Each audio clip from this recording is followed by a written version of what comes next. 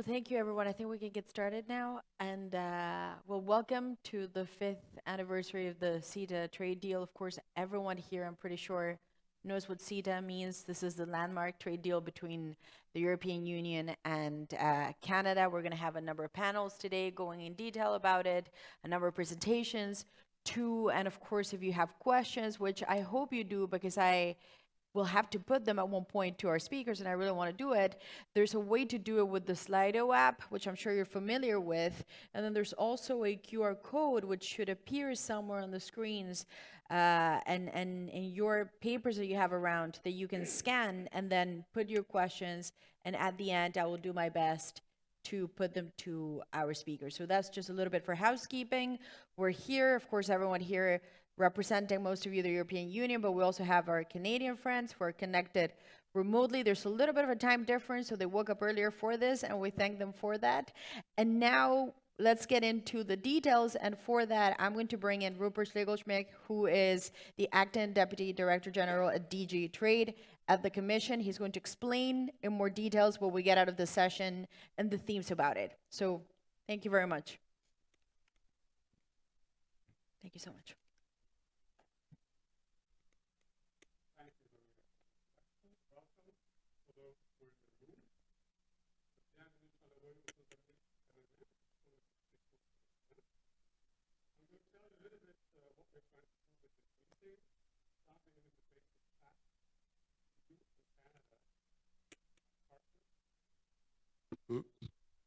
Okay, I'm going to say all of this again. Bienvenue pour nos amis canadiens qui se sont levés très tôt. Welcome to everyone in the room. The micro is now working. Everybody gets the benefit of listening what I have to say. I'll start with the obvious. 5 years of this agreement are based on the strong partnership between the EU and Canada. We share a lot of history. We share a lot of values. We've been cooperating through the centuries. And we have, maybe most important, very strong people-to-people ties, because this is what makes relationships like this alive. And we have an agreement in CETA which underpins all of these in the trade and investment area. We have a state-of-the-art agreement. It's deep economically, but it's also deep on the issues which we all care about, where trade has a role to play: sustainable development, labor rights, issues like environmental protection, but also things like animal welfare and gender. Trade agreements are there to do trade, but they're also there to help these other policies along. And CETA is one of the best examples we have that. So let me talk about today's program. First, we're going to listen to addresses from our ministers. Executive Vice President Dombrovskis and Trade Minister Ng will talk to you via remote link or via recorded messages. But then we're going to go straight into the heart of the matter. And for this, I'm very pleased to start to announce the presentations of the EU and the Canada chief economists, who will distill for us the real substance. So we're not going to have Sunday speeches. We're going to look at the facts, and this is where the truth is in the numbers. We'll then go on to have 2 panels where we talk about the key issues that CETA brings to life. They will showcase the power of the trade partnership, if I can call it that, under CETA, for the green, but also for the economic growth, for the green and digital transition. The first panel will talk about the topical issues that are on everybody's minds today: supply chain resilience, energy and access to raw materials, food security. We are in turbulent times, there is no doubt about it, and I think it's really timely that we look at the vulnerabilities. We also look at the contribution that CETA can play. The second panel will focus then particularly on the ambitious and comprehensive commitments on trade and sustainable development, which I just mentioned, the successful transition to resilient and green economy and the fight against climate change, and this is where the sustainable issue is maybe the most visible, is obviously key to achieve our policy goals in these areas. We cannot do this alone. Trade agreements have their role to play. So, when we're going to look at that, we're going to have, I think, enough food for thought to go into the coffee break. And after the coffee break, we're going to have a star panel, if I can say that, starting with a fireside chat between our moderator, Maria, who's introduced us just right now, and Director General for DG Trade, Sabine Weyand, who will then be joined by a really, really high-level panel, and I would like to start to give you a flavor. We will have MEP Javier Moreno Sanchez, who's already in the room, so you get the first mentioning here. We'll have the Canada ambassador to the EU, Eilish Campbell. We will have Edward Kožušník, the Deputy Minister of Industry and Trade of the Czech Republic. We're going to have industry and unions in the form of Markus Beyer from Business Europe and Tanja Buzek from the European Union Confederation Trade Cooperation Committee. So, after that more housekeeping announcement, I would like to say maybe two more things. Not everything can be said and explored here today. So, we have a lot of information on CETA. Il y a beaucoup d'informations sur le site web de nos deux départements, pas seulement le DG Commerce, mais aussi le ministère canadien. We have videos, fact sheets, we have sector-specific practical guidelines, records of workshops which tell you how to do trade under CETA. Things like that are all available. Best practices, examples, how small and medium enterprises deal with trade in a complex environment. All of that you can find. And you can also find, and this is maybe another important point for our civil society, you find agendas of meetings, you find the records, what the CETA implementation is doing in committees. You find a really transparent page where you can follow the day-to-day work of CETA for those who want to have more details. Just one more mention, we also have the access to market pages, which are linked in there, because this is what real companies are looking for, topical information on market access issues in each other's markets. So that was my introduction. Maria, over to you. We're going now up a level, I think, in having our ministers talk, but I'll let you run the show from now on. Thank you. Thank you very much. You have a future in TV. As long as it's not my job, everything is fine. Of course, as Rupert just mentioned, there's two very important players here representing both Canada and the European Commission. So we have Valdis Dombrovskis, who's the Executive Vice President. He's in charge of, trade for the European Commission. We also have the Honorable Mary Ng. She's a Canadian Minister for International Trade, Export Promotion. Two, unfortunately, because they're very busy, and I hear the Executive Vice President, in fact, is in Asia working on this too as we speak. They could not be here, but they left us a video. It's a nice chat from what I hear, so let's take a look first.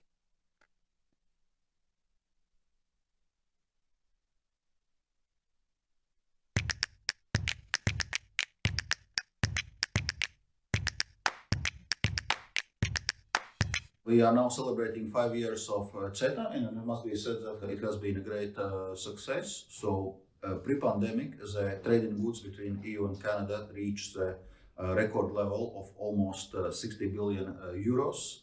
By 2024, we expect 99% of all tariff lines eliminated.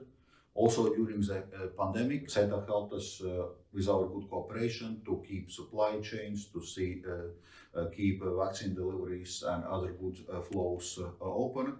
So it must be said that CETA is really delivering on its purpose. I so enjoy working with the EU on CETA and you in particular.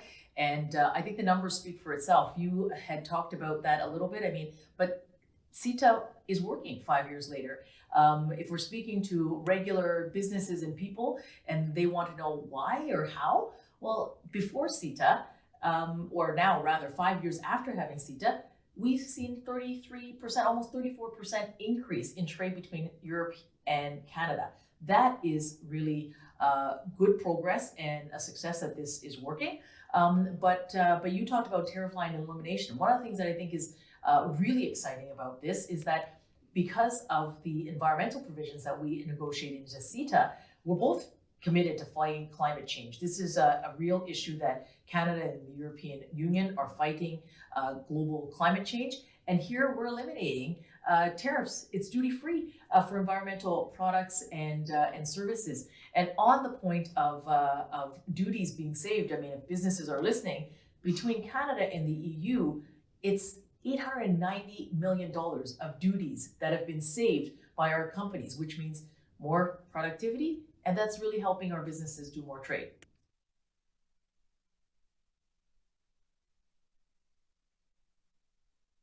raw materials and energy and the collaboration between European Union and Canada is really important because we have such a commitment to fight climate change, not enabling our companies to freely trade in environmental goods as well as services is what CETA is provided. So, duty-free tariff lines, 99% as the commissioner has said, in reduction really will help us create that green economy of the future, which is so important for Canada in its partnership with the European Union.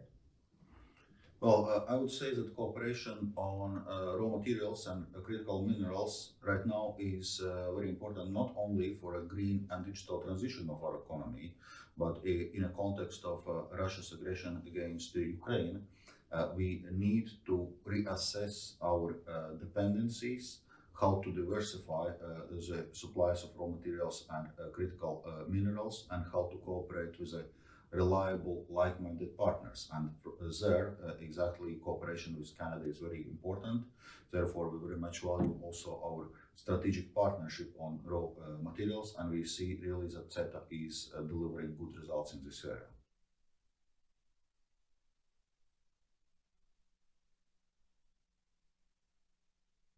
Well, I would say we have been working shoulder to shoulder to respond to Russia's aggression. It both concerns support for Ukraine, where we have been cooperating bilaterally in different international formats in the G7, but also in other formats. It concerns also sanctions against Russia, because it's very important that as a response to Russia's aggression, Western democratic world is united.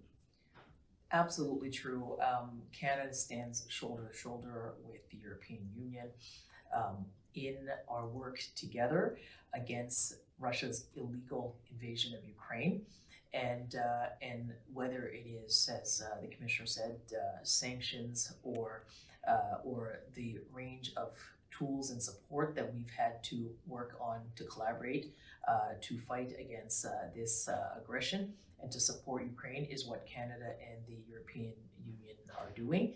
And if I take sort of a broader step back about CETA, it is excellent that Canada and the European Union are collaborating together in this important trade agreement. But what's important about it is that that trade can benefit all people in our economies.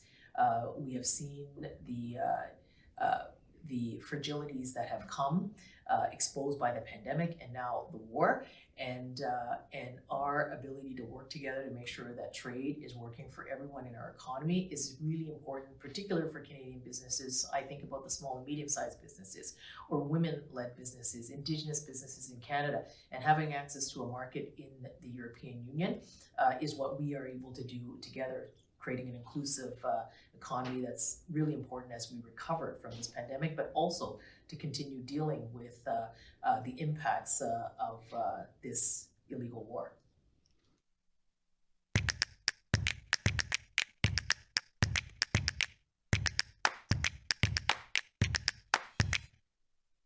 And of course, I was the Executive Vice President of the Commission, Valdis Dombrovskis, and the Honorable Mary Ng, the Canadian Minister. And what a way to end the presentation, because we're here to talk about CETA, but it's obvious to everyone that there's a bigger conversation on trade politics. And when you look at trade, do the politics matter? And in this context, I guess that's open for debate, and we're going to talk about it in the third panel in detail. But now, of course, whenever we talk about a trade deal, Edouard, I'm looking at you, of course, because you're going to be next in line, but whenever you talk about a trade deal, the obvious question is, what are the economic benefits, and is it a two-way street? Are both sides making goods on this, and does it work for both? So on that note, I'm going to introduce Edouard Boursier, who's right here. He's the chief economist at DG Trade, and joining us remotely, I hope she can see us and hear us, is Dr. Marie-France Paquet.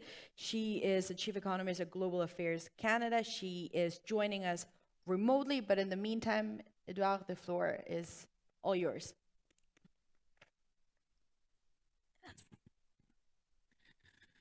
Thank you very much. Good afternoon. Okay. So I'm very happy to be here, not to deliver a Sunday speech, if I understand well what Rupert said. It's only the hard facts. So excuse me if it's a bit boring, but I think there are a number of important points that we should look at if we want to assess the performance of EU-Canada trade under CETA.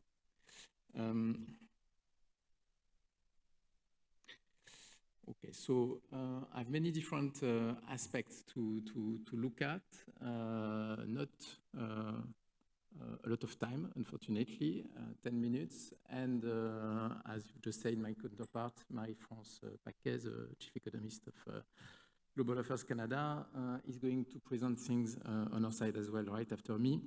So I'll just focus on a few of these aspects, skip a few slides, and try to shed light on what, to me, illustrates best the benefits of CETA for the EU. And I leave it to Marie-France to speak about Canada, of course, and probably to make a more comprehensive presentation of the evolution of EU-Canada trade. So first, one point about the general increase in our trade in our bilateral trade between the EU and Canada. Both imports and exports, of course, increased quite significantly over the past few years.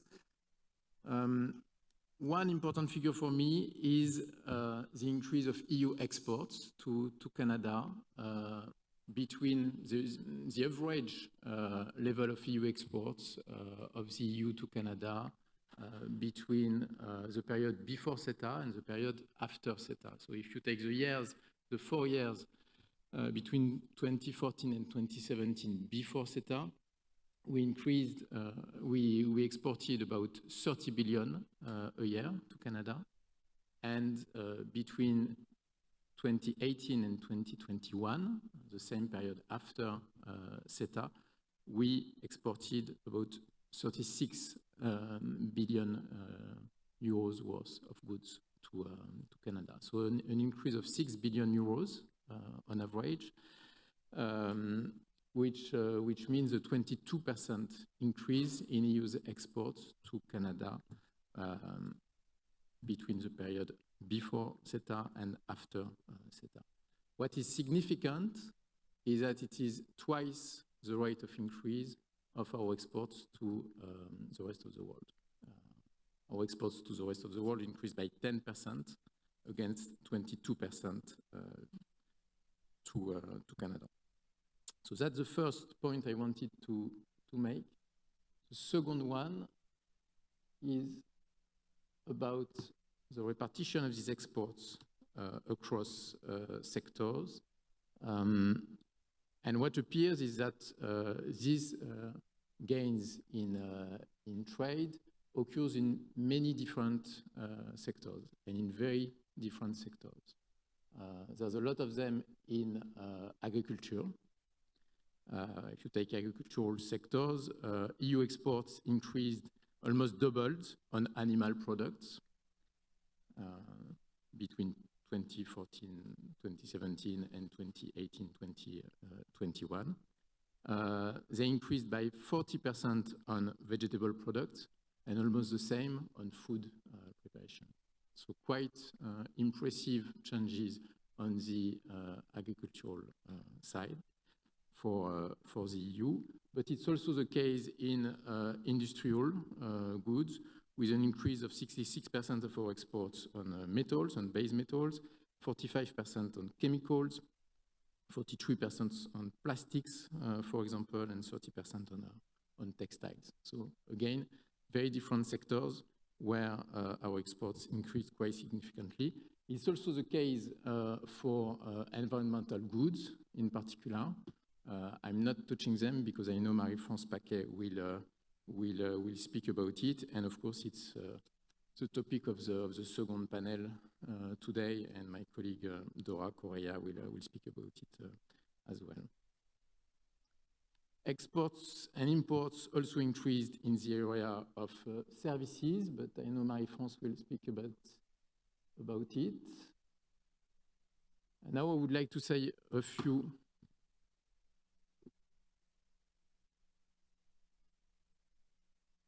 words about the actors, in particular SMEs, which are behind this increase of exports. Just two figures to remember. Before CETA, there were about 30,000, a bit less than 30,000 SMEs, European SMEs, exporting to Canada. After CETA, we've now got 40,000 SMEs exporting to CETA. So an increase of 1/3, 10,000 newcomers, new SMEs exporting to Canada in a matter of few years. Workers, number of jobs supported by EU exports to Canada. It's about 700,000 jobs in the EU today, which are supported by EU exports to Canada. In just 2 years after the provisional application of CETA, this number increased by 75,000 jobs. So more than 10% in 2 years. You've got here the repartition by member states. The important point is that in most member states, you've got significant numbers. Of course, in absolute numbers, it's more in the case of, it's mainly in Germany, Italy, France, Poland, the Netherlands, Spain, those the biggest member states of the EU, but it's also very significant in smaller member states at their scale. One quick word about preference utilization rates, because I know again that Marie-France will present that more in detail. We've got some potential here. There was also already an increase in the use of CETA by EU exporters from 39% to 58% between 2018 and 2021. But the use of CETA by Canadian exporters is more efficient somehow. You've got now 65% of Canada's exports which benefit from CETA's preferences, and there are wide variations across sectors on the utilization of CETA. So it's clearly an area where we still have room for progress and potential for the use of CETA. I'm speeding up because I want to spend a bit of time on tariff rate quotas and on specific examples of products which benefited from CETA. So first, on tariff rate quotas, I want to come back to that because it's a very important point if we want to draw lessons as well from the agreement and from the debate that occurred in the past years at the time of the provisional application of CETA around the agreement. As you know, on sensitive products, be it on the EU side or Canadian side, we didn't liberalize entirely the economy, and we used quotas to control the opening of our respective markets, mainly on meat on the EU side and on cheese on Canada's side. On meat on the EU side, there were many fears, even if these were very limited quotas as compared to the total consumption of the EU. We are now at about a bit more than 40,000 tons of beef potentially available to Canada, while the EU total consumption is 10 million tons. So it's very limited and controlled quota. Still, there were fears that should this quota be used, it would jeopardize the future of the meat sector, in particular on beef and pork in the EU. We didn't expect this quota to be effectively used by meat producers in Canada for many reasons, because of course there are strong regulatory requirements in the EU, in particular on hormone beef. There's no hormone beef in the EU. And on one side, and on the other side, Asian markets are very dynamic with high prices and lower requirements. So we didn't expect Canadian farmers to really use this quota, which was the case at the beginning. Very low utilization rate, as you can see, of 3% for fresh beef in 2018.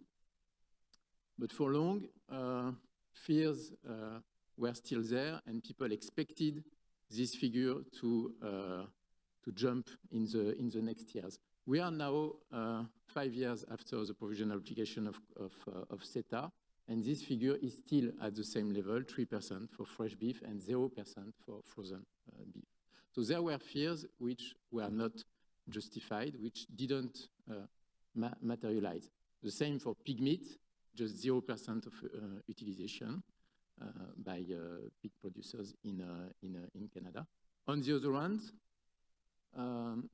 EU producers of cheese, despite some difficulties in the management of the quota, and there were discussions between Canada and the EU and so on and so forth, but EU producers of cheese were able to fully reap the benefits of the quota open on cheese by Canada in the agreement. You've got a 98% of utilization on quality cheese. Now, I'm just over time, so I conclude with just a few examples of I would like to come back here. Of concrete products. Just a word again on beef. There were concerns about Canada's exports of beef to the EU, which didn't materialize. What materialized actually is EU exports of beef to Canada following CETA. As you can see, we didn't export any beef almost before 2017. Canada cut its tariff on beef, which was significant, 26% on beef. And we do now export about 26 million euros worth of beef to Canada every year, which made our market shares in Canada on beef jump from 0% to 12% in Canada's imports of beef. And the main countries, suppliers of Canada displaced by the EU were Australia, which provided 38% of beef to Canada, and which now provides only 23% of Canada's beef. So we now export more beef to Canada than we import beef from Canada. So I think it's a good example to keep in mind when we think of the fears that the agreement triggered a few years ago and the reality after a few years. On cheese as well, as I said, our producers made full use of the quota. Our exports increased from 100 million to 165 million in a few years. And our market share, we are now representing 2/3 of Canada's imports of cheese against a bit more than half before CETA, displacing mainly the US, whose market share decreased from 21% to 13%, Norway and Switzerland. I won't detail all examples, unfortunately, due to lack of time. You can see that we've got similar examples in many different sectors, being wines, sparkling wines, motor vehicles, airplanes. I just want, before closing, to mention an example on the import side, because of course the benefits of the agreement are not only on the export side, but also on the import side, which links to the first, makes the link to the first panel of today, the discussion on supply chains. We, of course, following the invasion of Ukraine and the tensions with Russia, we faced big difficulties in terms of supplies of fertilizers and potash in particular. We were able to turn to Canada, to reliable partners. That was one of the big interests of the agreement. And on potash, our imports jumped from 15 million euros on average for the 4 months between March and June 2021 to more than 60 million euros in 2022. So multiplied by 4 between 2021 and 2022. So Canada was there when we needed more potash fertilizer for our agriculture in Europe, illustrating also the benefits of the agreement on the import side. And I'll stop there. Thank you very much. Thank you very much. Thanks. Well, thanks for that. So if I understood it correctly, it was a win for Europe on things like beef, cheese, wine also significantly, and then the impact of the sanctions. So it tells you the whole story in some ways. But let's hear it now from the Canadian side, because for it to work, I guess it has to go both ways. And Dr. Marie-France Paquet, she should be on the line. And hopefully she can hear me now. Yes, very good. So what's your take on this? What's the economic benefit for Canada? Thank you very much. So I guess someone will put my presentation up, but my take on it is... And the sound seems to be muted. Can you hear me now?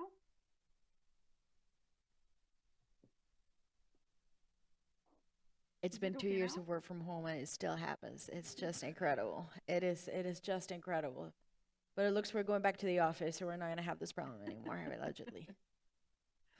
Actually, I'm not on mute, so I don't know if the tech people can help us out.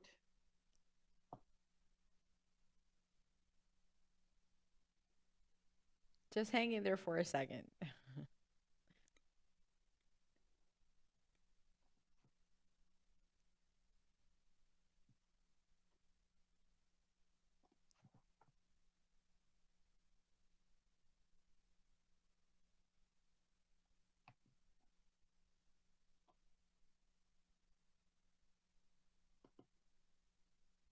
Can you hear me now? Yes, now I can hear you. Wonderful. Okay, excellent. I'm sorry about that. I unmuted and I don't know what happened. Well, in short, my take on it is that there are definitely benefits on both sides. And you made the reference to beef and cheese, and I can tell you that Canada is definitely winning as a big consumer of cheese. So thank you very much for having me at a distance, despite technical difficulties. And I do want to give you a bit of the highlights of our CETA report to celebrate the 5 years anniversary, the 5th year anniversary. I will try to complement a bit what Edouard has already presented to you. So if you can go to the first slide, please. So in terms of bilateral trade between the two countries, so Minister Ng and Commissioner already talked about it, so did Edouard.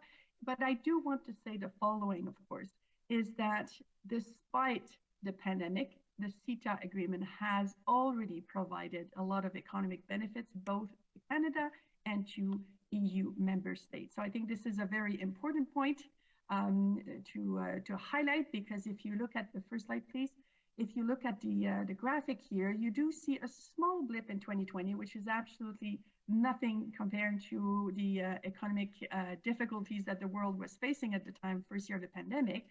So you see a slight reduction in bilateral trade, but nothing significant, nothing worrisome. So definitely already providing some good benefits on both sides. For Canada, bilateral trade with the EU, so we saw an increase, if you compare 2021 to 2016, of 33.7%. And it's definitely outpacing the 18.6% growth recorded by overall Canadian merchandise trade over the same period. So Edouard mentioned slightly different numbers, but that double in pace was about the ballpark. So very similar to the Canadian story. So again, it seems like on both sides, this growth was very beneficial and definitely outpacing the growth with the rest of the world. Next slide, please. So Canadian companies are already taking advantage of the agreements, and what we see here actually is that the increase in SMEs exporting to EU member state over the period. So in this case, we compare 2019 to 2016, and we have almost 7% increase in the number of exporters. A good chunk of those are SMEs, new exporters, so that's very interesting. And also a good proportion are women-owned businesses. So the EU market is definitely a very important market for women-owned businesses that do decide to go into international trade. Something interesting to see. Next slide, please. So in terms of the importance, so the EU member states, so lots of different markets in there. What you see in red, if you have good glasses, you might be able to read, but you have definitely the Netherlands, Germany, Belgium, France, and Spain highlighted in red, which represent actually 85% of the increase in merchandise export over the period 2021 compared to 2016. So those are very important markets, but they did bring out 85% of total increase in merchandise export. And in blue, we have actually some less traditional trading partners that saw actually a very rapid expansion. So Canadian export to these markets, we have Latvia, the Czech Republic, we have Greece, Lithuania, Poland, Bulgaria in there. So very significant increases. So this is actually, I think, a good teaser for the years to come and what will be possible for our companies tapping into those less traditional new markets for us. Next slide, please. So here what we see is that we want to compare and say, okay, if you've benefited from tariff reduction, what is the difference? Is it a small tariff reduction or a large tariff reduction? And what's the reaction to businesses benefiting from those? So here we look at three categories: 0 to 5 percentage point tariff reduction, and we see up 19.5% increase in exports in that category. A medium-sized tariff reduction, 5 to 10, we see a further increase in exports. And when you have more than 10 percentage points in tariff reduction, it seems that our companies, they know about it, they want to benefit from the agreement, and you see a significant increase in export. So that's kind of interesting to see. It's a bit, to me, logical in the sense that you do want to take advantage, and a 2% reduction is good, but a 12% reduction, of course, is even more important for you, and it's definitely more than a bottom line. Next slide, please.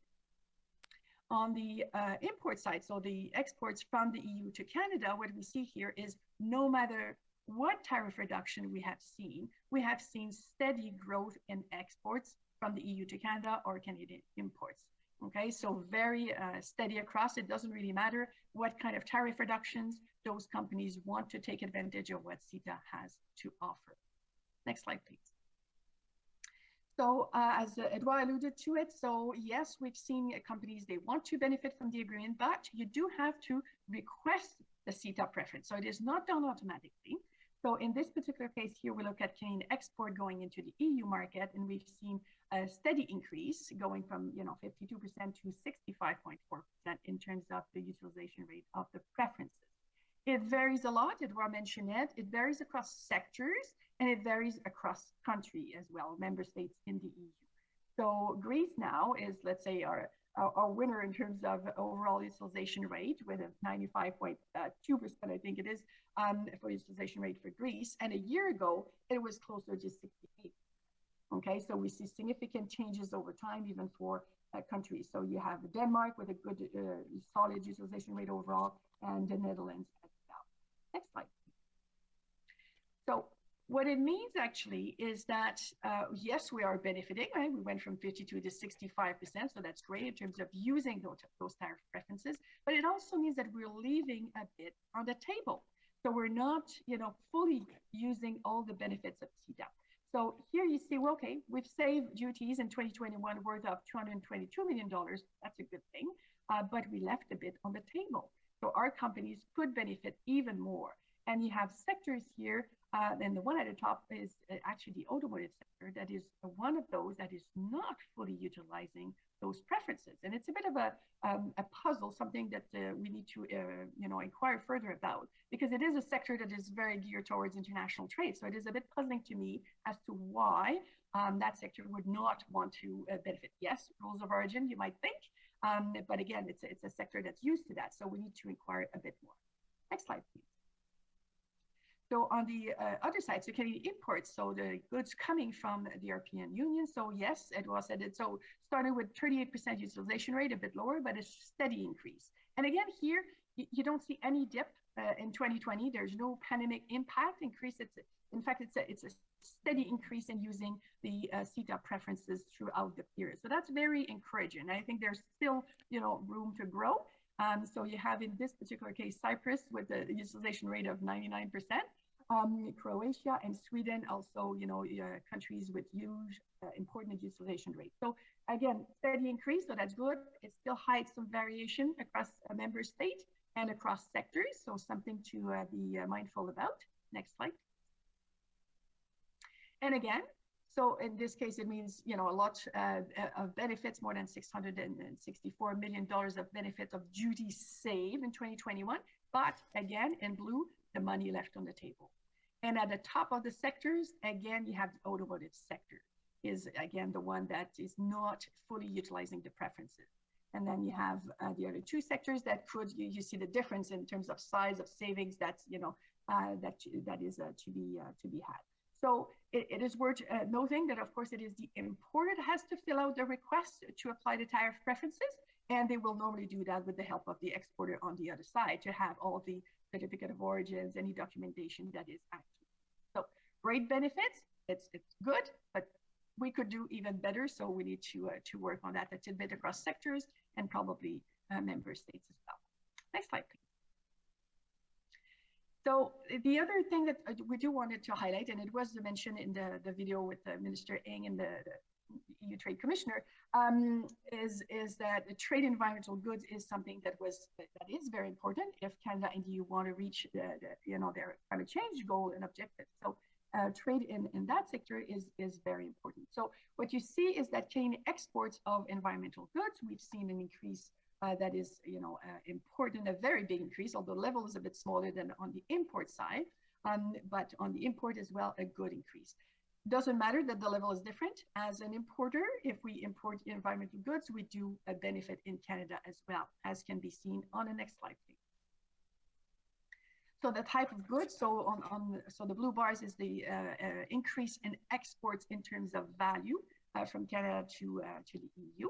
Okay, so you definitely see energy efficient machinery, for example, where we see a huge increase in export and a significant increase in import as well. And that is definitely a category where we both benefit, right? We don't necessarily export the same type of energy efficient machinery, but it falls into the same big trade category. But both sides do benefit because then our companies are able to tap into those new technologies that will help us fight climate change. Next slide. So just to conclude, so as Minister Ng said in her video, and I think she summed it up very well, CETA is working. So we already see good benefits on both sides in EU member states and in Canada. We've seen steady growth rate, small dip in bilateral trade in 2020, but despite the pandemic, things are really, really looking good, coming back strongly in 2021. And, it's been, the growth has been shared across sectors, across countries. I've shown you some countries, less traditional trading partners with Canada are growing very fast in terms of markets. So all those are very encouraging things to look out and see how, good we can do in the coming year. Utilization rate have increased. There's a bit more work to do there if you want to benefit fully from everything that CETA has to offer. So I think that is, we need to keep on the dialogue with our companies on both sides. And of course, the trade in environmental goods, as I said, is of paramount of importance to reach our climate change objective. And I'll stop here. Thank you very much. And Doctor, just since I have you on the line, and Edouard Bourset, he's your equivalent for the European Union. He said that at the start of CETA, there were some concerns perhaps about the impact that it could have for European products. And then in his research, they were overinflated. That's a conclusion that we reached in some areas.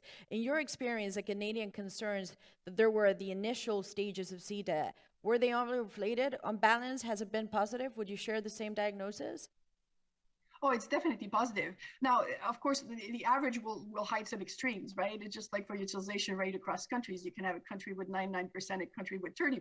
So, you need to look at it a bit more in detail across sectors, the specific product, as Edouard just did, right? If you zoom in into some categories of products, then you can see definitely very big increases and benefits. But I think what's the most important point is that it is widespread in terms of the benefits across the economy. And that is something very important. And to see that a lot of SMEs, it's true on the Canadian side, it's true on the European side, SMEs are able to tap in the new markets through CETA, and that is also something very positive.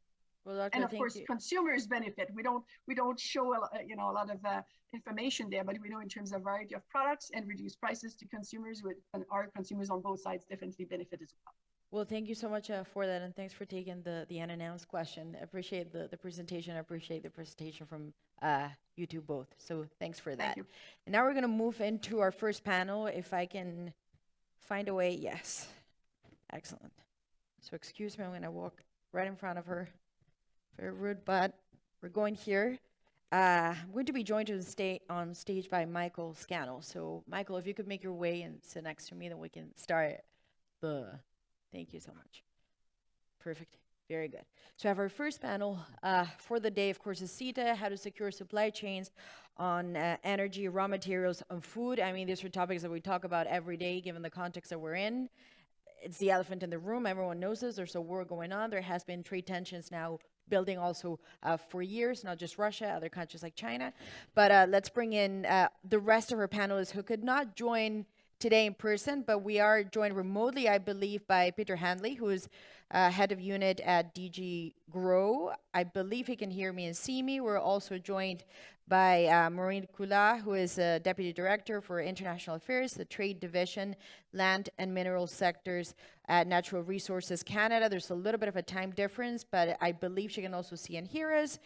Greg Kroll, who, he represents the private sector on this, Executive Vice President at Neo Performance Materials. He is also joining remotely from Canada to get their perspective, and we are joined remotely too by Cristina Lobillo, who's the Acting Director for Energy Policy at DG Energy, and of course, Michael, you're here with me. Are you excited? We're the two together. You're going to take all the hard questions because you're right next to me. Okay, it's unusual to be alone on a panel. Excited, not necessarily the right word, but you will be. Certainly kept busy. That's for sure. Well, we're going to just kick off the conversation, if you don't mind, with your colleague, Peter, because for many perhaps sitting in the room, they kind of go CETA, supply chain, raw materials, growth perspective for Canada, the European Union. What does it actually mean in simple language, if you could tell us? Well, I can give you some concrete examples.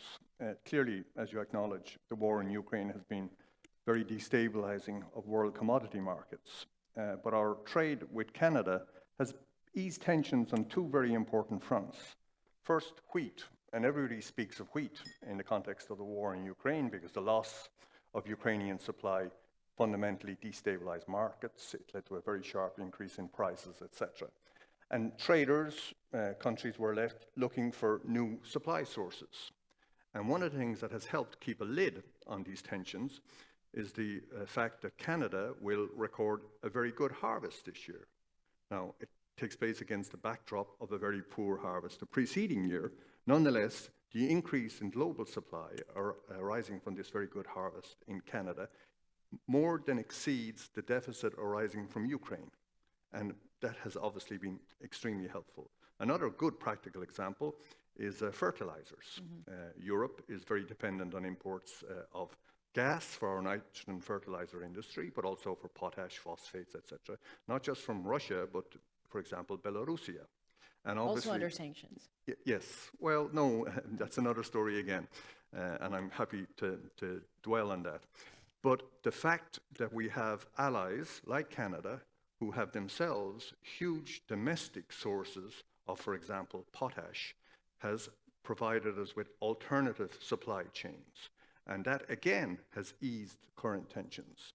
If Canada wasn't there to supply world markets in these key commodities, well, an extremely difficult situation would be even more difficult.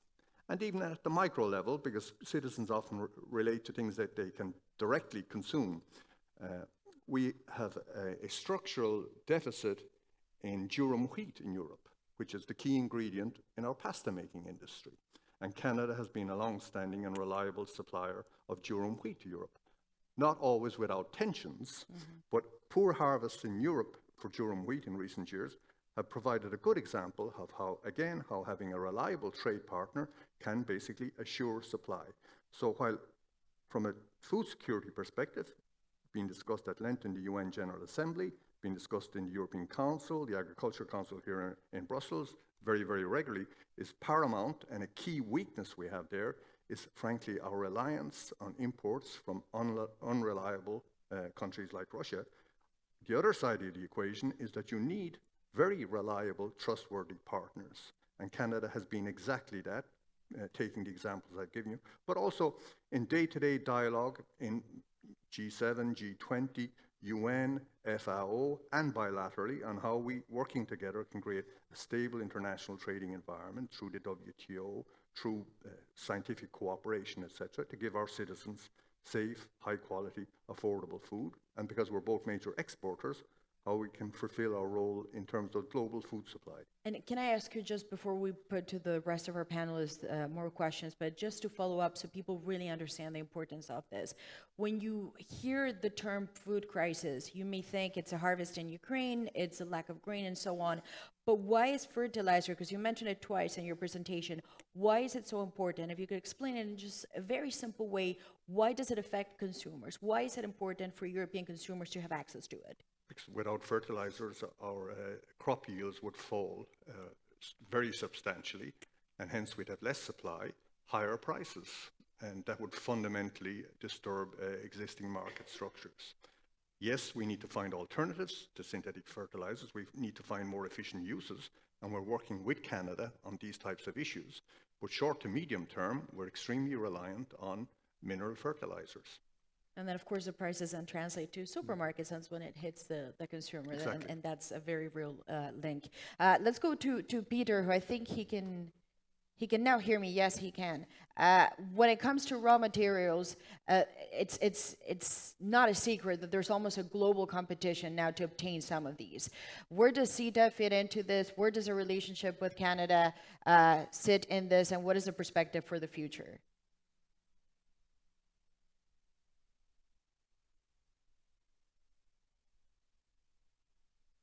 Can Peter hear me?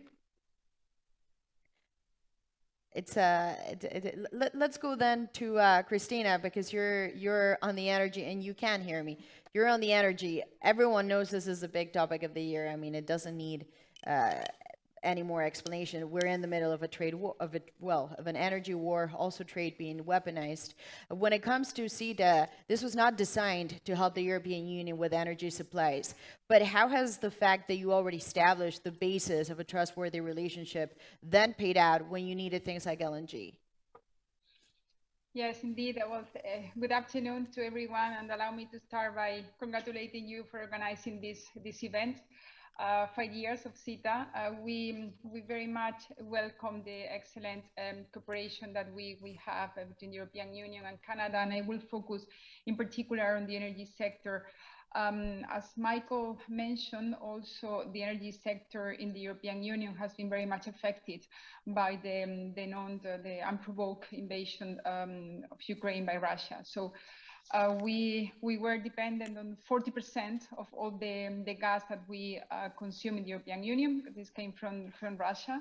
As the President of the Commission mentioned the last week in her speech of the State of the Union in Strasbourg, she said that today our dependence from Russia has down to 9% when it comes to pipeline.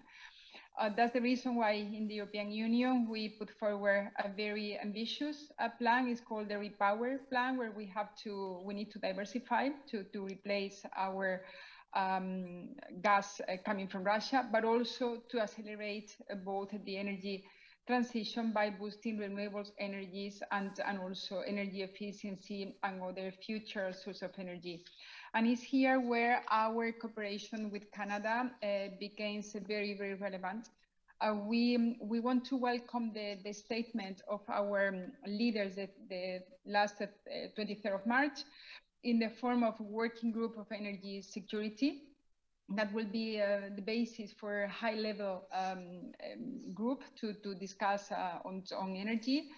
I believe that we have many areas where we can work together, the European Union and Canada. In particular, green hydrogen, where we have a very ambitious objective. We plan to produce domestically 10 million tons of green hydrogen by 2030, but also to import another 10 million tons of this green hydrogen. So for us, Canada becomes a strategic partner to that sense. But we are also, we want to cooperate, and this is rather for my colleague Peter, but on critical minerals, but also on biomass and uranium. So for us, this is a very relevant and strategic partner, Canada, in this very precise moment of the energy policy. We cannot forget that both the European Union and Canada, we are all aligned to the same objective, that it comes from the Paris Agreement. We have our decarbonization objective by 2050, and we believe that both the European Union and Canada, we can cooperate to find common ways to achieve this energy transition by 2050, but also to meet all the different steps. So this cooperation is essential for us in the energy sector. And you mentioned one stat, which is, I mean, is huge, is 40% of energy imports were coming from Russia before the war. That's literally 6 months ago. It's now fallen down to 9. It is impressive. I guess there's a lot of things we can criticize about the previous energy policy of some countries in Europe, but the reduction has been massive. And how much is the contribution of Canada in there? Yes, well, with Canada, we have done an impressive diversification work, because obviously it has been unilateral decision by Gazprom to cut gas supplies first to Bulgaria and Poland, then to Finland. Also, the decision not to flow more gas through Nord Stream 1 pipeline. So all these decisions have obviously obliged us also to go for this diversification. And basically, we have increased LNG imports from the US and other suppliers as well, Norway, Algeria, Azerbaijan, and also LNG suppliers, Nigeria and others. But when it comes to LNG, we are working with Canada. We have not imported LNG from Canada at this stage, because it's not ready for send this LNG to the European Union. But we are working to materialize this possibility in the short term. So maybe 2023 or 2024 could be a possibility for us, for the European Union, to import LNG from Canada. And I guess that's why we've seen the German Chancellor take so many trips to Canada this year, if you read between the lines. Let's also now hear from Maureen Kula. Thank you so much for joining us. The Canadian on this, we've heard from 2 Europeans. What's your take on this? I mean, we talk about partnerships becoming so crucial when it comes to the supply chain, but also key resources. What role can Canada play in this? And how important would you say it's to do business with countries that are essentially very closely aligned politically to values, principles? Yeah, thanks, Maria. So, I mean, I think that we're in a time where, if we think back to when CETA was enacted, which when it was, we had built into the CETA text that we were going to have a bilateral dialogue on raw materials, Canada and the EU, and so that was 5 years ago. I mean, it's never been more important than ever that we have cooperation and collaboration between Canada and the European Commission and the EU member states in this area, of course, and this has already been highlighted with where we're at with the Ukraine invasion. So it's important. We're in a time where the cooperation and the engagement between Government of Canada, both at the European Commission level, but also bilaterally with some key EU member states, has never been stronger in this area of raw materials. We have our strategic partnership between Canada and the European Union that was launched last June 2021, just over a year ago. That is linked to our CETA raw materials dialogue, and it is really strategically focused on getting trade and investment and integration for critical minerals, as we call it in Canada, and critical raw materials on the European side. And going hand in hand with that is continued collaboration and a focus on what we need to both integrate those supply chains, but also do it in a way where we are going to have the highest ESG standards.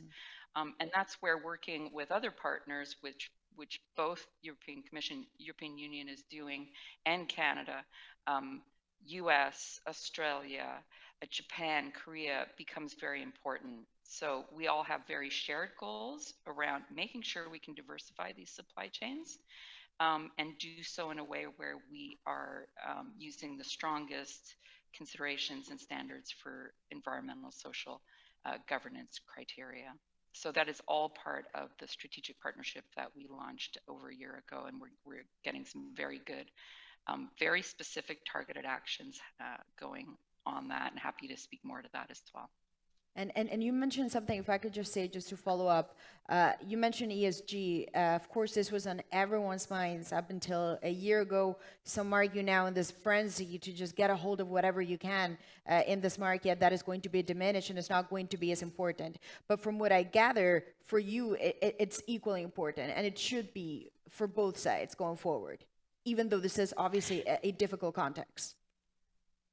Absolutely. For Canada, you know, we think we have a very strong brand on responsible mining and processing of minerals. We think we've got a very good story to tell on our ESG footprint for how mining is conducted in Canada, and our best practices on reducing energy consumption. We have a lot of focus on that area on our research and innovation programs. So it's vital. It's underpinning the critical mineral strategy that the Government of Canada is developing, which we hope to release fully later this winter. And it's part of our brand, so it's vitally important. And on the international front, Canada is engaging strongly in some key fora alongside the EU, and we intend to keep enhancing our participation in many of the fora that are looking into this area of critical mineral supply chains in particular. Well, thank you for that. And Greg, I'm not sure if he can hear me. I think he can. Of course, you represent the private sector here. So first of all, tell us, you know, your company, your vice president, Neo Performance Materials, what do you actually do? How does CETA fit into all of this? And why has it been convenient, or maybe not? I want to get your thoughts on it for your business. Where does it all come together? Sure.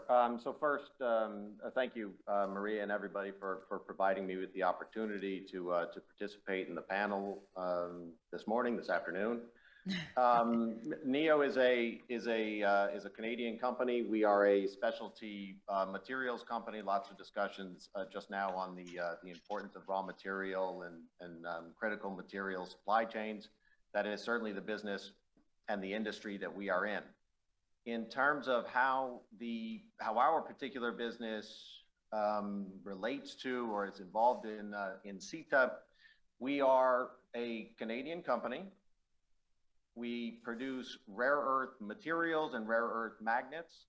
They are critical materials in advancing energy savings in any number of new green energy technologies, whether it's traction motors in electric vehicles, generators and wind turbines, residential circulation pumps, on and on.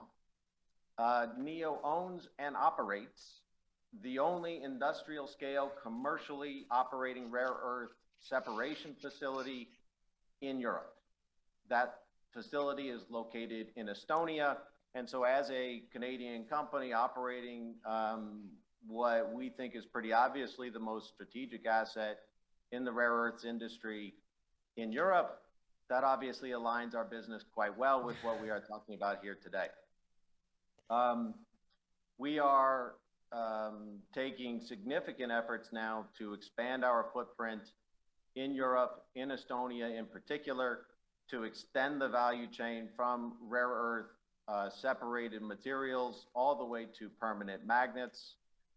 This will be the first rare earth permanent magnet manufacturing facility that has been specifically set up and designed to supply Europe's and North America's electric vehicle, wind turbine, and other new energy applications and growth sectors. So, yeah, I suppose as a representative of a Canadian company, we're quite proud that we own and we operate Europe's most strategic asset, and there are a great deal of common incentives between Canada, between the European Union that has made our life, quite frankly, a lot easier than maybe it would have been 6 years ago. And that's exactly the question that I wanted to ask you as a follow-up, because just to recap, I mean, you're a Canadian company, you're Canadian, you're operating in the European Union, you operate in Estonia, you operate in a sector that is obviously going to be critical for the economy, and you've said you've had good results. I guess the obvious question is, have there not been something like CETA, do you think you'd be in this position? Has it actually helped you on a practical manner to your business? I mean, does a treaty like this give you the perspective that you need, especially on the regulations, that is clear for you to operate effectively? Yes, quite simply, the answer is yes, and you know, I suppose the most obvious way has been the elimination of tariffs. Used to be as high as 10%, but for you know, for a private company or for a company in industry, it's difficult for me to exaggerate how important it is to ensure that the jurisdictions in which we operate, have facilities, have customers, that they are aligned in the strategic initiatives that they are trying to accomplish. So just as an example, and Peter Handley is here participating on the panel, but NEO has spent a lot of time talking to DG Grow in Europe, of course, and also Anarcan in Canada. And as we try to understand how to serve our customers, how to serve our stakeholders, understanding that we don't have to worry about the alignment of the two jurisdictions is incredibly important for us. It reassures the industry. It allows us to focus, quite honestly, on the things that we are better at focusing on, primarily technical things that I promise I won't get into. But the coordination of the policies between the two entities, between the two jurisdictions, is, as I said, to start the answer, it's really difficult to exaggerate. Well, I guess that's the real life business, which is always interesting. We talk about these deals at times from a political perspective, but for a lot of companies, it's about how it works in real life, I guess. Were you pleased by that? I guess the obvious answer is yes. I mean, that's... Yes, you know, but the only thing I would add, the elimination or reduction of tariffs is always extremely welcome and does generate trade, and the figures support that. In the agri-food area, for example, trade is picked up by 41%, taking as a reference period the 3 years before the agreement was adopted. But of course, there are non-tariff barriers also in the agri-food area, SPS requirements in particular, and they have traditionally been a tension between Canada and the EU in both directions. But the agreement also provides an infrastructure to help address these. And where do you see them evolving, these tensions? Perhaps without getting too much into a lot of detail, because, well, overall, I think we broadly know what they are. But where do you see this evolving? Well, they have to get better, because otherwise, when we how? have our regular reviews, through dialogue and addressing the mutual concerns and finding solutions.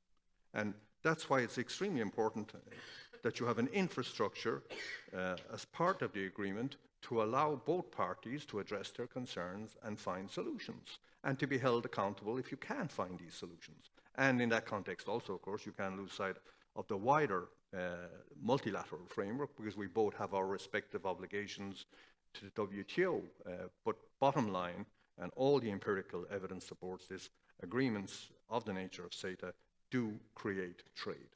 And I wonder, before when we talked to your colleague Edouard, Marie-France also repeated the same, Dr. Paquet, they said that over time, when you look at the implementation now, the 5 years and the hindsight that you have, there had been concerns initially from a number of countries, a number of sectors, which some of the data proves they either did not manifest, or if they happened, it wasn't a significant problem as initially thought. In your particular area, and I know this because agriculture at times can be controversial in the European Union, what hindsight do you have from it? Well, the hindsight is the figure that I quoted earlier. Trade volumes are up by 41%, and if you drill down further into the figures, and I have to be careful here that I don't offend anybody, essentially Europe has done especially well from the new trade opportunities that have been created. We still have issues. On our part, for example, we're still unhappy with the arrangements in place on cheese licenses, on protection of GIs, on wines and spirits. Canada, for its part, has concerns in relation to, for example, our requirements on antimicrobial treatments, hormones, ractopamine, etc., etc. But I get back to what I said earlier, we have to address these issues. But I take it that, I guess, the difference, and this happens every time you have a bilateral trade deal with whoever it is. But I take it, what I take is different with CETA is that the mood seems to be more constructive than it is with many other countries.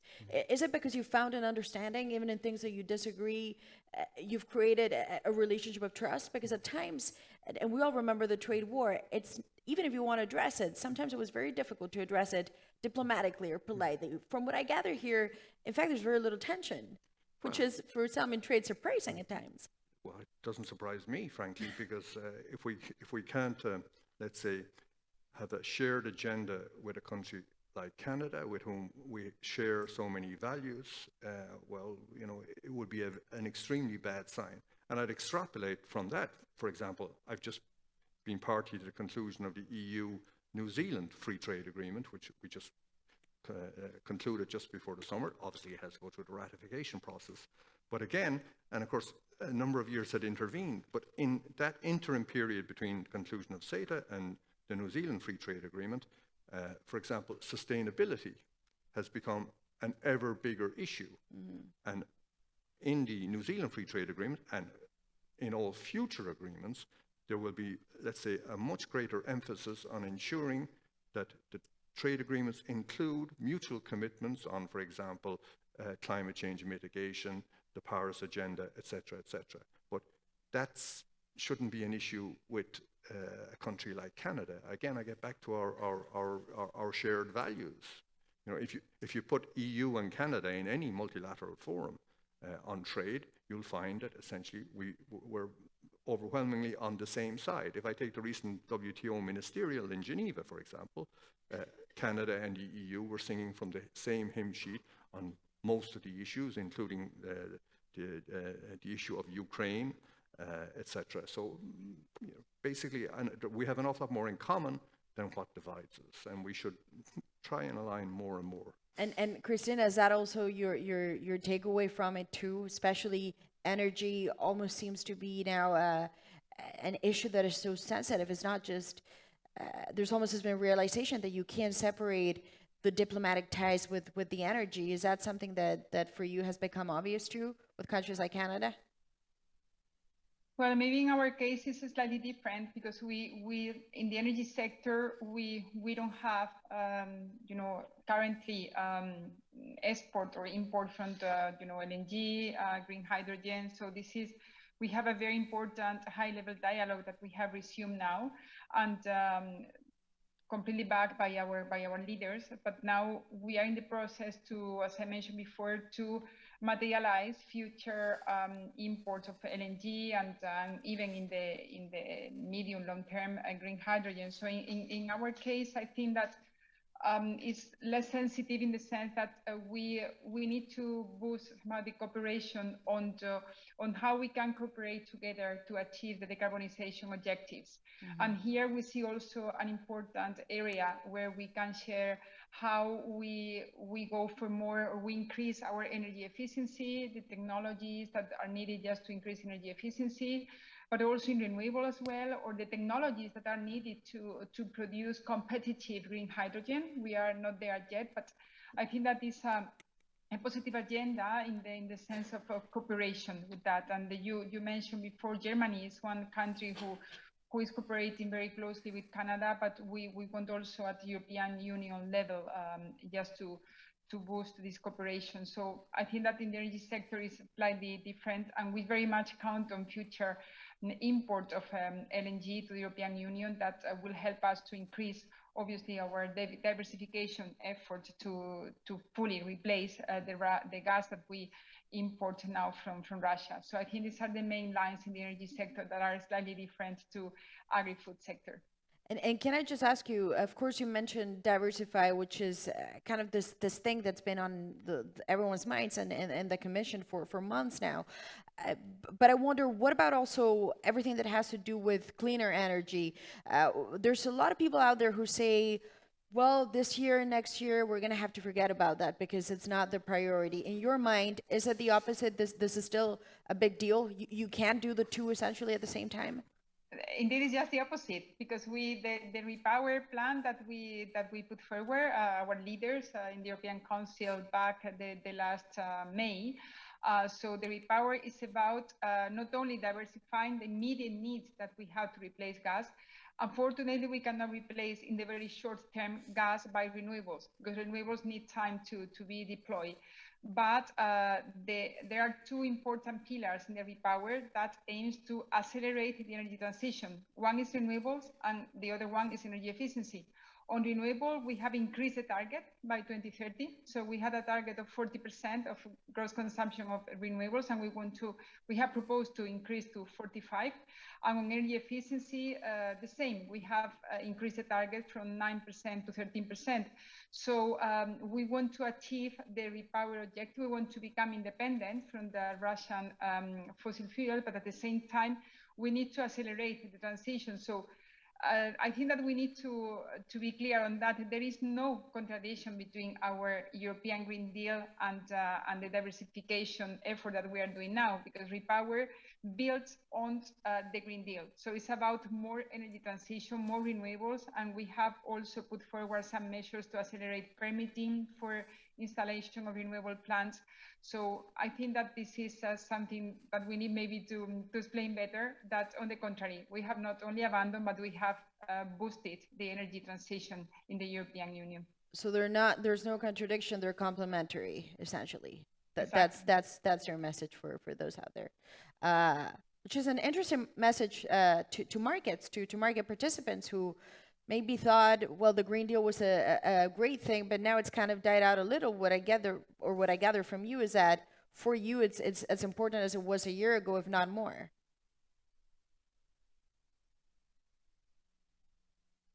You can hear me.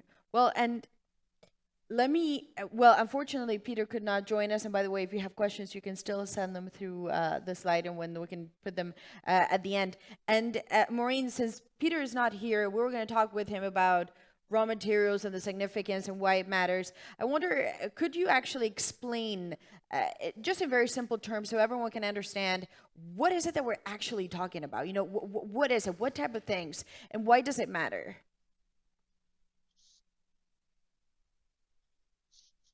Well, on the raw material side, I think there might be a slightly different kind of scope of activity from the point of view of the European Union, European Commission policy framework. It might be a bit broader than how we regard in Canada. So I'm not sure to what extent I can really speak for Peter on that front.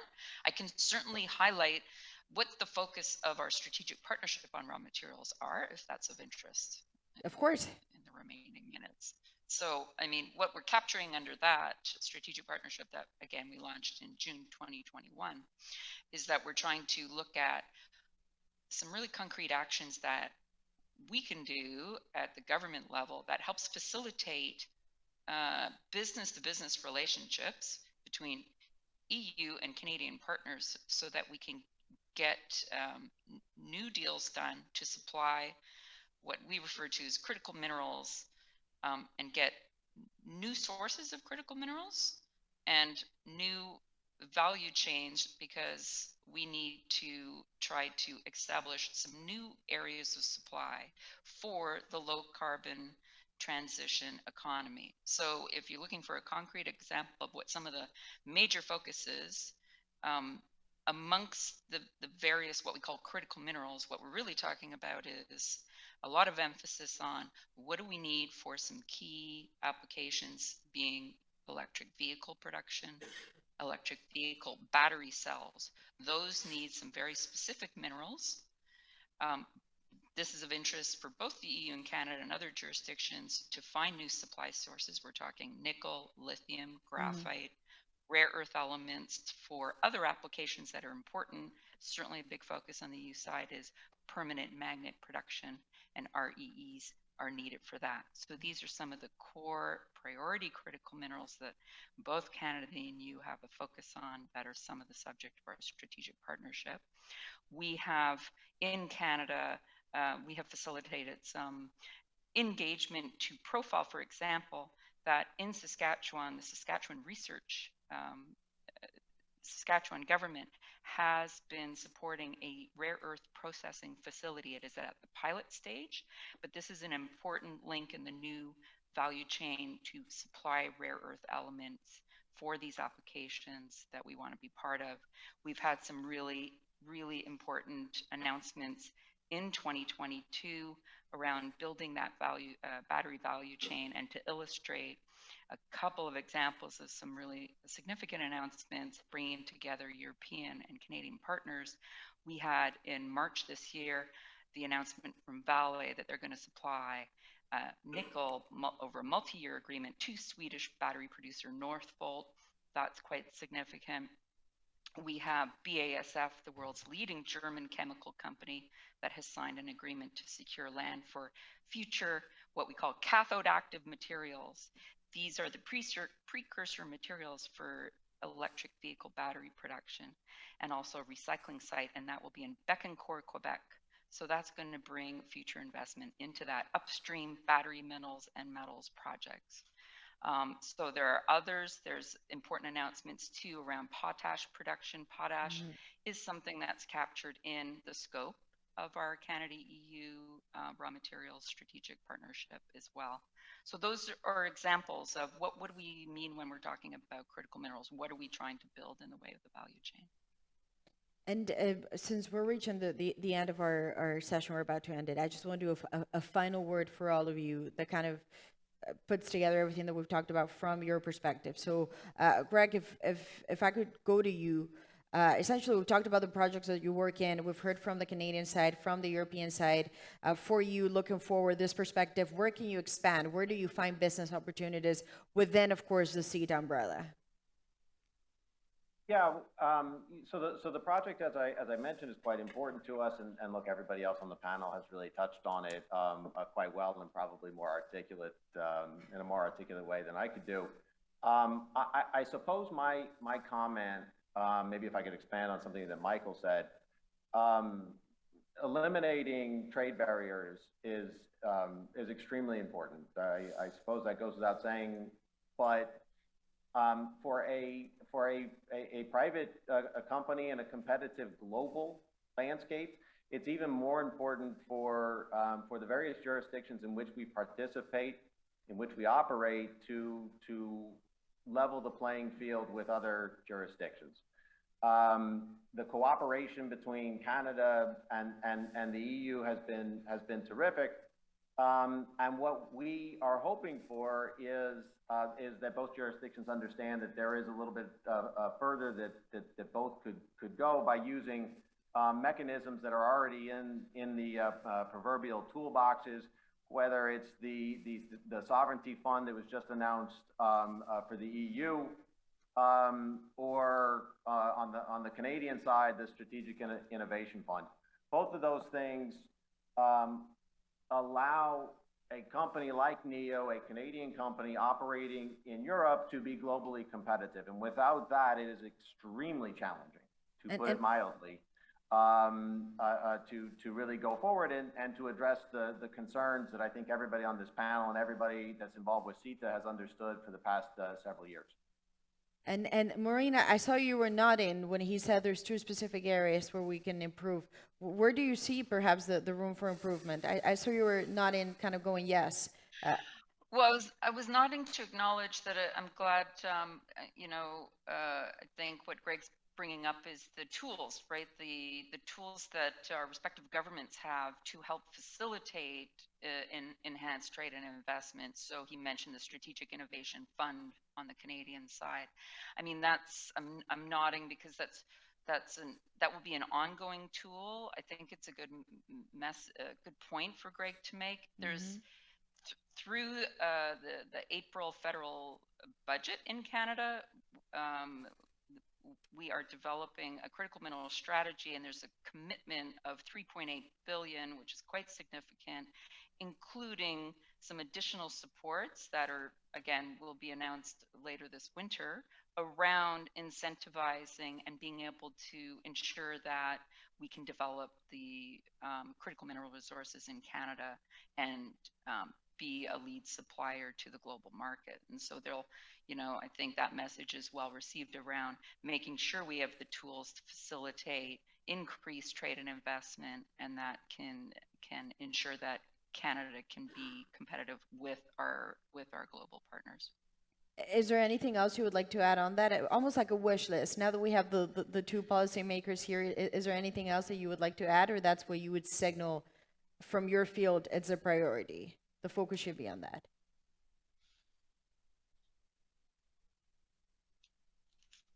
All right, Maria, was that question to me? Yeah. Yeah. Or well, both of you, go ahead. You still have more. Yeah, we can. How much time do you guys have? Look, no, I really think that I suppose I would leave the tools and the mechanisms and how to implement these things up to the experts. As I said before, the fact that NEO understands that both the Canadian government and the European Union are looking at these things and looking at these things in a serious way, understand the challenges that we have. That allows us to go and to focus on our customers, focus on our stakeholders, and with the understanding that the governments will be there to support the business only in the ways that are absolutely necessary for us to be globally competitive. Okay, well, thank you for that. And Michael, you want to have the final word of this panel? Okay, I think it's important that we're just not focused only on the trade benefits, because while we can point to big increases in the volume of trade, etc., a lot of our stakeholders aren't necessarily impressed. What we really have to bring home is, let's say, the soft cooperation that takes place, which has the potential to bring huge benefits. And I give as an example in this context, regulatory cooperation, but also science and innovation. We have in the agri-food area a lot of cooperation with Canada on issues such as carbon sequestration, dealing with methane emissions, soil health, etc. And these are all critical techniques, policies, technologies to help us deal with climate change mitigation, which is a huge challenge for all of us. And if we can work on that and bring home to our citizens that trade cooperation is more than just shifting goods from one end of the world to the other, but it also brings with it real benefits that help us address these kinds of issues. I think not only does it strengthen the overall trade framework, but it helps us address key challenges. I get back to the issue of innovation. Too many people think that, for example, agriculture is simply about inputs and outputs. But all the science proves that innovation is the key factor that has driven agricultural productivity. And we have a lot of scope to work with Canada on innovation. Well, let's leave it on that note then, focus on the future. I guess that's the bottom line. Thank you so much. Thank you, of course, to all of our panelists for joining us, especially to our Canadian friends who woke up early today for this. So we appreciate it, Maria and Greg. Thank you so much for this. We wish you the best of luck. And Well, you were on the hot seat. You did very well. Appreciate it. Thank you so much. Very good. Thank you. Very Very professional. Thank you. Nice. And now we're going to reset a little bit, and we'll be right back for panel 2. We're going to add a few more chairs. Everyone else is good? Sorry, I'm just going to take that off you. Hi, how are you doing? Very good. Hi, very good to see you.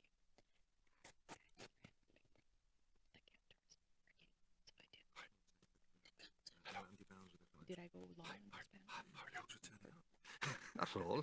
No, it's actually, I literally had to run. I live in Excel, and well, the bus was the 71, which goes right by my house into here, was running. Need butter But or anything?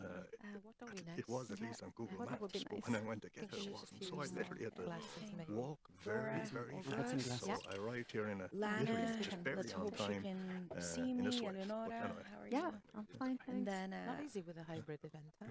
It's, the problem I think with this particular Well, panel a little bit. Yeah, I'm not sure. is Well, we have a the- policy now in the Commission vast that for majority of meetings in Brussels, yeah. it's When not it's the vast acceptable for majority of Commission people. colleagues to Thank you so much. participate by video.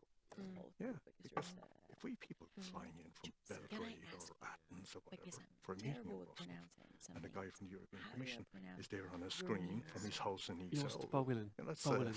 Parolin, yeah, okay. you know, Joost today Long- was special Long- oh. because of the. Okay, this was that's mine. right, It's untouched if you want it. Yeah, that's fine, that's fine. Yeah. Ah, thanks. Sorry, I'm afraid to take And we have unfortunately 35 the minutes. capacity for breaking Eleonora, is you have to unequal. go. Someone has to, 4:15 back on time. It's you. 4:20, it's me, yeah. It's I have Donna, another okay. meeting back at the Yeah, office. don't worry, we'll make it Yes. happen. We're going to start. Great, We'll thank be you. right there, and if you see like we're going long, just wink or something at me, and I know I have to wrap immediately.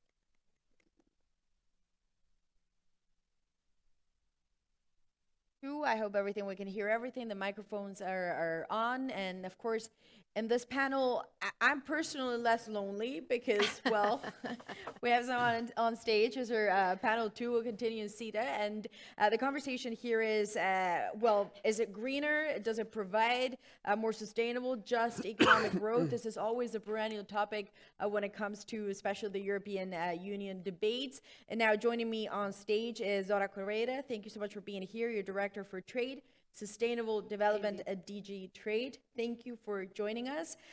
Over remotely, we have Lana Edwards, who is the Director for Bilateral Programming, International Trade and Clean Tech at the Environment and Climate Change for Canada, and you're joining us remotely because, well, you're joining us from Canada, essentially. And it takes two to tango in this one.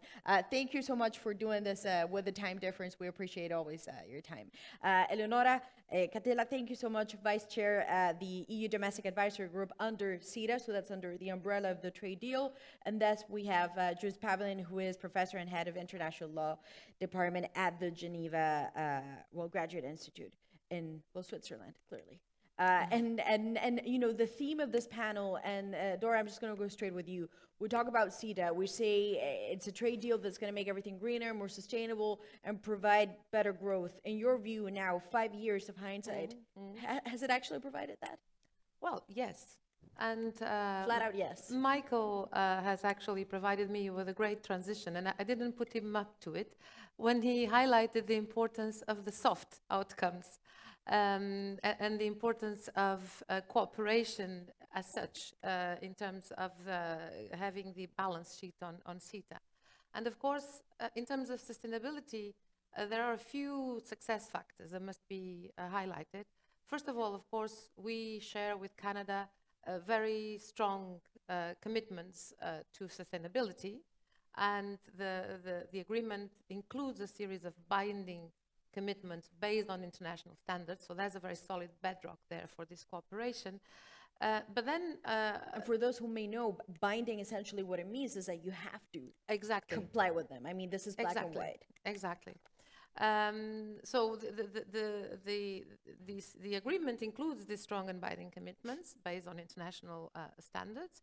But then the agreement also provides for a forum, a platform for dialogue, engagement, and cooperation. And this is what I was saying. Michael has given me, now he's left, but Michael has given me the perfect transition, because in our dialogue in the Trade and Sustainable Development Committee in CETA, we have actually achieved a lot through this engagement and cooperation. Like, for example, we have found ways to better support the green transition, the energy transition in both Canada and the EU. And I know you can't measure everything in terms of increasing trade flows, but just to give you one figure, and it will be the only one, the trade in environmental goods has risen 27% during these 5 years. We have also learned from each other on sustainability issues, like, for example, how to measure the impact of trade on biodiversity. We have discussed carbon pricing. We have discussed many, many issues. And of course, we have also agreed to work together internationally at multilateral level, WTO, of course, but also, for example, the International Labour Organization. We have joined forces on things like forced labor, child labor, fighting against, of course. And this has been much facilitated by this dialogue between us in the TSD committee. Also much facilitated by the dialogue we have with civil society, and Eleonora will surely be talking about that.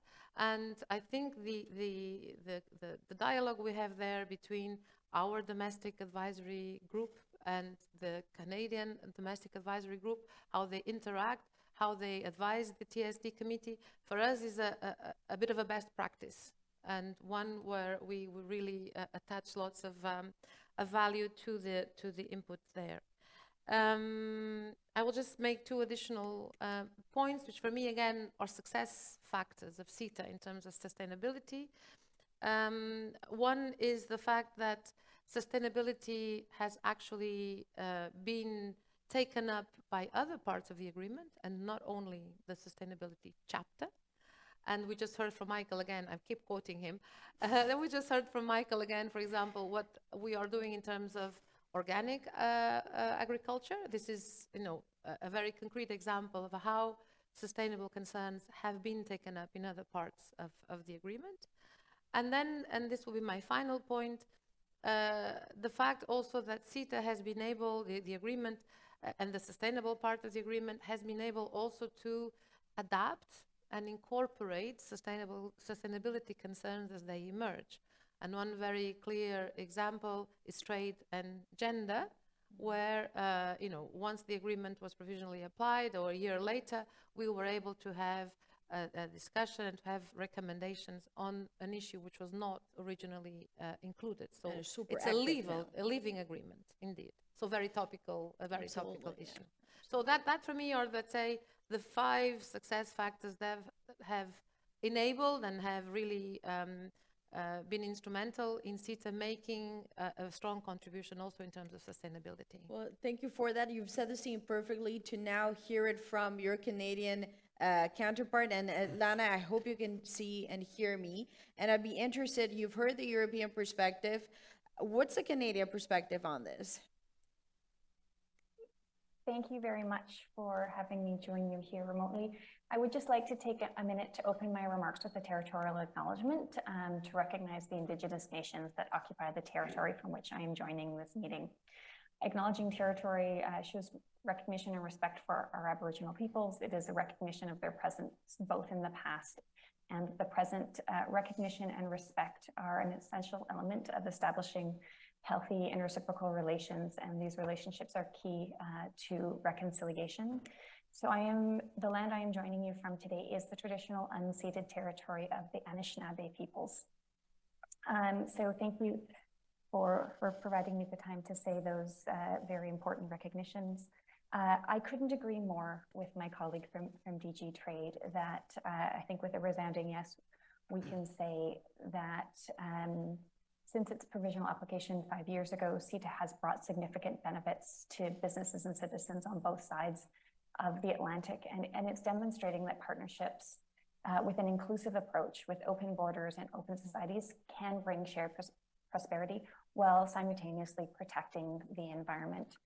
From a clean growth perspective, Canada and the EU are on the same page. We both believe in green transition, and we know that clean technology is one of the ways to get us there. CETA has proven its ability to encourage trade by eliminating tariffs on Canadian and EU clean tech products, as well as expanding access to labor mobility, which is an important component in this ever-growing world. Also to take points from the previous panel where innovation is key and driver to how we're going to reach our net zero commitments.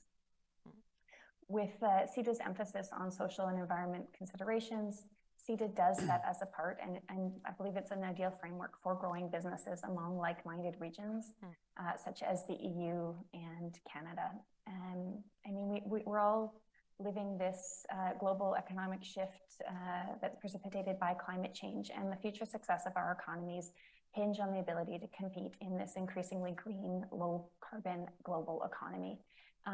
And we recognize that this transition will have varying impacts across countries, between regions, sectors, and demographics. But Canada is ready to work with EU partners to ensure that the transition to our net zero economies is done in a way that creates opportunities for workers and their communities. We're seeing that across our economies, thousands of jobs will be created, including through implementing clean technology solutions to reduce emissions, growing the production and use of clean fuels, advancing renewable energy projects, expanding the uptake of zero-emission vehicles, and so much more, many of which moving technologies are not yet even present. So we are, but how does this relate to CETA? Is that we actually are seeing these higher trade volumes, and I don't want to, I'm very, very humbled by following two of the strong economists from both EU and Canada, my colleague Marie-France Beckett. So I won't get into the numbers because we've had them explained in a much more granular level than I do. But we have seen increases in exports of environmental goods. We are seeing EU and Canada looking at each other as markets of preference. And how we cooperate will impact how we grow these jobs in new and equitable ways. Really believe that trade is more about where, how, and what we export. We can achieve more inclusive trade for all by ensuring that the benefits and opportunities that flow from trade and investment are widely shared. This is making sure that we're addressing trade barriers faced by underrepresented groups, SMEs, women's, Indigenous peoples, and that trade agreements are aligned with our international commitments under Paris Agreement, CETA, UNDRIP, WTO. I could list numbers or letters and acronyms for quite a while because we are aligned and we are using these as mutually supportive goals. So I guess in conclusion, on some of my opening remarks, that I can say that we do see CETA as a modern dynamic trade agreement that is really a global leadership opportunity for replication. And it's interesting how the parameters of what is an effective, good trade deal have been shifting so much over the past 10 years. I mean, that is obvious. You know, when you look at a trade deal, what was considered successful 10 years ago to what is now, it includes a series of societal, you talked about climate, too, parameters that simply did not exist 10 years ago. I mean, that would not even count as a benchmark.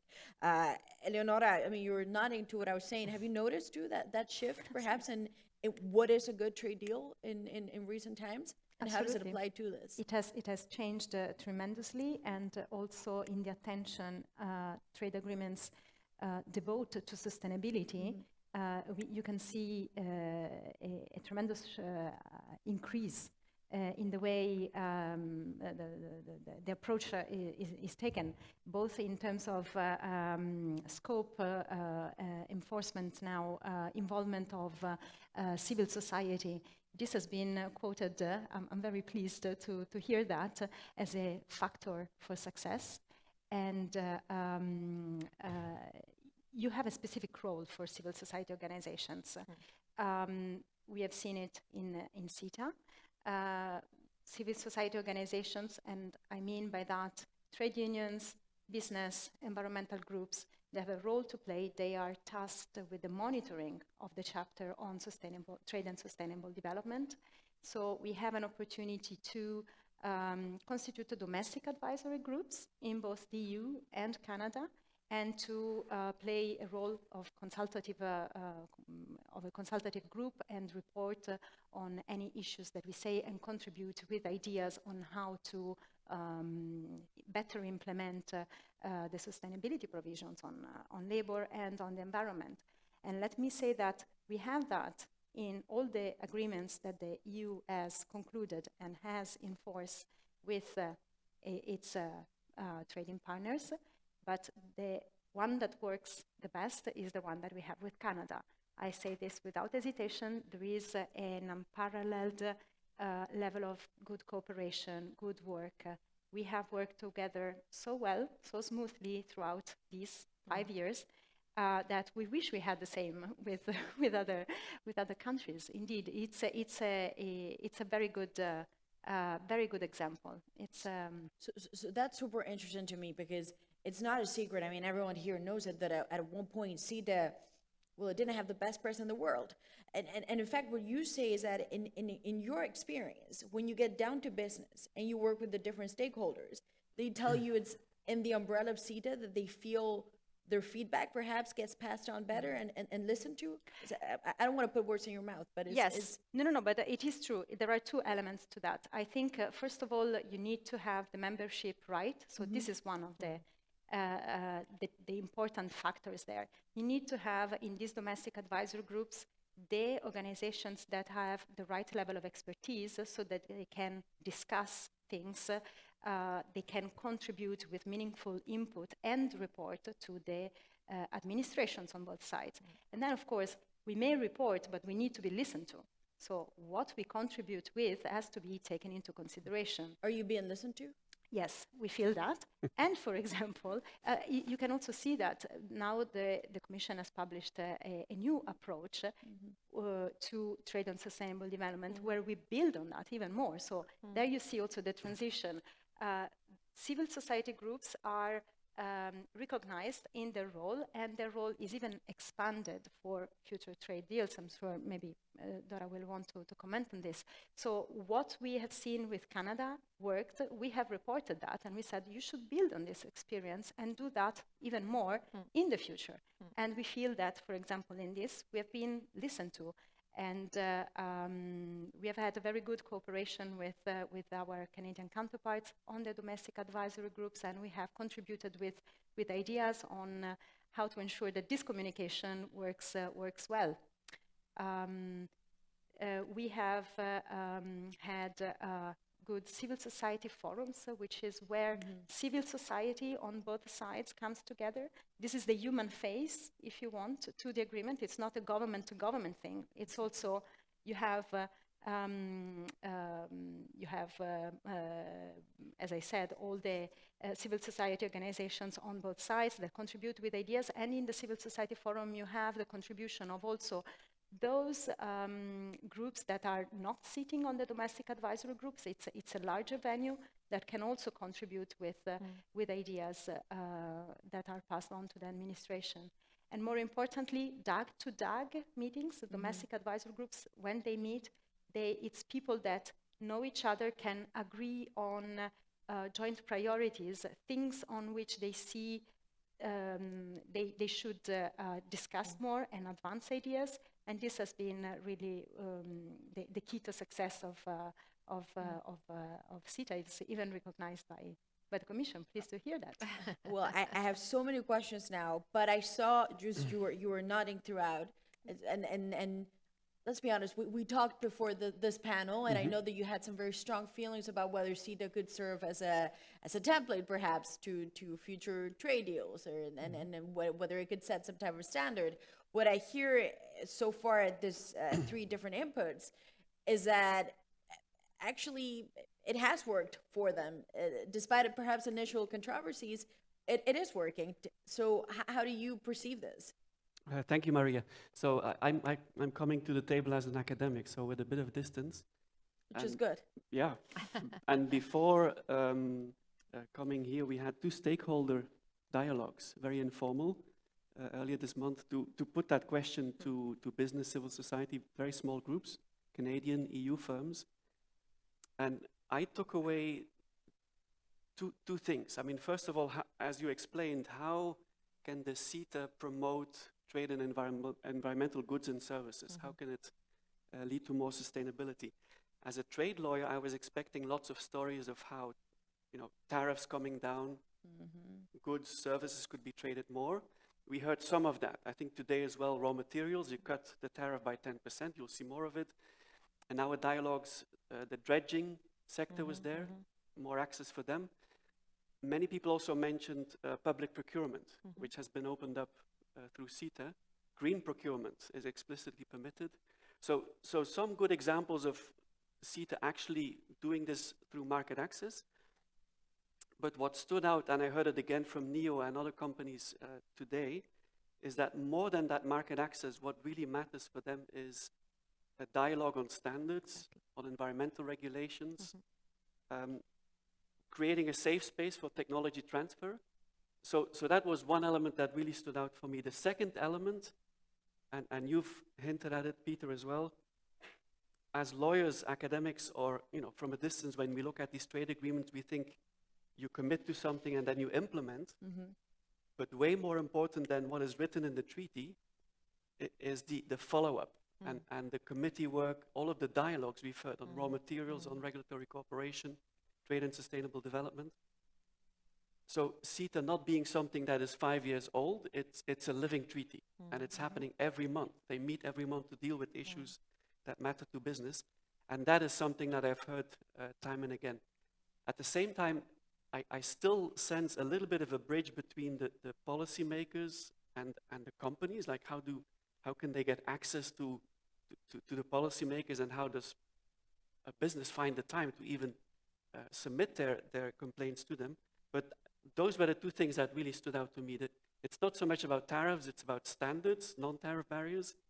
And CETA is not this relic of 5 years ago, it's a living thing that is really adapting and is creating this space for the private sector, civil society, and regulators to talk. You said you noticed there was still a little of a bridge. Since we're in this forum, I mean, luckily, well, if you want to bridge it, well, this is probably one of the forums that could help. Where do you see this gap? You mentioned in some areas we could close it. There's still a gap. Something needs to be bridged. Is there anything specific? I'd be curious to see. I think the groups that you're a part of probably help. I think more from a broader perspective, I think the days of concluding trade agreements with the traditional stuff in it, as you mentioned, I think those are gone. And what you see, and in the US it's the same, that the US is no longer even starting traditional free trade agreements. They have Trade and Technology Council with the EU, they have their Indo-Pacific Economic Framework. It's a completely different animal. And instead of dealing with dry legal text that you negotiate for years, what they do is they sit down and talk about specific issues, be it climate change, be it standards, be it tech. And I think that's a major shift in how we do trade and how we do trade policy. So what if I can summarize essentially what you kind of agree, the thing that you share is that you have a legal text. Of course, it needs to fly politically, clearly. But then after that, there's a life that continues. Not even an aftermath, but a life that continues. And that's where you need the forums, you need the time, and you need the time with the policymakers, essentially. That's what you've identified will make a deal palatable and in fact work. These forums are important. Because sometimes there's this perception that, well, they don't change anything. The text is already approved. What's your perception on it? Well, I would tend to agree to some extent to what you're saying, that indeed trade agreements are more comprehensive, more encompassing than they were in the past to start with. Of course, one of the magnets of trade agreements is the fact, EU trade agreements, that they they give preferential access to the biggest market in the world. And that is a very powerful magnet. What we are seeing as well as we sit down with our partners, of course, is that this powerful magnet helps us to create a platform for dialogue, for engagement on other issues like sustainability. And that is the strength, I think, of the mix we have now. And this is also why, as Eleonora was saying, we very recently presented a policy document, a communication about the links between trade and sustainability and how our trade agreements can be actually powerful partnerships to deliver more sustainability. And here for us, going back to CETA, CETA is really the best test case, the best example we have, because as Joost was saying, in fact, what matters the most, of course, is the agreement and what is in the agreement, but then what you do with it. And in these 5 years, the agreement has expanded, has lived, has, new life was breathed into it by the work of the different advisory committees, by business getting together, getting to learn from each other, know each other, and have that safe space that is so important. So I think you can't have one without the other. Okay. Yeah, but it's the mix, it's the fact that you have the two together that really creates this very, I would say, intimate knowledge of each other that allows then our businesses, our organizations to make the most of this relationship. And Eleonora, based on the feedback that you have in all these conversations and the forums that you participate in, if we assume that this is a constant work in progress and can be improved and it can even turn into, the more you work on it and perfect it, perhaps, the more you appeal to different stakeholders. What's the kind of feedback that you've heard recently? From the Commission or? From in general, when it comes to, if we assume that this is a trade deal that's not stuck in time, that over time there's areas that can be improved. Is there anything in particular that's been perhaps making the rounds to you in the past few months that you say, to me, this is something that really will be an issue ongoing in the future? Well, for example, we have considered in the domestic advisory groups and discussed with our Canadian counterparts also the topic of resilience in supply chains and to make sure that they are not only resilient but also more and more sustainable from an economic, social, and environmental point of view. So we have contributed with ideas, and this is something that was debated. It was a topic of workshops also organized in the context of civil society forum, and this is something where the agreement can also contribute to that, because I do agree that it's a living agreement. Once you have it there, it's not only the text, but also the spirit of the agreement that needs to deploy its effect. So CETA serves as a platform to discuss these things. So there are ways for the agreement to continue to look into matters as they arise as a topic of importance at a given time. And we have had great disruptions recently with COVID and the pandemic, and also recently with the war. So we had to discuss sustainability as applied to supply chains, which was not necessarily something that we would have had before these disruptions came into play. They were quite sudden, and of course our discussions had to take that into account. It was a current topic that deserved our attention, and so and CETA allowed that because, again, it's a living agreement, so you don't stay with the same issues forever, but they evolve as societal questions also, I guess, evolve and worries. And Lana, that takes me to a question to you, especially the way you started the presentation, of course, with a statement that, of course, felt political. You wanted to make a statement saying, I'm here and this is why I'm here in indigenous communities. I guess, can you have these days a successful trade deal that doesn't incorporate societal issues in it, or at least attempts to address them directly?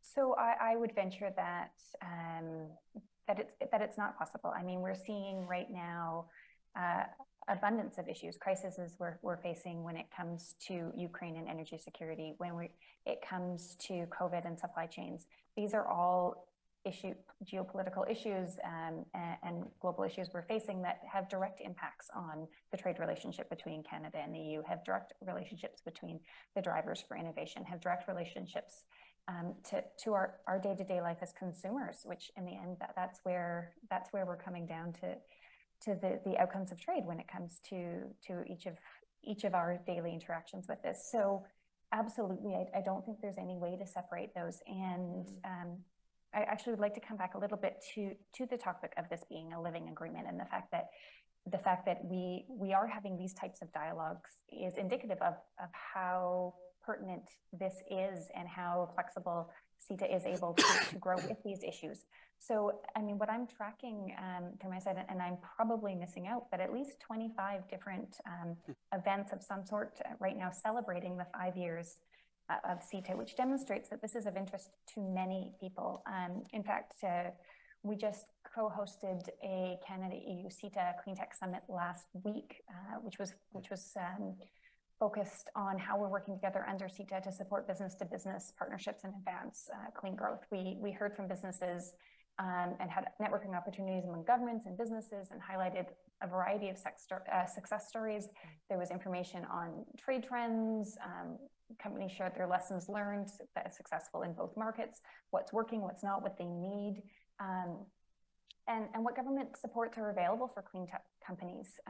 Because also speaking to your question of what's still needed is that we're not, as our markets are evolving, as our government programs are evolving, as we are making updates and changes to our policy frameworks in order to meet our net zero commitments, this information diffusion to both Canadian and EU companies are incredibly valuable for their ability to operate in these markets. So we heard about the importance of deepening our ongoing cooperation in clean technology between Canada and EU.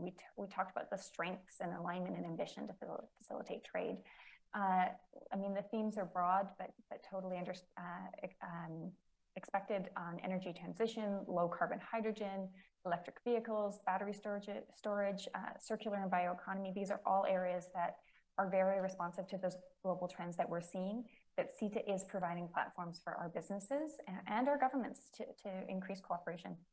You mentioned SMEs too at the start. I will in a second. You mentioned SMEs.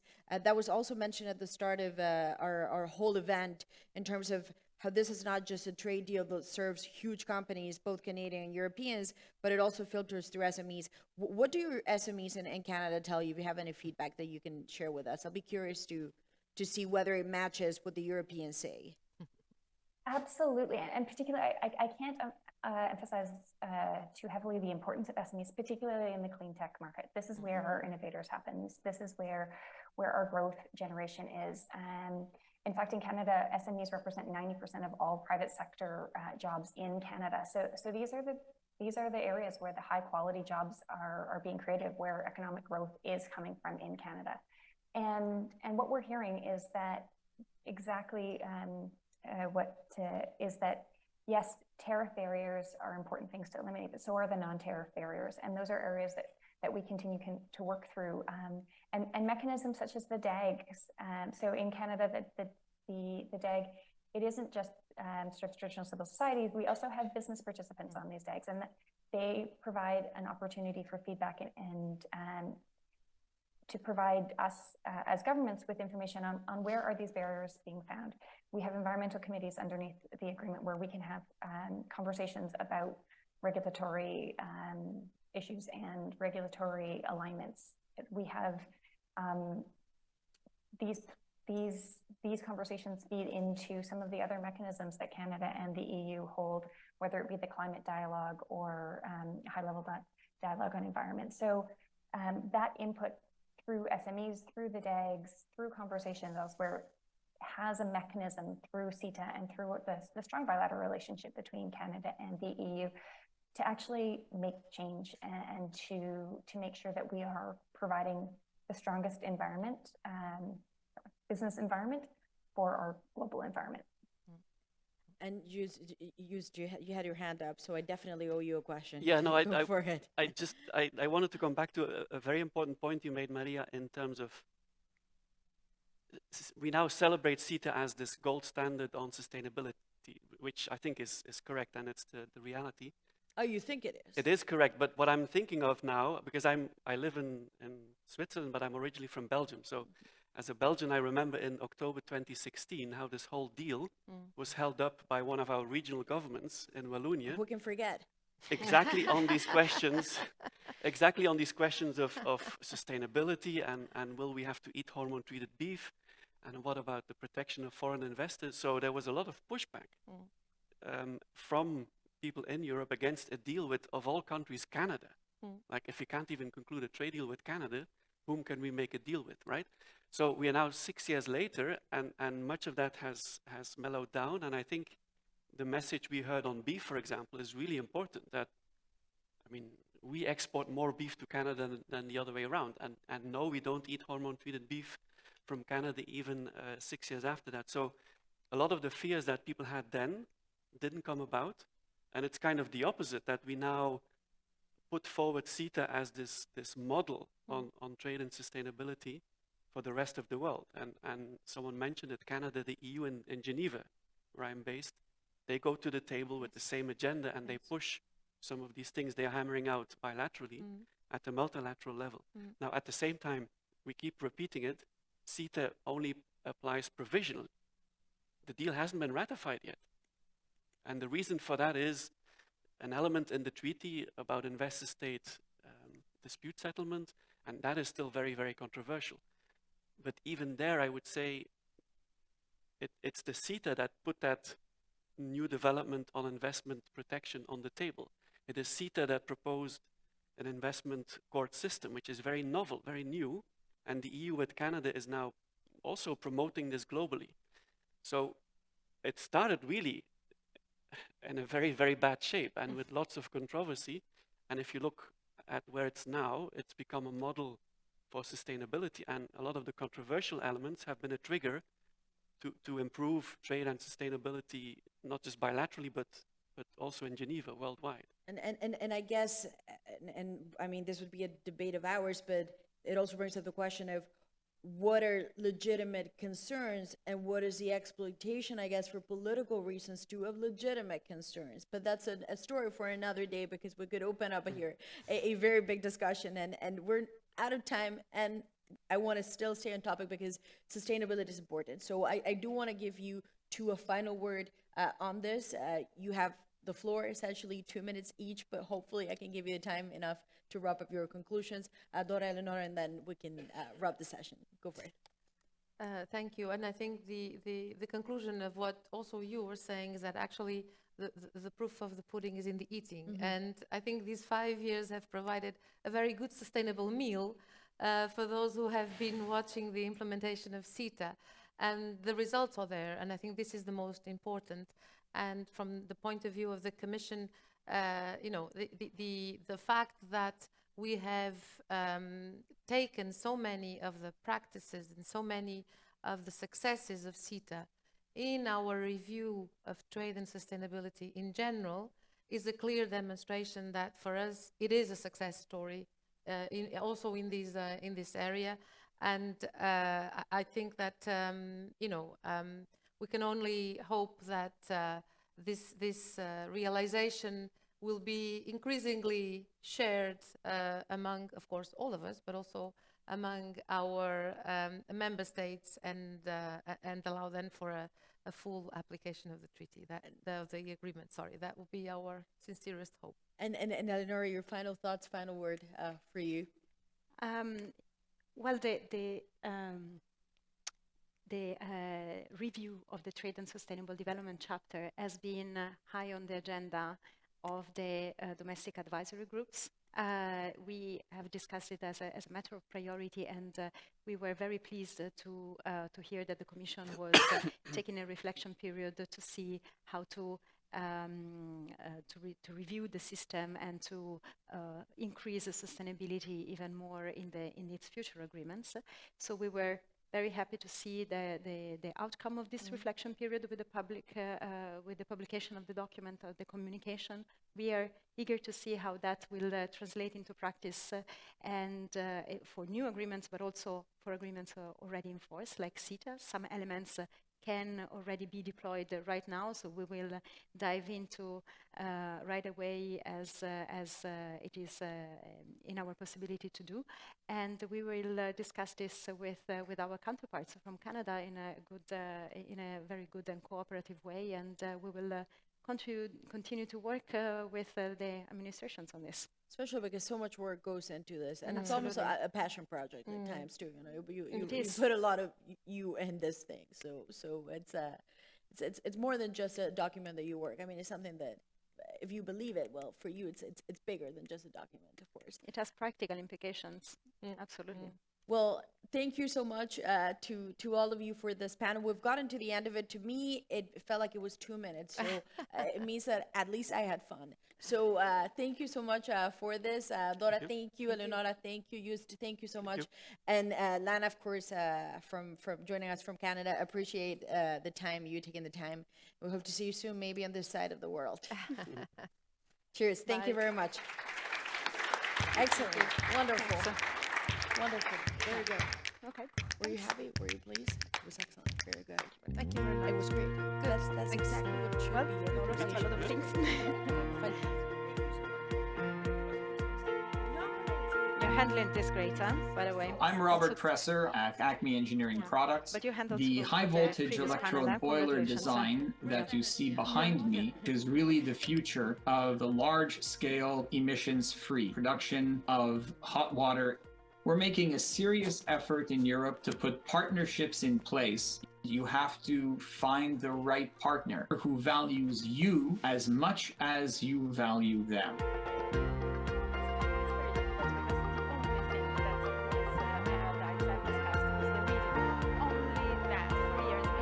I'm a mechanical engineer and I work as a projects manager. We are based on the northern part of Greece in a town called Kozani. Within the last 3 years, we have installed 500 megawatts of solar power around the area. I came across Robert from the other side of the pond, so I contacted him trying to make a new partner, a new friend. These boilers that Acme is producing has more than 99.7% energy efficiency. If you can connect that to a solar park, that means that it's totally clean. These guys are specialized in something that we were very interested in, not just trading products, but the exchange of knowledge, of services. That will be fantastic for both. CETA, it gave me the opportunity to reach out a bit further, to search for different solutions. It opened a door for me to a new market. As long as there's a meeting of the minds on the objectives, we create wealth, we create knowledge, we build skill sets for people.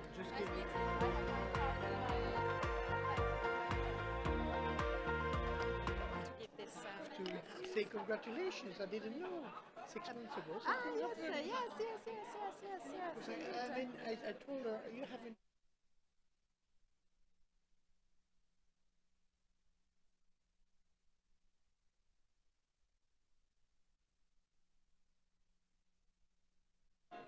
She's still, or it's a he or a she? It's a he. It's Stefan.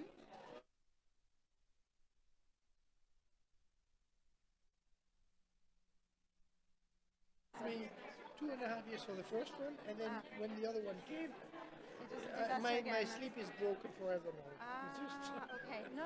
He does sleep. Like he wakes up at Regular hours. 7:30, occasionally at 6, but then he goes back to sleep. So you feed him and he goes back to sleep. So no. He's an easy one.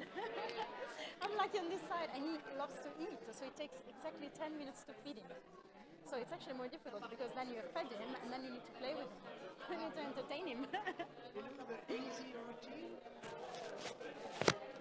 So easy was E for yes. eat.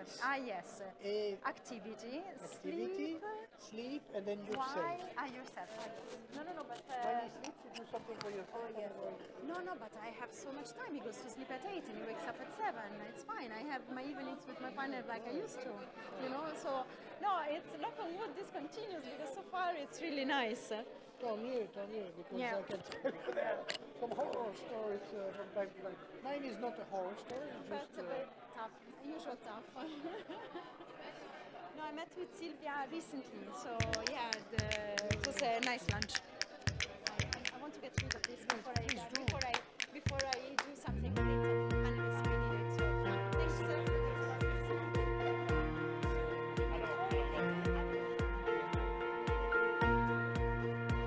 I'm Robert Presser at Acme Engineering Products. The high voltage electrode boiler design that you see behind me is really the future of the large scale emissions free production of hot water. We're making a serious effort in Europe to put partnerships in place. You have to find the right partner who values you as much as you value them.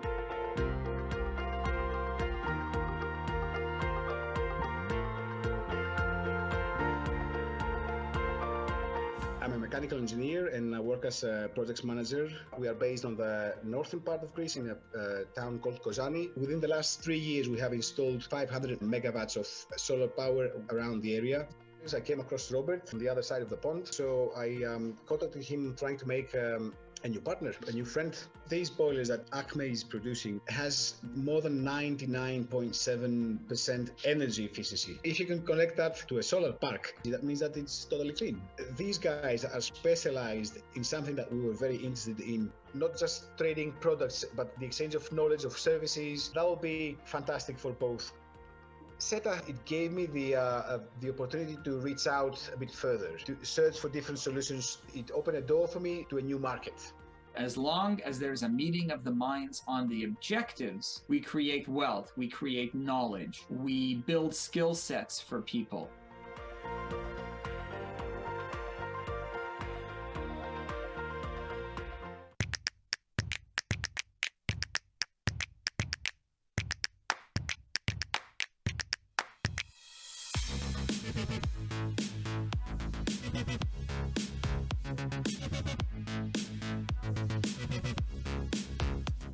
We are a manufacturer of heating, cooling and ventilation products, and we connect our products often to heat pump technology. So we have a very energy efficient, sustainable product. Our products look very nice because they are a part of your interior. We exported to Canada before the CETA agreement. Now that there are no barriers anymore, we are more competitive. It works a little bit easier to get your products on the other side of the pond. It has a lot of advantages for companies, and more companies start to doing business.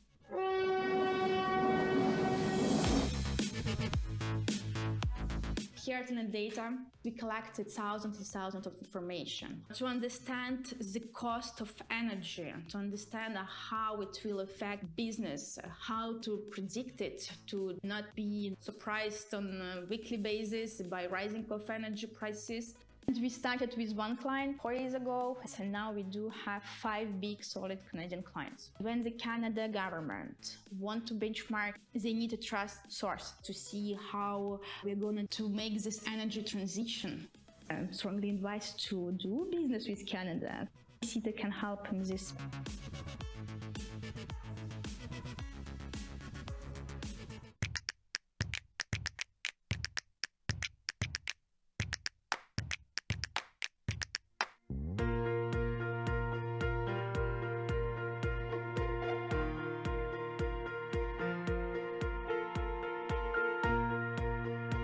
I'm Robert Presser at Acme Engineering Products. The high voltage electrode boiler design that you see behind me is really the future of the large scale emissions free production of hot water. We're making a serious effort in Europe to put partnerships in place. You have to find the right partner who values you as much as you value them.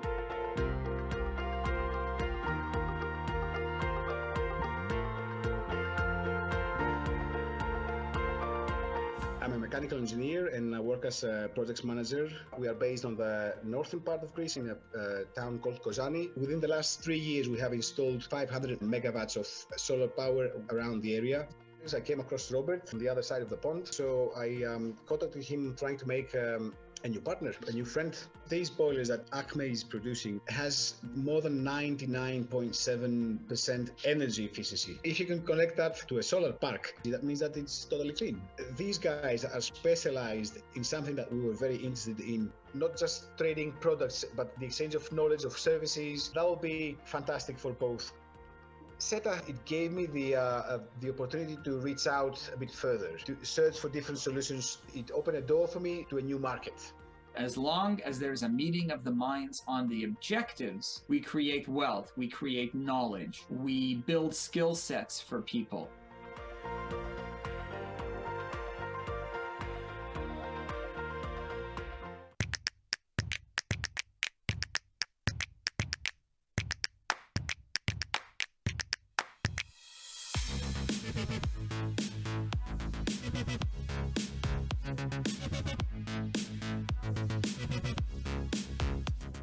We are a manufacturer of heating, cooling, and ventilation products, and we connect our products often to heat pump technology. So we have a very energy efficient, sustainable product. Our products look very nice because they are a part of your interior.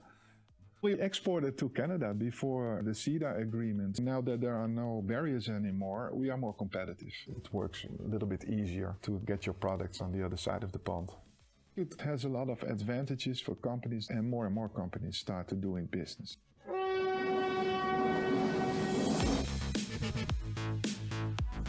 Here at Data, we collected thousands and thousands of information to understand the cost of energy, to understand how it will affect business, how to predict it, to not be surprised on a weekly basis by rising of energy prices. And we started with one client 4 years ago, and now we do have 5 big solid Canadian clients. When the Canada government want to benchmark, they need a trust source to see how we're going to make this energy transition. I strongly advise to do business with Canada. CETA can help in this.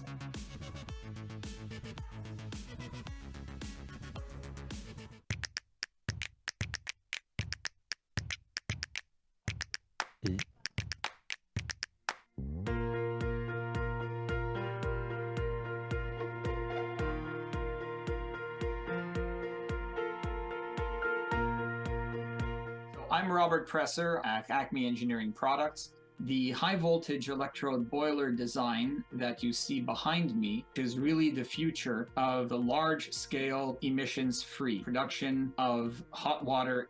We're making a serious effort in Europe to put partnerships in place. You have to find the right partner who values you as much as you value them.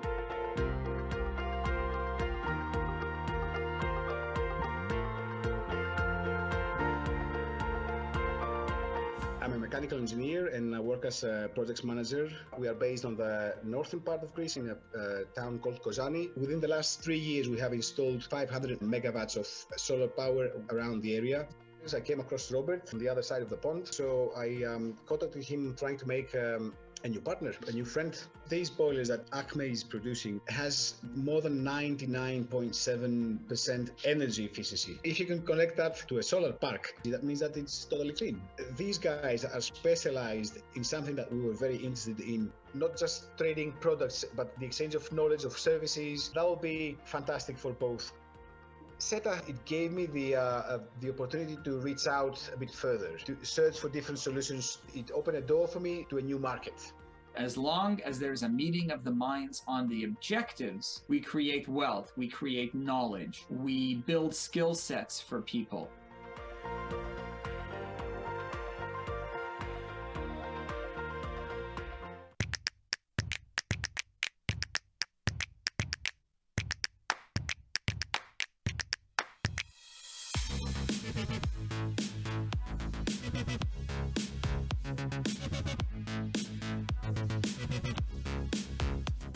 We are a manufacturer of heating, cooling, and ventilation products, and we connect our products often to heat pump technology. So we have a very energy efficient, sustainable product. Our products look very nice because they are a part of your interior.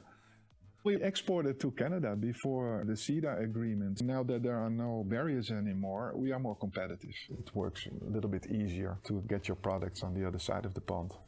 It has a lot of advantages for companies, and more companies start to doing business.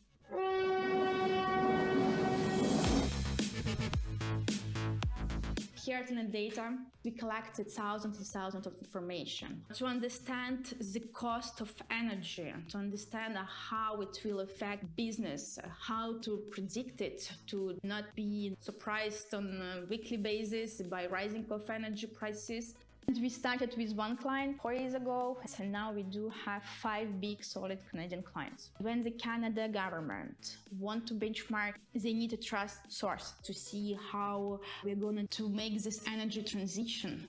I strongly advise to do business with Canada. CETA can help in this.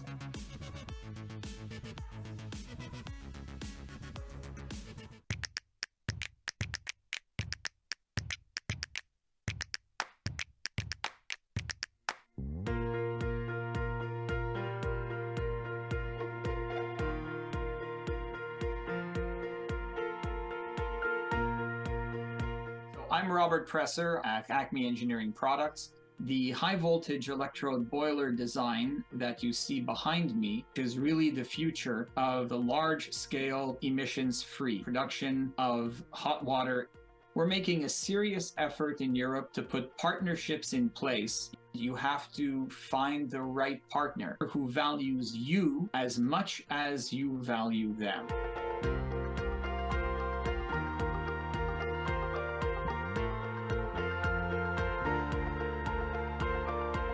I'm a mechanical engineer and I work as a projects manager. We are based on the northern part of Greece in a town called Kozani. Within the last 3 years, we have installed 500 megawatts of solar power around the area. I came across Robert on the other side of the pond, so I contacted him trying to make a new partner, a new friend. These boilers that Acme is producing has more than 99.7% energy efficiency. If you can connect that to a solar park, that means that it's totally clean. These guys are specialized in something that we were very interested in, not just trading products, but the exchange of knowledge, of services. That will be fantastic for both. CETA, it gave me the opportunity to reach out a bit further, to search for different solutions. It opened a door for me to a new market. As long as there's a meeting of the minds on the objectives, we create wealth, we create knowledge, we build skill sets for people.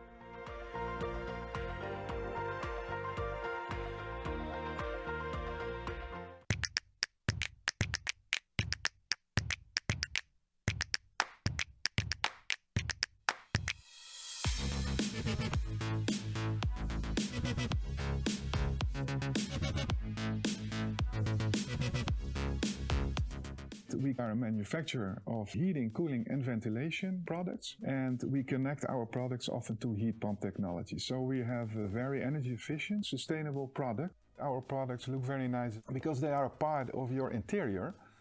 We exported to Canada before the CETA agreement. Now that there are no barriers anymore, we are more competitive. It works a little bit easier to get your products on the other side of the pond. It has a lot of advantages for companies, and more companies start to doing business.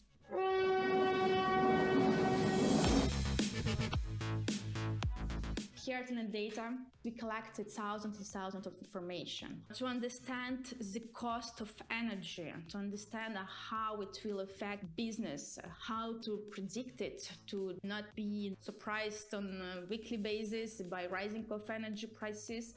And we started with one client 4 years ago, and now we do have 5 big solid Canadian clients. When the Canada government want to benchmark, they need a trust source to see how we're going to make this energy transition.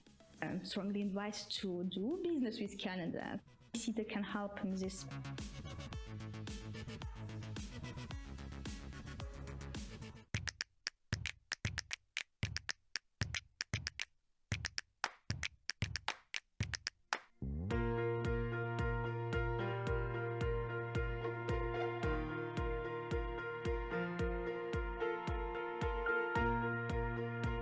I'm Robert Presser at Acme Engineering Products. The high voltage electrode boiler design that you see behind me is really the future of the large scale emissions free production of hot water. We're making a serious effort in Europe to put partnerships in place. You have to find the right partner who values you as much as you value them.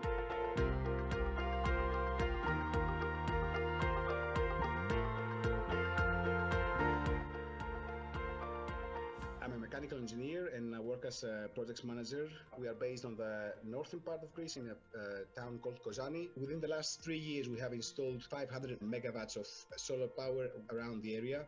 I came across Robert on the other side of the pond, so I contacted him trying to make a new partner, a new friend. These boilers that Acme is producing has more than 99.7% energy efficiency. If you can connect that to a solar park, that means that it's totally clean. These guys are specialized in something that we were very interested in, not just trading products, but the exchange of knowledge, of services. That will be fantastic for both. CETA, it gave me the opportunity to reach out a bit further, to search for different solutions. It opened a door for me to a new market. As long as there's a meeting of the minds on the objectives, we create wealth, we create knowledge, we build skill sets for people.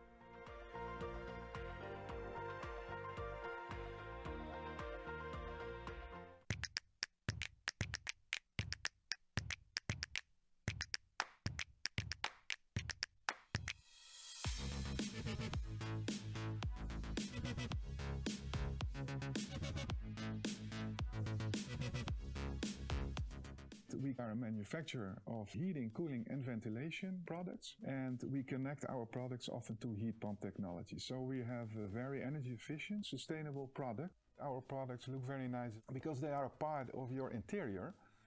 We exported to Canada before the CETA agreement. Now that there are no barriers anymore, we are more competitive. It works a little bit easier to get your products on the other side of the pond. It has a lot of advantages for companies, and more companies start to doing business.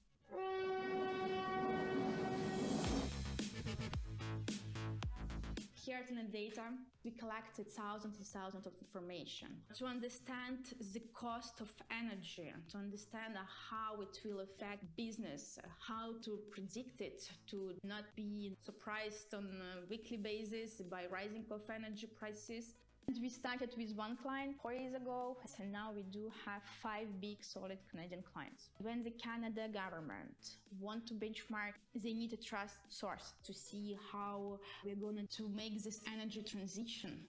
I'm strongly advised to do business with Canada. CETA can help in this.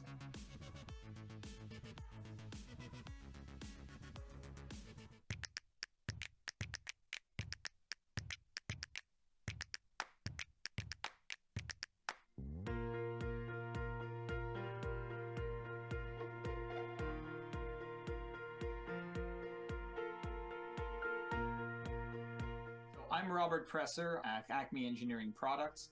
The high voltage electrode boiler design that you see behind me is really the future of the large scale emissions free production of hot water.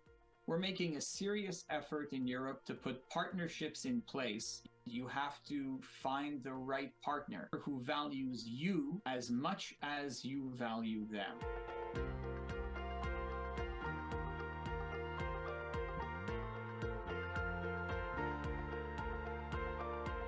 I'm a mechanical engineer and I work as a projects manager. We are based on the northern part of Greece in a town called Kozani. Within the last 3 years, we have installed 500 megawatts of solar power around the area.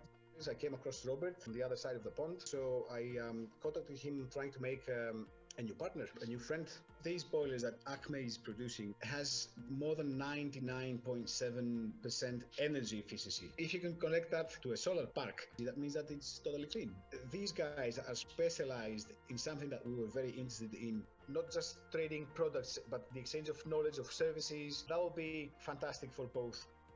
CETA, it gave me the opportunity to reach out a bit further, to search for different solutions. It opened a door for me to a new market. As long as there's a meeting of the minds on the objectives, we create wealth, we create knowledge, we build skill sets for people.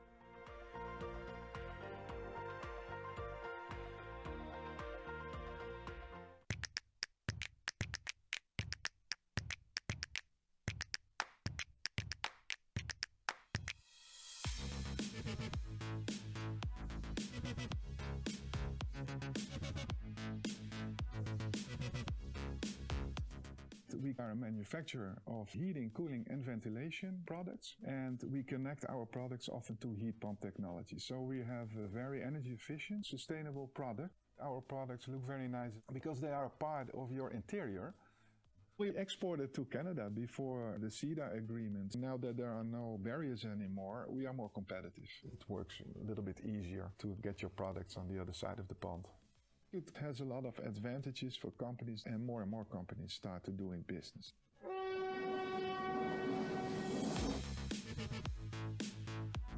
Here at Data, we collected thousands and thousands of information to understand the cost of energy, to understand how it will affect business, how to predict it, to not be surprised on a weekly basis by rising of energy prices. And we started with one client 4 years ago, and now we do have 5 big solid Canadian clients. When the Canada government want to benchmark, they need a trust source to see how we're going to make this energy transition. I strongly advise to do business with Canada. CETA can help in this.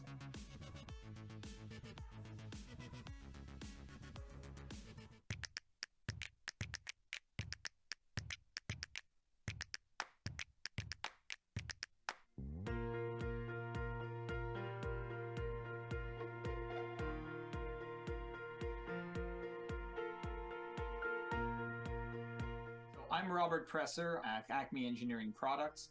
The high voltage electrode boiler design that you see behind me is really the future of the large scale emissions free production of hot water. We're making a serious effort in Europe to put partnerships in place. You have to find the right partner who values you as much as you value them.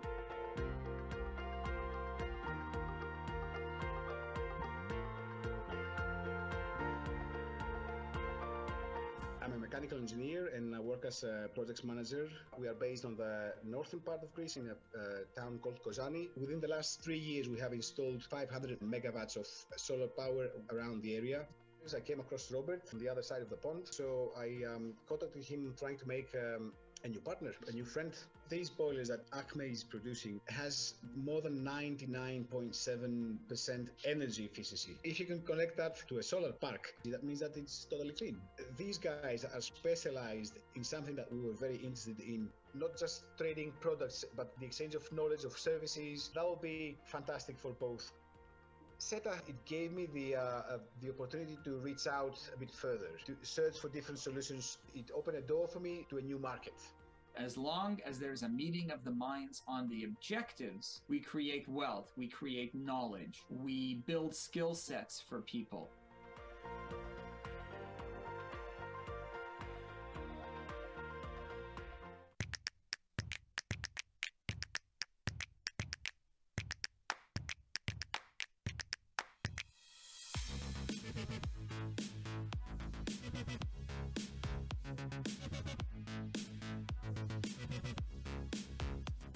We are a manufacturer of heating, cooling and ventilation products, and we connect our products often to heat pump technology. So we have a very energy efficient, sustainable product. Our products look very nice because they are a part of your interior.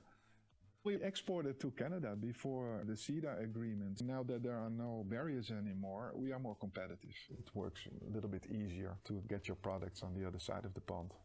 It has a lot of advantages for companies, and more companies start to doing business.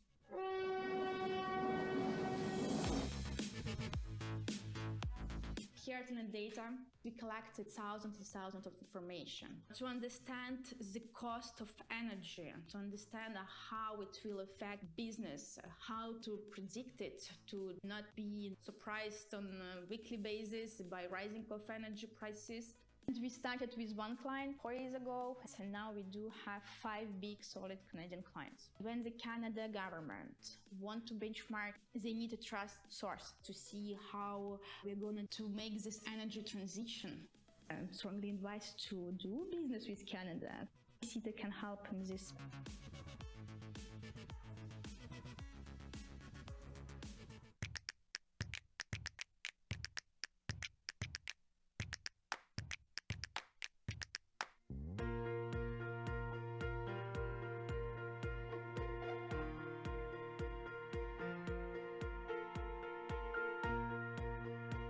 I'm Robert Presser at Acme Engineering Products. The high voltage electrode boiler design that you see behind me is really the future of the large scale emissions free production of hot water. We're making a serious effort in Europe to put partnerships in place. You have to find the right partner who values you as much as you value them.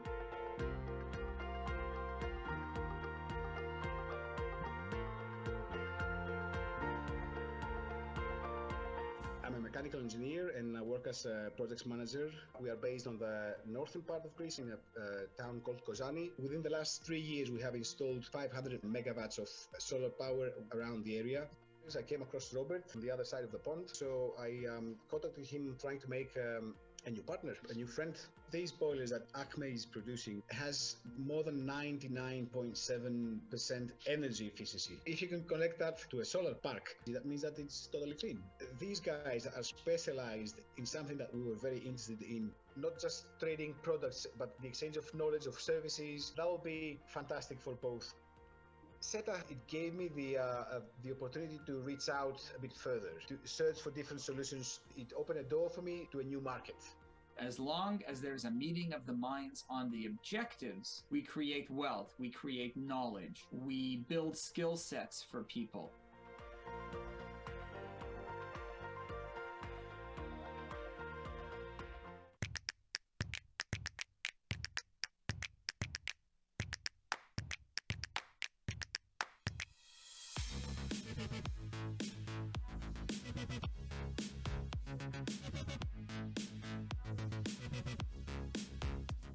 We are a manufacturer of heating, cooling and ventilation products, and we connect our products often to heat pump technology. So we have a very energy efficient, sustainable product. Our products look very nice because they are a part of your interior.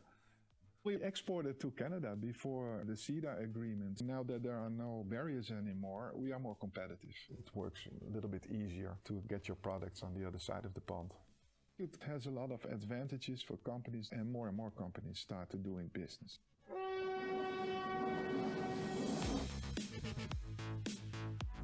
Here at Data, we collected thousands and thousands of information to understand the cost of energy, to understand how it will affect business, how to predict it, to not be surprised on a weekly basis by rising of energy prices. And we started with one client 4 years ago, and now we do have 5 big solid Canadian clients. When the Canada government want to benchmark, they need a trust source to see how we're going to make this energy transition. I'm strongly advised to do business with Canada. CETA can help in this.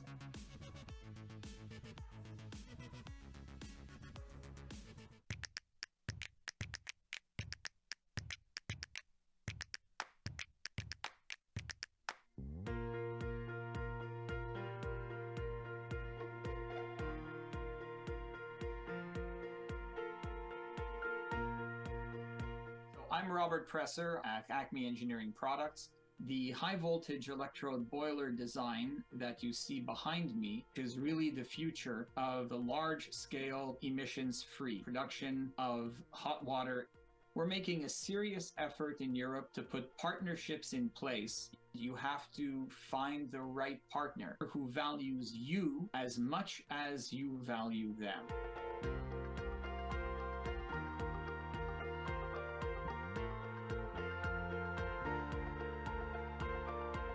I'm a mechanical engineer and I work as a project manager. We are based on the northern part of Greece in a town called Kozani. Within the last 3 years, we have installed 500 megawatts of solar power around the area.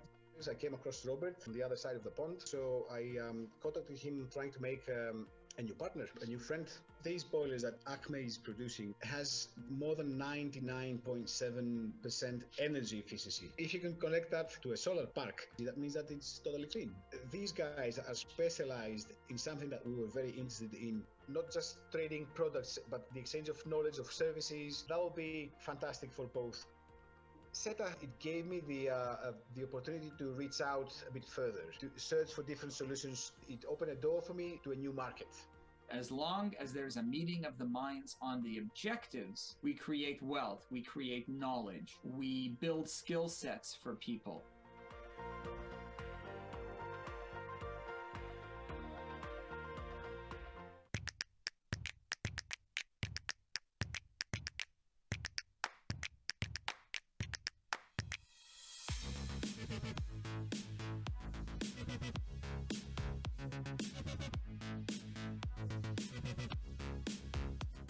We are a manufacturer of heating, cooling and ventilation products, and we connect our products often to heat pump technology. So we have a very energy efficient, sustainable product. Our products look very nice because they are a part of your interior.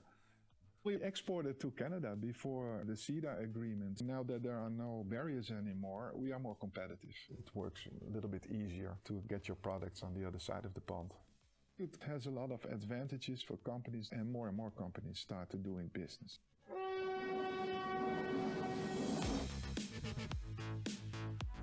Here at Data, we collected thousands and thousands of information to understand the cost of energy, to understand how it will affect business, how to predict it, to not be surprised on a weekly basis by rising of energy prices. And we started with one client 4 years ago, and now we do have 5 big solid Canadian clients. When the Canada government want to benchmark, they need a trust source to see how we're going to make this energy transition. I strongly advise to do business with Canada. CETA can help in this.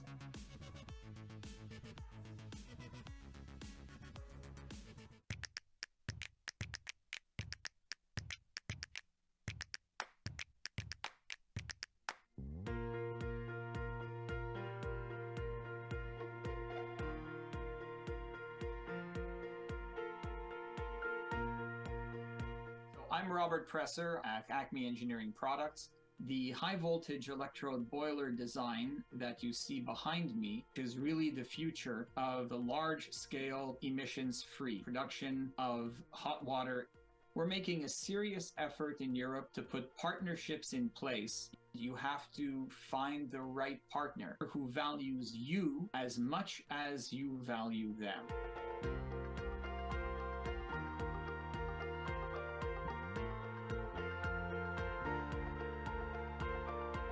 I'm a mechanical engineer and I work as a projects manager. We are based on the northern part of Greece in a town called Kozani. Within the last 3 years, we have installed 500 megawatts of solar power around the area. I came across Robert from the other side of the pond, so I contacted him trying to make a new partner, a new friend. These boilers that Acme is producing has more than 99.7% energy efficiency. If you can connect that to a solar park, that means that it's totally clean. These guys are specialized in something that we were very interested in, not just trading products, but the exchange of knowledge, of services. That will be fantastic for both. CETA, it gave me the opportunity to reach out a bit further, to search for different solutions. It opened a door for me to a new market. As long as there's a meeting of the minds on the objectives, we create wealth, we create knowledge, we build skill sets for people.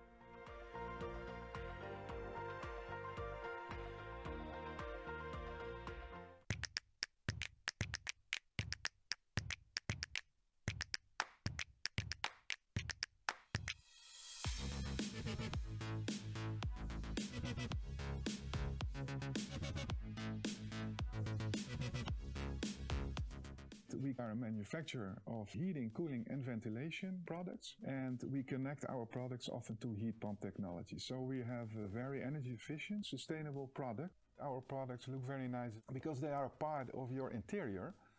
We exported to Canada before the CETA agreement. Now that there are no barriers anymore, we are more competitive. It works a little bit easier to get your products on the other side of the pond. It has a lot of advantages for companies, and more companies start to doing business.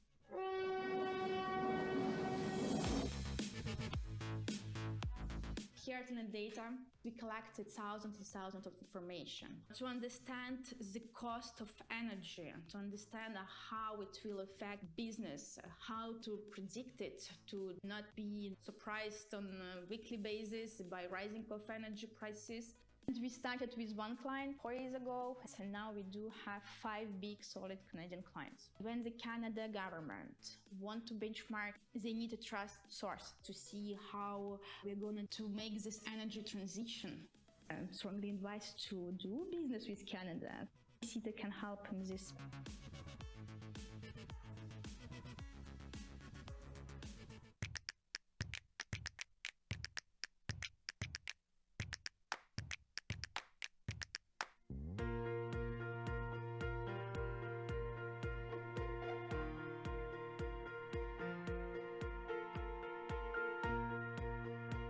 I'm Robert Presser at Acme Engineering Products. The high voltage electrode boiler design that you see behind me is really the future of the large scale emissions free production of hot water. We're making a serious effort in Europe to put partnerships in place. You have to find the right partner who values you as much as you value them.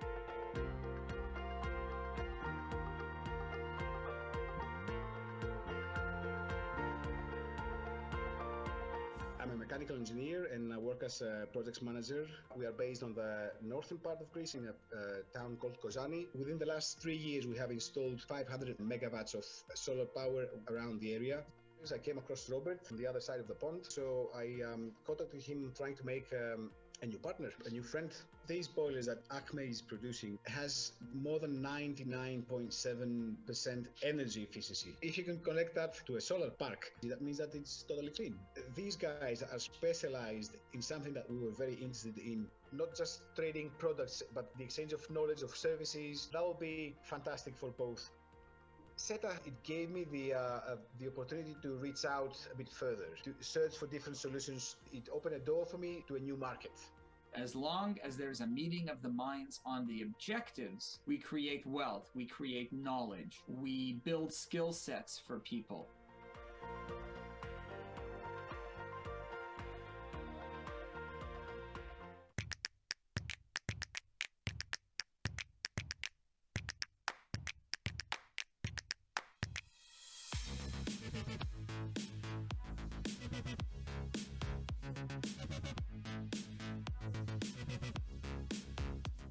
We are a manufacturer of heating, cooling and ventilation products, and we connect our products often to heat pump technology. So we have a very energy efficient, sustainable product. Our products look very nice because they are a part of your interior. We exported to Canada before the CETA agreement. Now that there are no barriers anymore, we are more competitive. It works a little bit easier to get your products on the other side of the pond. It has a lot of advantages for companies, and more companies start to doing business.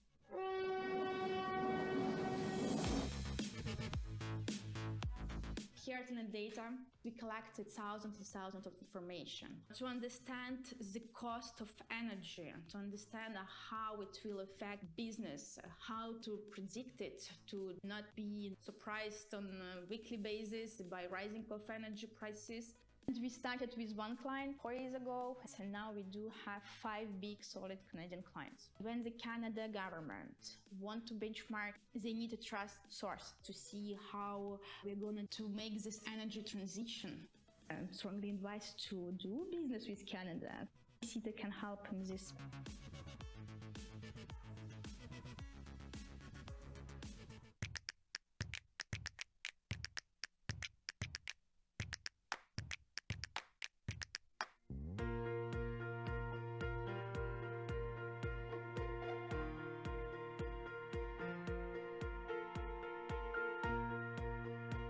I'm Robert Presser at Acme Engineering Products.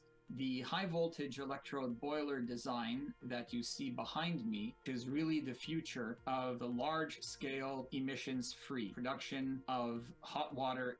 We're making a serious effort in Europe to put partnerships in place. You have to find the right partner who values you as much as you value them.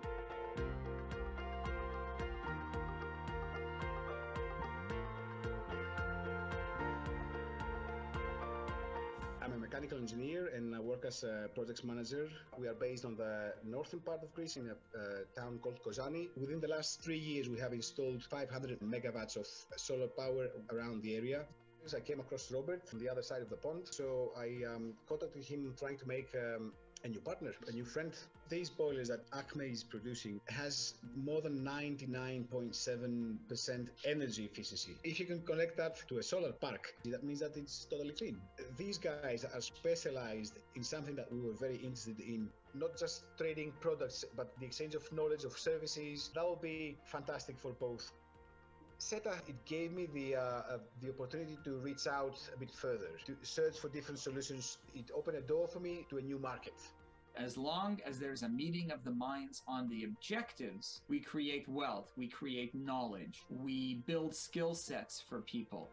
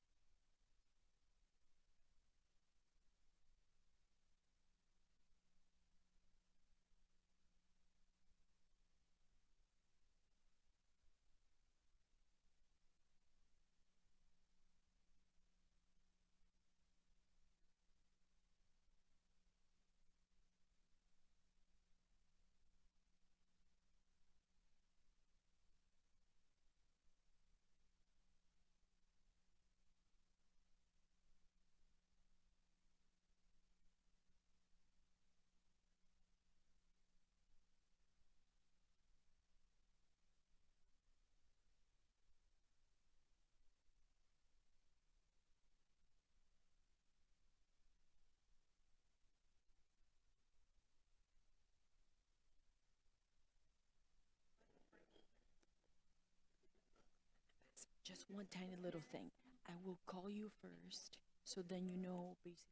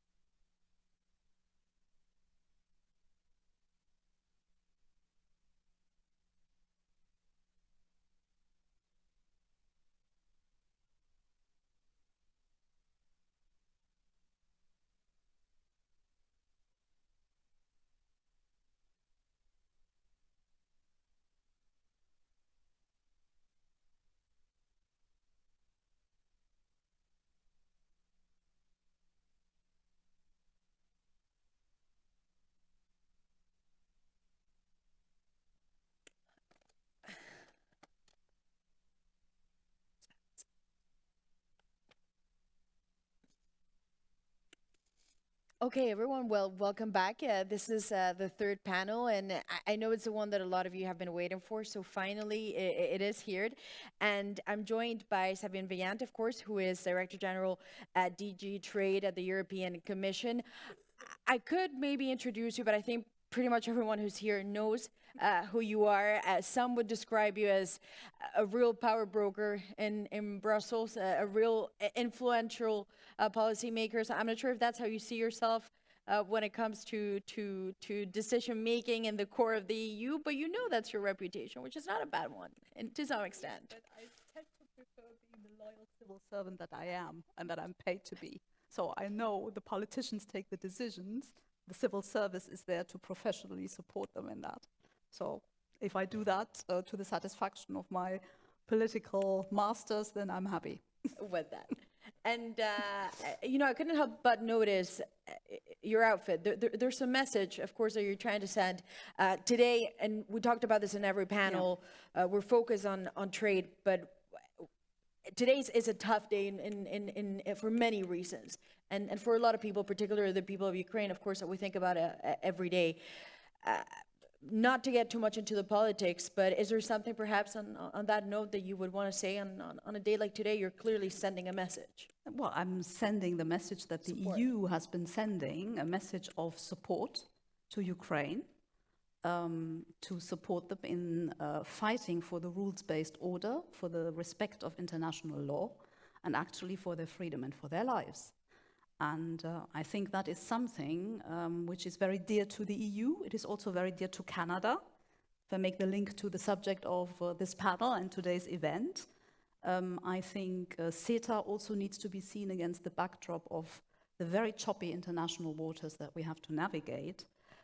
We share values, but we share more than that. We share a determination to not let the rule of power undermine the power of rules.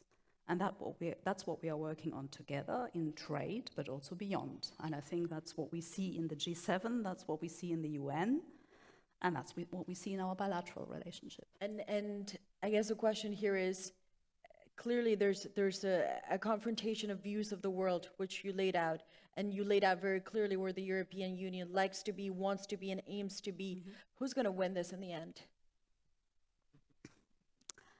I think we are determined to win it. You have the stamina? And I think we have the stamina. I must say I have been extremely impressed with the speed with which the EU has taken measures that were unthinkable before the 24th of February this year. Yes, of course, a lot of attention always goes to the difficulties, to the divergences between 27 member states, and it's not always a pretty process to watch. But if you look at the fact that you have 27 countries with very different political systems, orientations, economic relations, geographic positions as well, I think it is very impressive the way that we have been working together, but also with allies, to set in motion these sanctions, which are having a major impact on the war.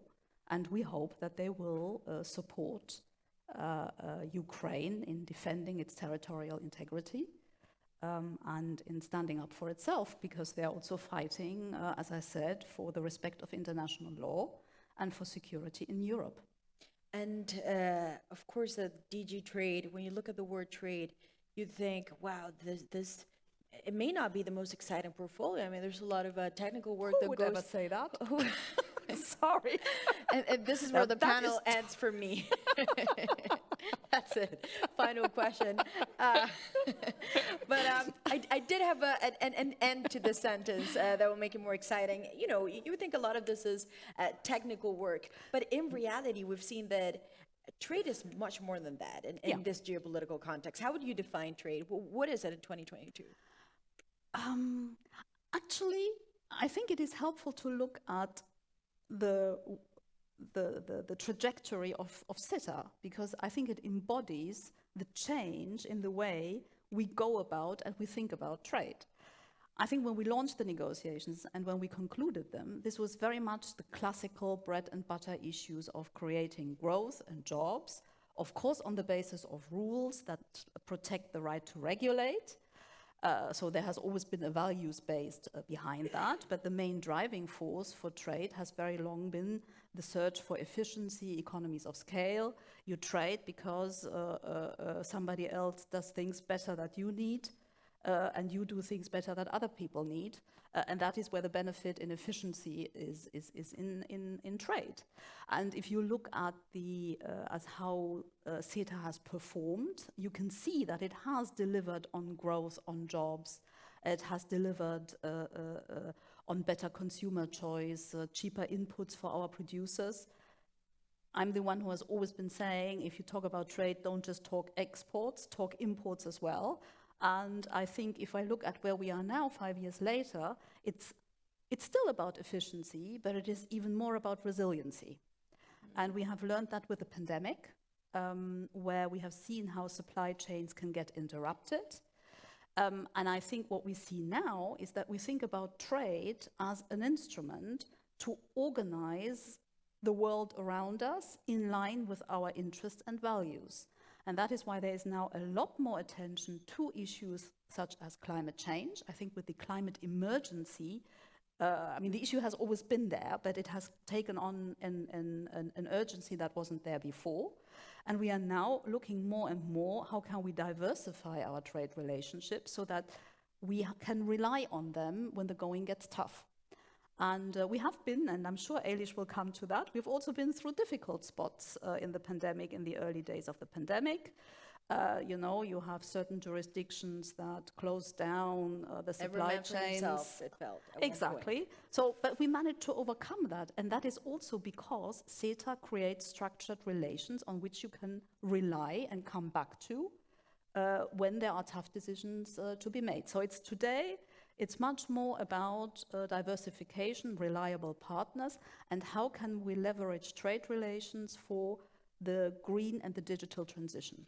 So I guess based on what you said, and it kind of picks up on a theme that we picked up on the two panels that we did prior here, is that trade is not just the import-export and the benefit that potentially is mutually, it's profitable for both sides, as it should be to some extent, but it's multifaceted now to become a much more complex product that takes the values, take climate issues and societal issues.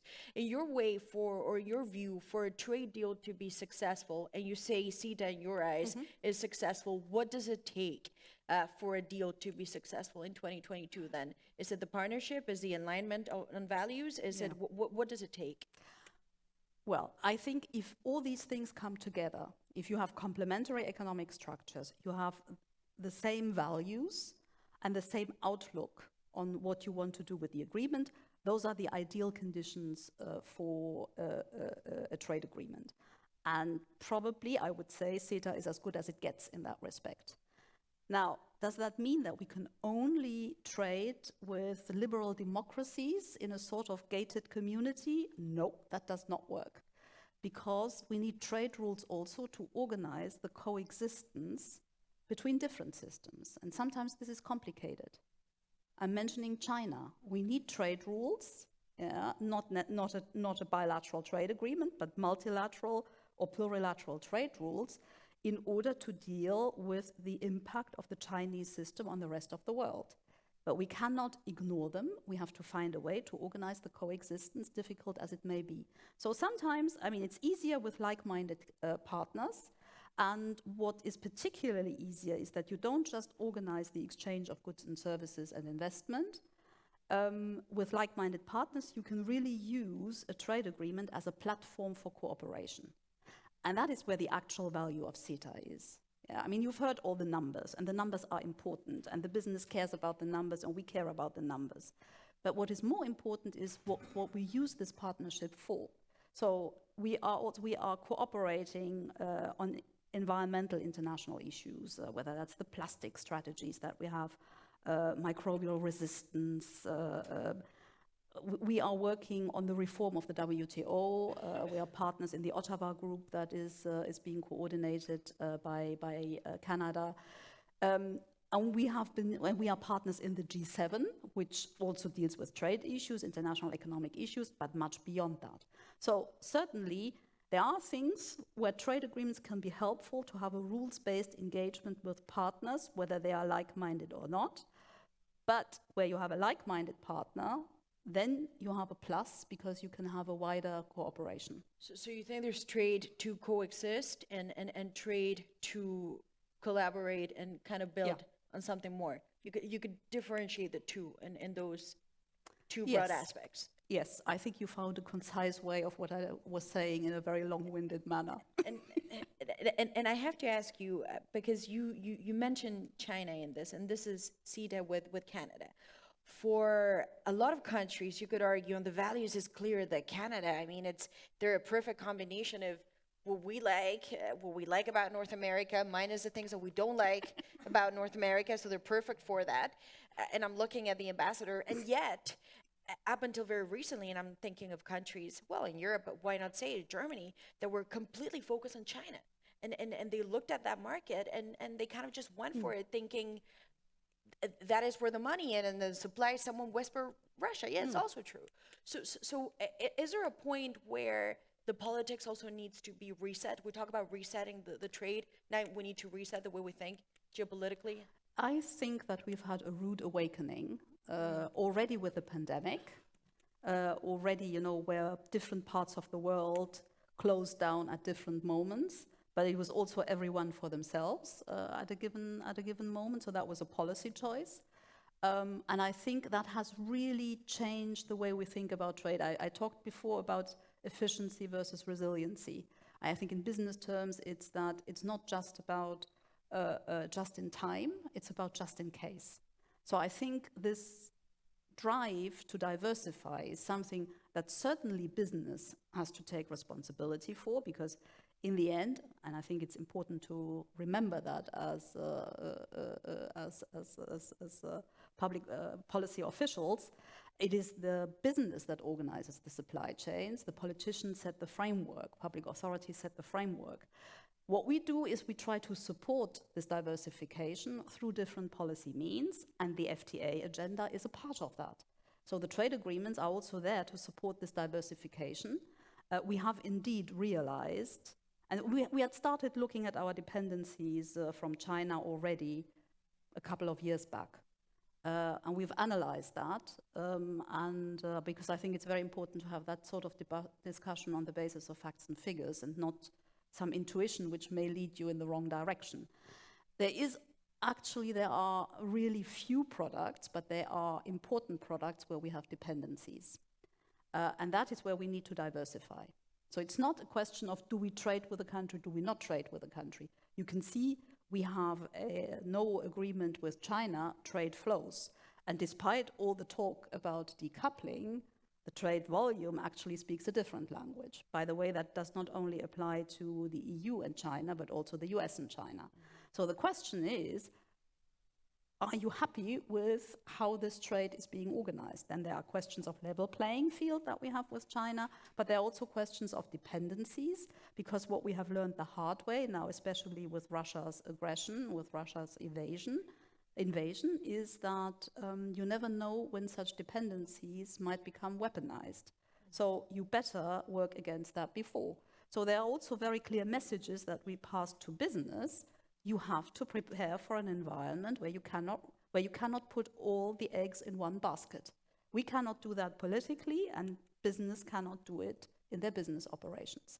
And I saw, I think today or yesterday, the European Chamber of Commerce in China released a new assessment, which makes for very sober reading. So I hope that people take note of that.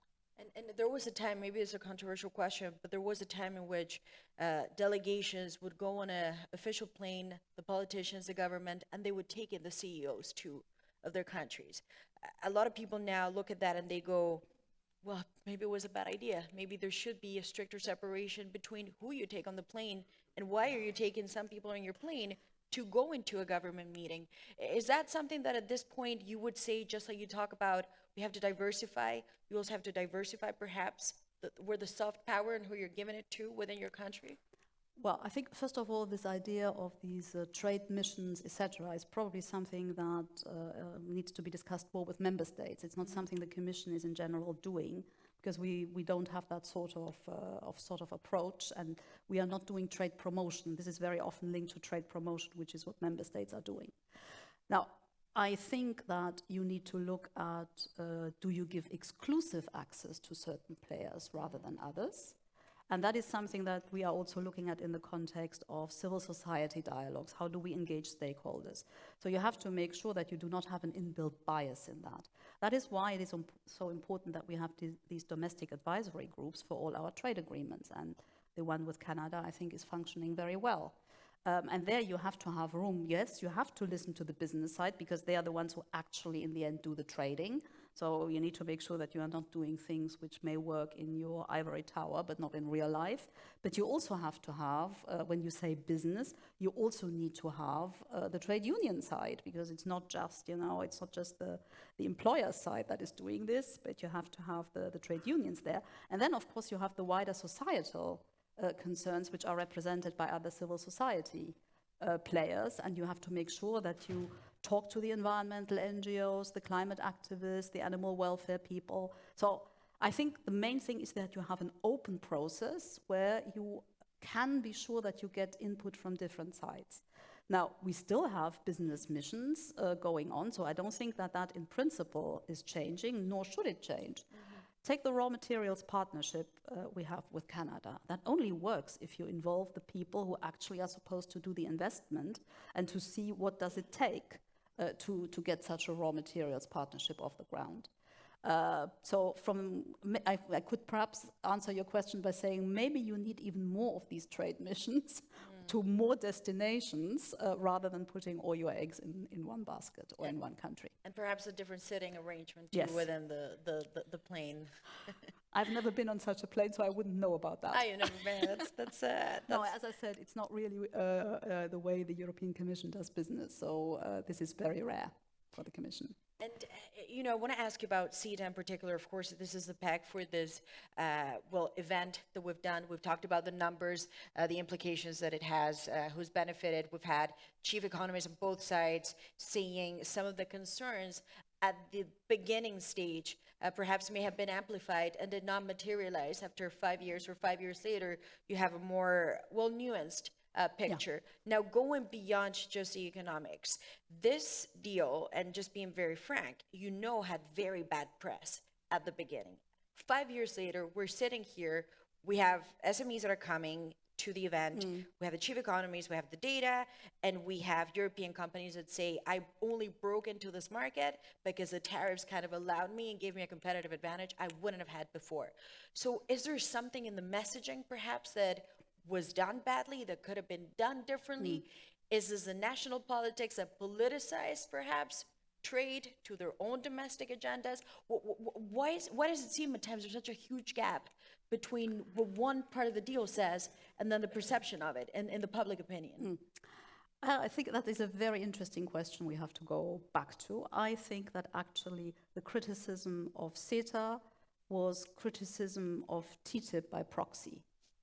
And I think that is what basically colored and I would say polluted the debate of Can I say CETA. I heard that many times today? Ah, okay. So, yeah, but I mean that is the reality. so got polluted by association more than polluted actual by detail. association, and the criticism never was about what was in the text, what was in the agreement, and I think that is a lesson to learn. If you criticize something, criticize what is there. Look at what is there. But if you first paint a devil, on the basis of nothing, and then say, "Look, a devil, terrible." Look into his soul. Yeah, I mean that just makes no sense. So I also think one of the lessons to learn is transparency, and that is something that we learned from TTIP. And on Canada, we were extremely transparent, but a lot of the damage had already been done, as I said, by association, with again a caricature of TTIP. Yeah, but I think what we have learned is indeed that the campaigns against CETA were based on, in our view, baseless accusations or fears that did not materialize.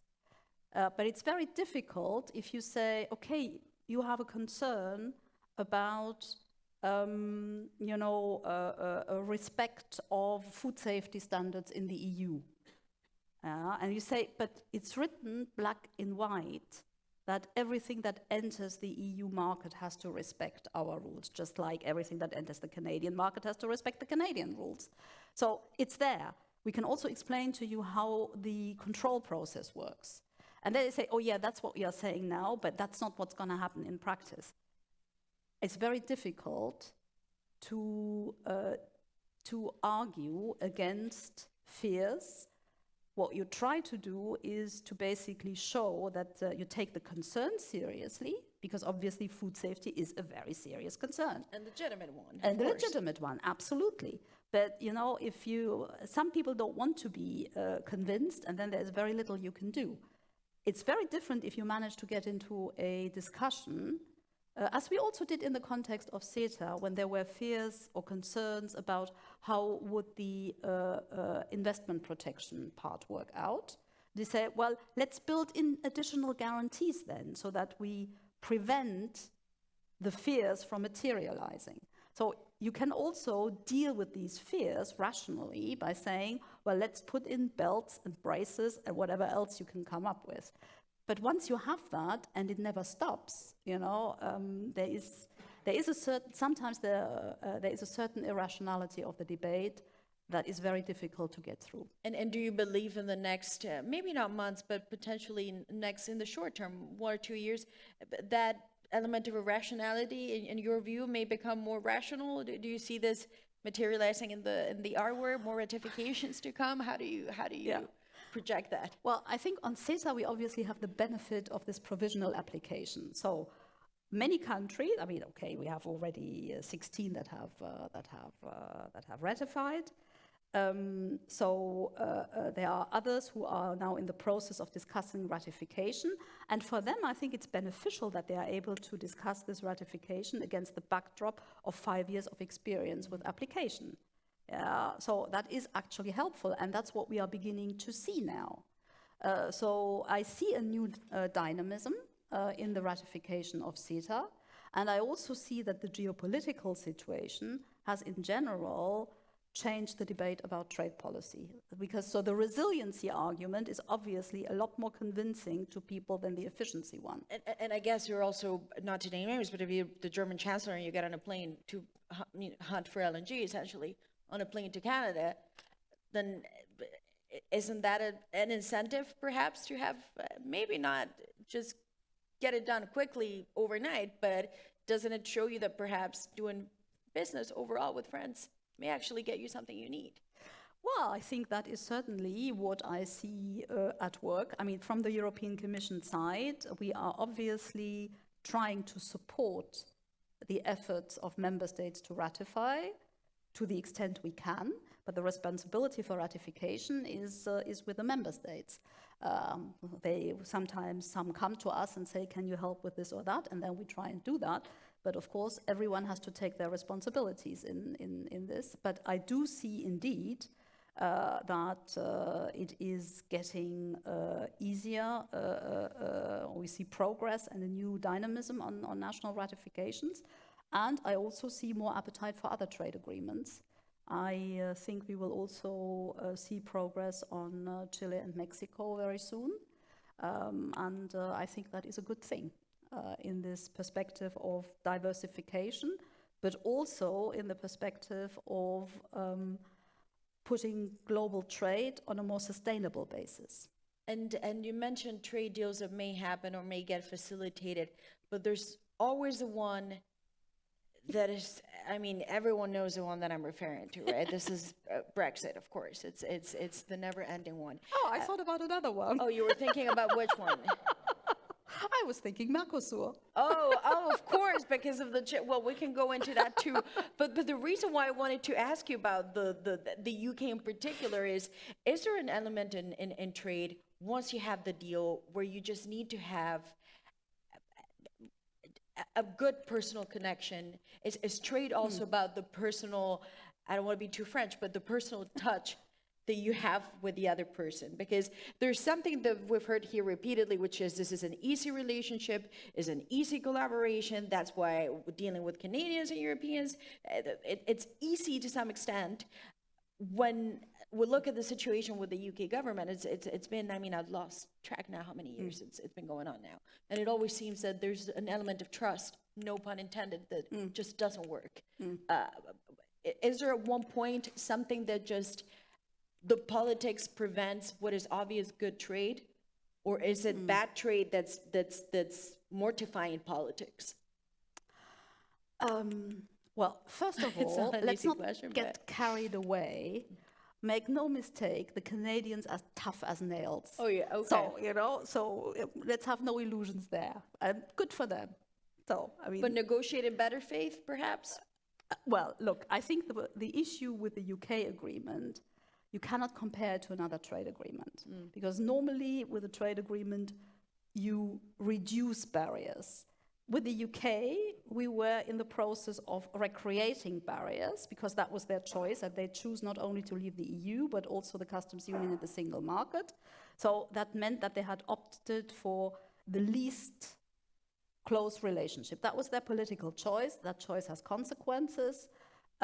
We negotiated several times around, and it created particular challenges for Northern Ireland, which in good faith we tried to find solutions which were then accepted and voted on and ratified by both sides. So, you know, it's not so much a question of the personal relationships, but you need to be able to rely that an agreement struck is actually respected. Otherwise, it doesn't work. And what do you expect from the coming administration? Because we talk about something that could look like a trade war in the context of an actual war. For a lot of people out there, this is just mad. I mean, how do you even justify the fact that two potentially allies, well, not just potentially, but countries that in principle with the UK and the bloc should have a good relationship, we're debating this in the context of an actual war? Is it at one point just to say, okay, everyone needs to reset and relax, and we really have to find a solution workable from now until the end of the year? Or a time frame that you think this is going to happen? Look, we have always been ready to look at any implementation problems, and we have offered a lot of solutions to any concrete problems arising in the application of the agreement. We will continue to do that. And I'm not going to speculate about positions or actions to be taken by the new government.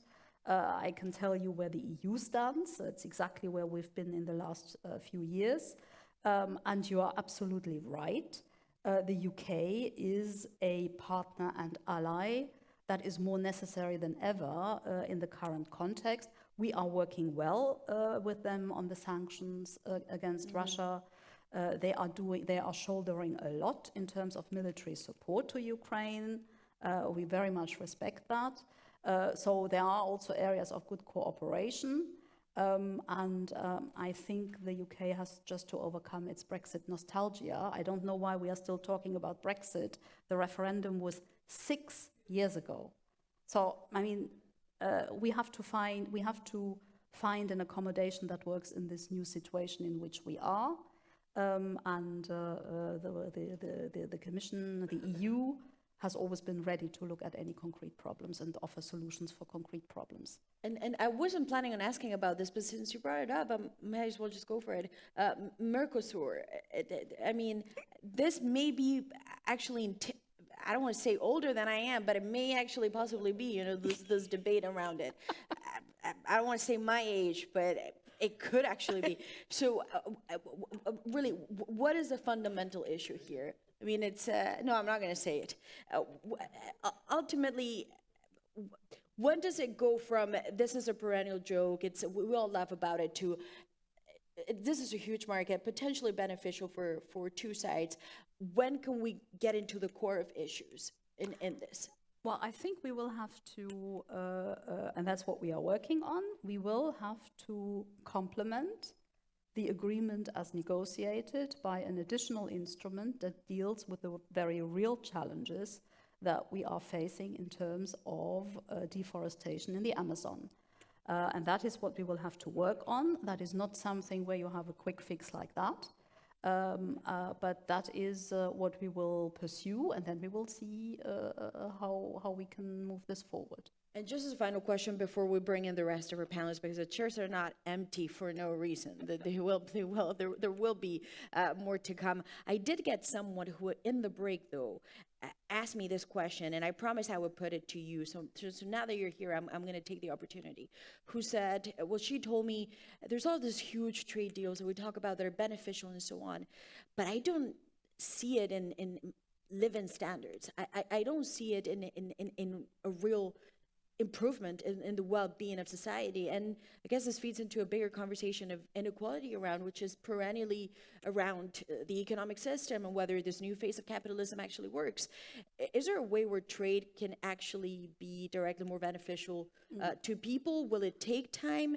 The deals are working, but it needs some time to grow, perhaps, teeth and filter trickle through down, or that expression of trickle down you don't like? Well, okay, so you're raising the fundamental question at the end of the panel. No, but look, the way I think about this is, well, first of all, you wake up in the morning, where do you get your coffee from? You open your mobile phone, you know, that was probably not produced in your home country. So we all live in a world that is characterized by trade, and I'm not even talking about the services. So I could give you endless examples. I mean, international trade marks our life, and it offers consumer choice and cheaper products, etc. The benefits of trade, however, tend to be spread across societies. So that's why it's so important to have these stories of companies that for the first time, because of a trade deal, have been able to enter new markets, that have grown their business, etc. That is why we are looking into, and we have invested in that, showing what is the job creation that is being done.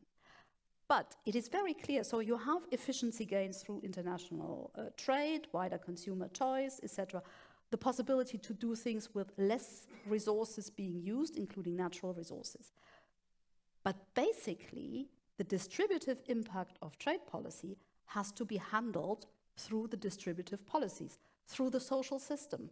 So you also have, of course, costs of trade. They tend to be localized. If you have a company closing down somewhere because they couldn't stand up to the international competition, it's very visible and it marks that local community very much.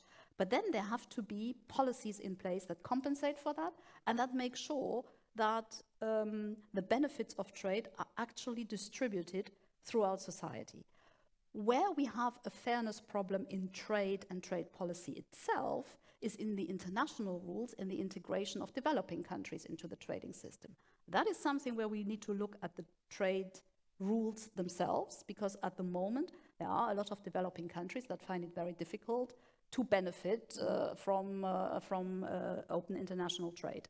But as I said, the domestic situation requires a different combination of policies, from active labor market policies to social safety nets, to policy on skills and retraining, investment policies, everything we are doing, which is the reason why I'm always saying our international trade policy can only be as strong as our internal market. So it's much more important what we do with our internal market, because it is only that strength that we can project through our trade policy. It's the crown jewel, essentially. Indeed. Well, on that note, Sabine, Madame Beyant, thank you so much for joining us. Of course, that was the keynote panel, but our panel continues, and I'm happy to say, well, I'm going to stand up, in fact. We're joined by Dr., of course, Eilish Campbell, who's going to sit here. She's a Canadian ambassador to the European Union. Thank you so much. Edward Kucic, who's here. He is, the Czech Minister for Industry and Trade, and this year holding the rotating presidency of the European Union. So good luck with it, because it's a tough one. It's ahead. Of course, Marcus Beiner, if you want to come in here, Director General for Business Europe. We're also joined by Javier Moreno Sanchez, who is a member of the European Parliament, and of course Tanya Buzek, who is member of the Trade Committee for the European Trade Union Confederation. So we have talked a lot about a number of things. Some of you were nodding at times. Some of you seem to agree very much at times with the comments from the Director General. At times, I believe, particularly you, Marcus, you seem to be interested in a number of things about Germany, coincidentally. So I wonder if I could just start with the ambassador first and get your reactions. You know, we've talked about many things here about trade, multifaceted. Can you separate trade from the politics? In this context, do you prefer doing business with France, and potentially it may not be the cheapest option, but perhaps a better in the longer term? How do you respond to that? Is there anything you want to add on to this?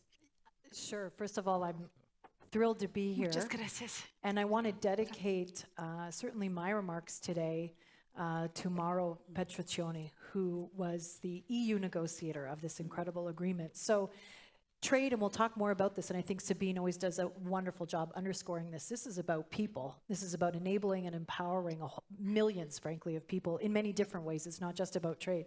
But Mauro was an incredibly tough negotiator and also a gentleman, and we really miss him. So I just want to dedicate our panel today, if I may, to his memory. He's very special to all of us. Sabine, I think, really put her finger on the pulse of where we are today, which is about the fact that we've just stress tested this trade agreement in the most unprecedented circumstances. So this trade agreement hasn't just come through national reviews, with many member states having reviewed this at the national level after an incredible process to get it passed through the very robust European Parliament and Commission and Council process. We've come through COVID. And I want to say thank you to the EU, who for the first 6 months of 2021 was the majority, along with India, of the mRNA vaccines that Canada received in order to inoculate, frankly, most of our Arctic Circle, our North, our senior citizens. These were EU-originating vaccines. This was an incredible example of resilience in a partnership. We are now faced with a war in Europe that affects all of us. The illegal war against Ukraine subsequent to the 2014 invasion of Crimea is now stress testing us again. And this is where all the points about addressing overdependence, about diversity, and about trusted partners comes into play. Canada, as you know, is a fantastic supplier of food products, of fertilizer, and we are exporting energy. Currently, our energy exports are largely south to the United States, and we have large LNG facilities that are starting even more exports on our Pacific coast to Asia because we found long-term customers there. Our energy markets are largely liberalized. They are liberalized. And so when we find great customers, we're able to make things happen under, of course, our Paris climate targets. But you see, with the climate challenge, and that's my final point here, this is really where we're going to test the ability of partners, trusted partners who work together on a whole range of challenges. At the same time as we concluded this trade deal, an economic partnership, it was incredibly important that we updated a 1976 bilateral treaty now called the Strategic Partnership Agreement that brings us into cooperation on health, on innovation, on development, on finance, on a whole range of issues. You bring that together and it means that we're going to continue to use CETA and our relationship to solve problems together, including climate action. And can I ask you as a follow-up, because I guess that's also important here. If you didn't have CETA, if you hadn't already established the trust, would you be in a position now, after a war, where your sanctions would look very similar to the European Union, where you could say, we can help you with raw materials, where we can help you with energy? Is that necessary to create the trust? And then that will accelerate everything after. So now that Europe is really in need, the fact that you set out the basis will make the process go faster. You, I think, put your finger on it. We already have an incredible set of cultural ties. We already have an incredible set of security and defense ties, business investment ties. Now, this trade deal just gives us case studies, examples, iterative relationships that add speed and agility. And I guess also that's a good way to convincing those who may not be convinced about the value of the deal. Perhaps, I guess, and this goes back to what we debated at the start of the session, at times doing business with countries that are similarly or closely aligned, it may not be the cheapest option on the face of it, but perhaps is the most reliable over the longer period. Well, a perfect example of that is critical minerals. Yeah. Where during Chancellor Scholz's visit, Volkswagen, for example, and Mercedes-Benz signed agreements to explore Canada's critical minerals because we're not the cheapest place to do business because we do have high labor standards. We have high environmental standards. I also just want to introduce a factor. We are a massive country. We essentially stretch from Portugal all the way past and into Sweden. And a little known fact is that the total cost of shipping a good is usually the majority of the cost of shipping that good. It costs more to get it from where we made it in Canada to the coast of Canada than it does to the final destination once it leaves Canada. So we are a gigantic country of opportunity. But what that means is that, of course, we also have to build the infrastructure to access these critical minerals, and we have them. And it's that trust and layered dependency. And I think where we all have to move as businesses, we see this in the academic sector and the defense sector, I think most strongly, but also now in the policy sector, is much more long-term thinking. So it actually didn't surprise me that perhaps one of our biggest new incremental LNG deals was with a consortia from Malaysia and Japan, because they are committed to long-term thinking. They wanted to do that diversification, and they began a plan that they felt was essential 20 years ago. Now, I think you talked about it, from just in time to how do we make that address some of the dependencies that we have today? So all of these risks that perhaps were not surfaced or priced into business models are now factors. And that's where I think Canada's value proposition is incredibly clear. And you keep the supply chain with 3 meters of snow, which I also don't even know how that happens. We do cold chain storage very well. Someone told me we had to keep the vaccines frozen, and I said, not a problem. Not a problem, that's for sure. And Minister, of course, you're representing the presidency of the Czech Republic. It's an honor. It rotates. Some are easier than others. You find yourself leading one that's going to be, on the face of it, very difficult on the energy front, kind of moving away from some of those dangerous relations. How do you see all of this coming together? This is the European Union every 13 years, so we are rotating. So. Oh, because you also mentioned CETA. You were there when it began at a Prague yeah, it's true. summit. But first of all, Good afternoon to everybody here. And good afternoon around the globe, and good morning to our friends in Canada. And it's true.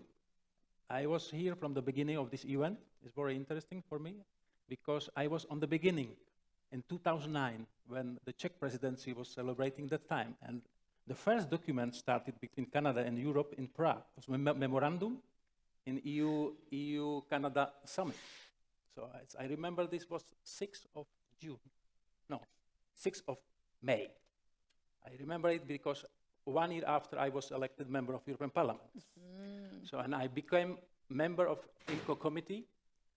And for me it was really frustrating sometimes because it takes time. It takes time. I not survive as a member of the European Parliament, the conclusion of the agreement. But in the end, I have to say the CETA is a good agreement for the people and good agreement for the businesses.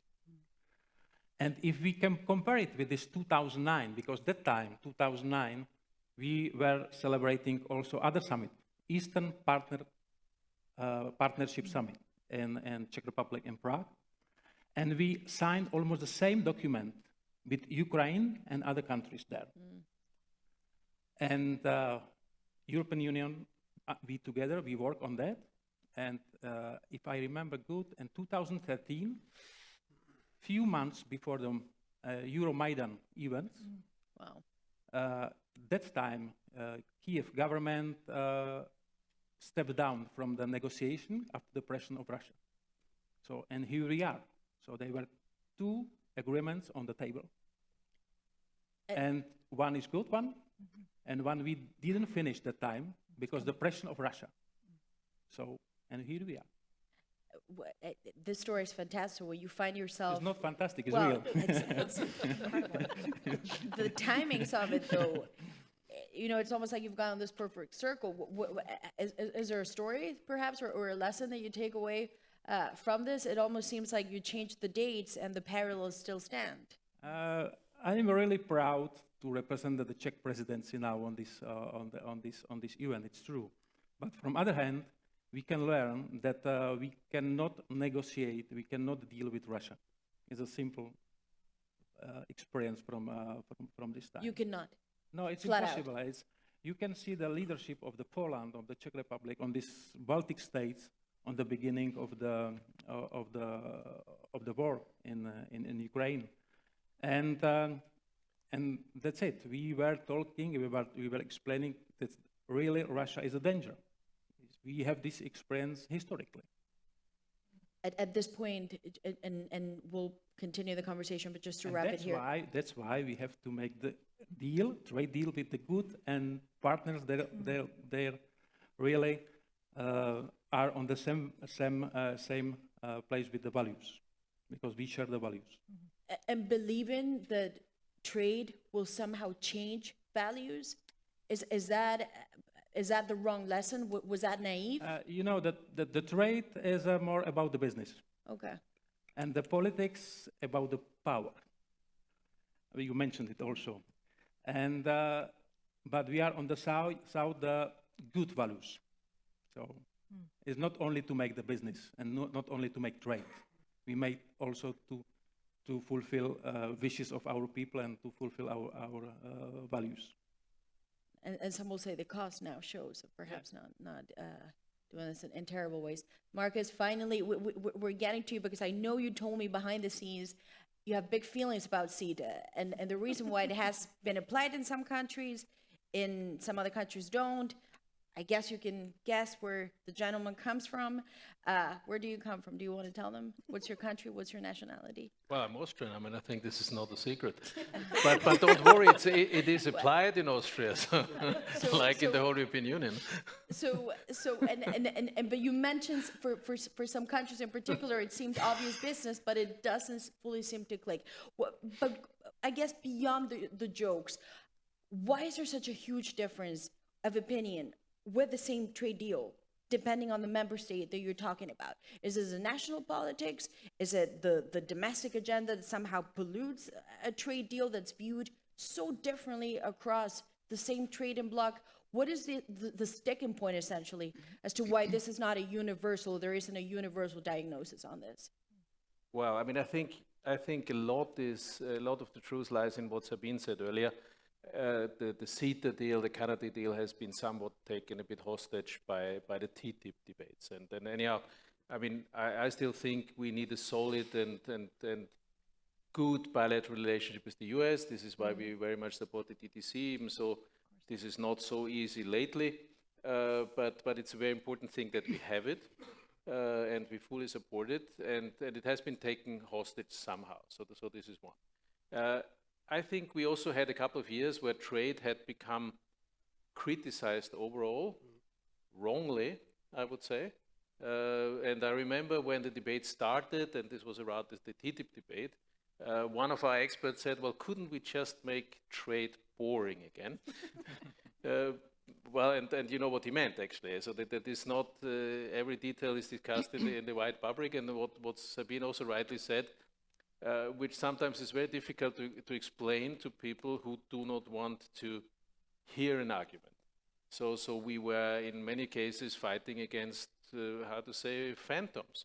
I mean, I remember in one of my earlier jobs in Austria, I had a deputy who was Canadian, and he's had a good argument, you know, on a podium on the famous chlorine chicken, where he basically said, look, I mean, nobody will force you to import this chlorine chicken.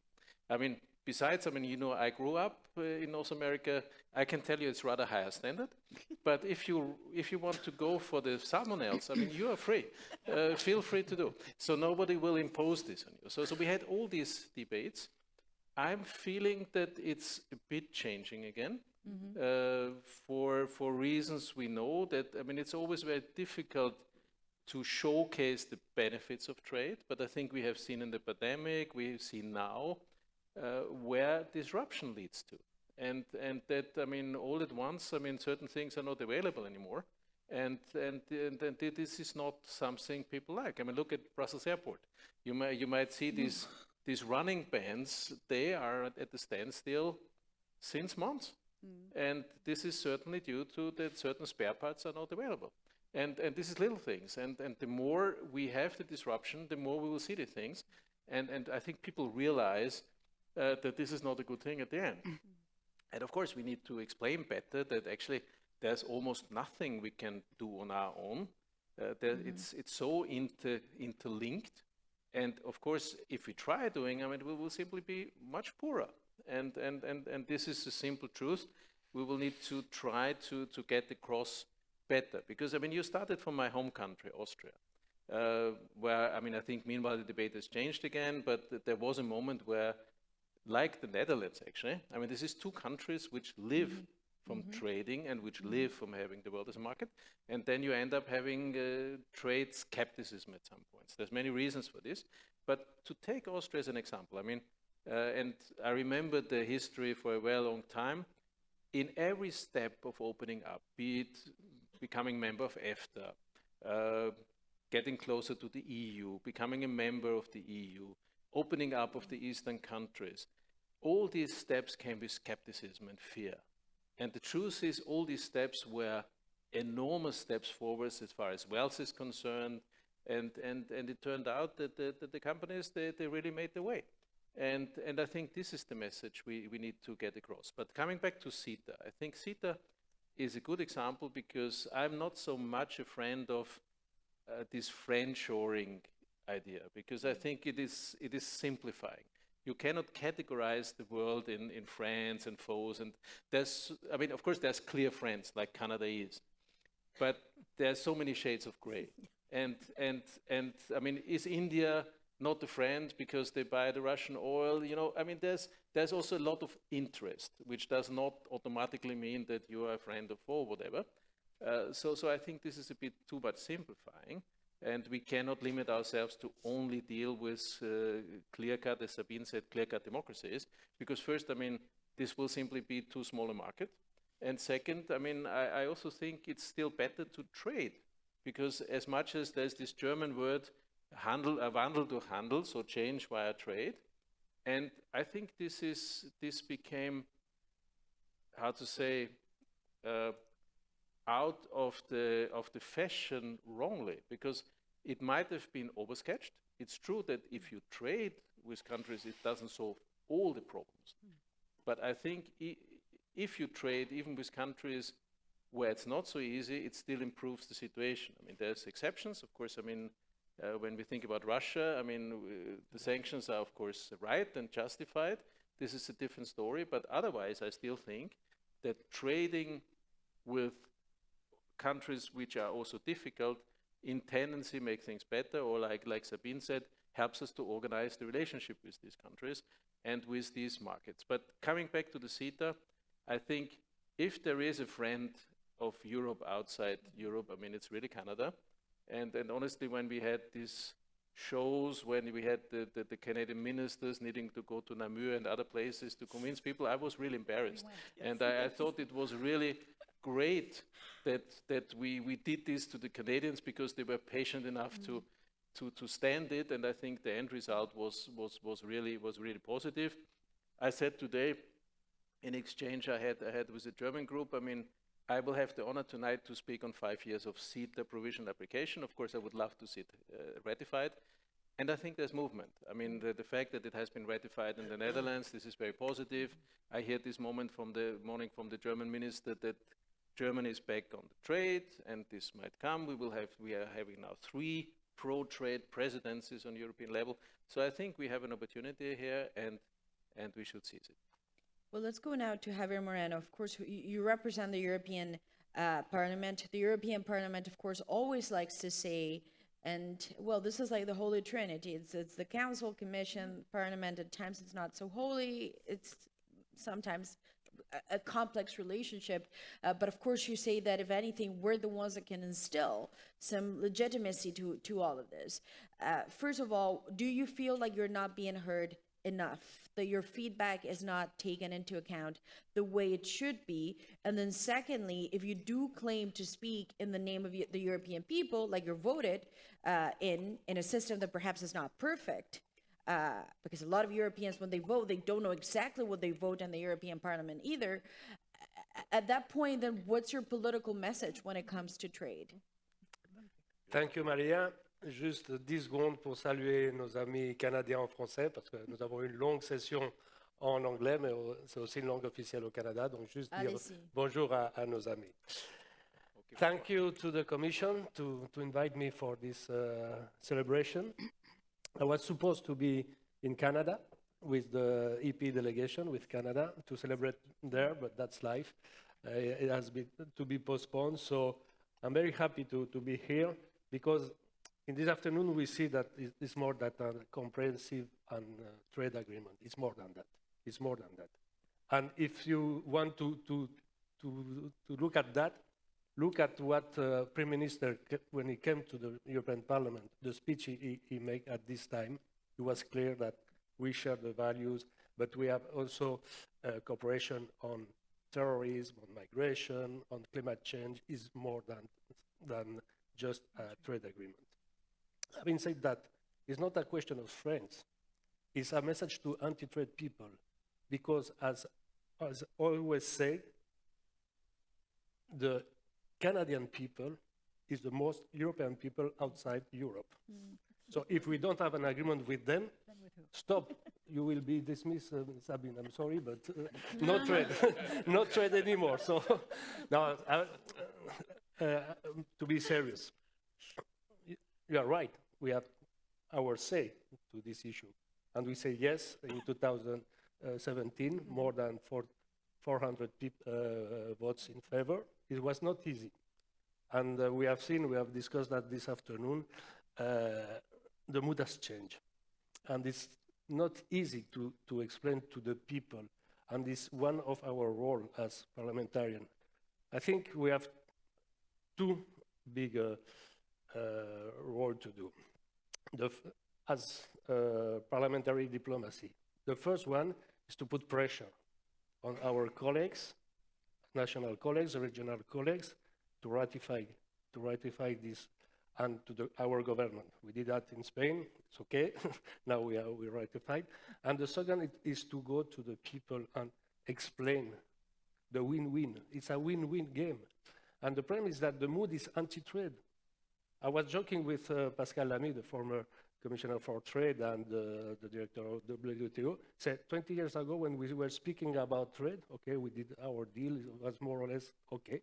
Now you say trade, you have 5,000 people on the street, no trade, no trade, no trade. And the problem, you said, nobody reads the treaties. Nobody reads the agreement. They're only on the social media, they say the public opinion. I give you an example. In 2005, the French people and Dutch people, they don't say no to the European Constitution. They say no to Chirac and to the Dutch government at this moment. That's the problem. So we have to explain what is in this trade and economic agreement. So our task is to push, because it works. It works. So imagine when it will be completely implemented, and that people, SMEs, know that the advantage they can take about with this agreement. So we have to work, and we are working in the European Parliament on that. But I wonder, because you said something that to me, I find interesting. You said the problem is the people don't read the treaties. But the reality is, for the average European, they don't have the time to go to like thousands of pages to look into the trade deal. They don't, and maybe there's no reason why they should. And maybe isn't it perhaps the issue here that even if they read or don't read the treaties, and you could argue they don't read it because people have to work. I mean, that's just a simple argument. The issue here is that because they don't see an improvement in their quality of life on a daily basis, they just don't buy that a trade deal is going to improve it. Isn't it more about the fundamental economic system that for 10 years has seen a decline for a lot of working people, and they just don't buy it, no matter whether they read the treaty or not. No. They don't see it reflected. Well, of course, I'm not saying that they have to read. Nobody reads the treaty. So I haven't read the big treaty. I can imagine there are. But the problem is that we have to pass the message. Effectively, what we have to do is to explain the win-win game. And it's not easy, because people, they are public opinion, they are in the social media, they say that, and we have to fight against what is on the social media, on the public opinion. So, and to explain to the people that in reality, yes, in your life there are improvement.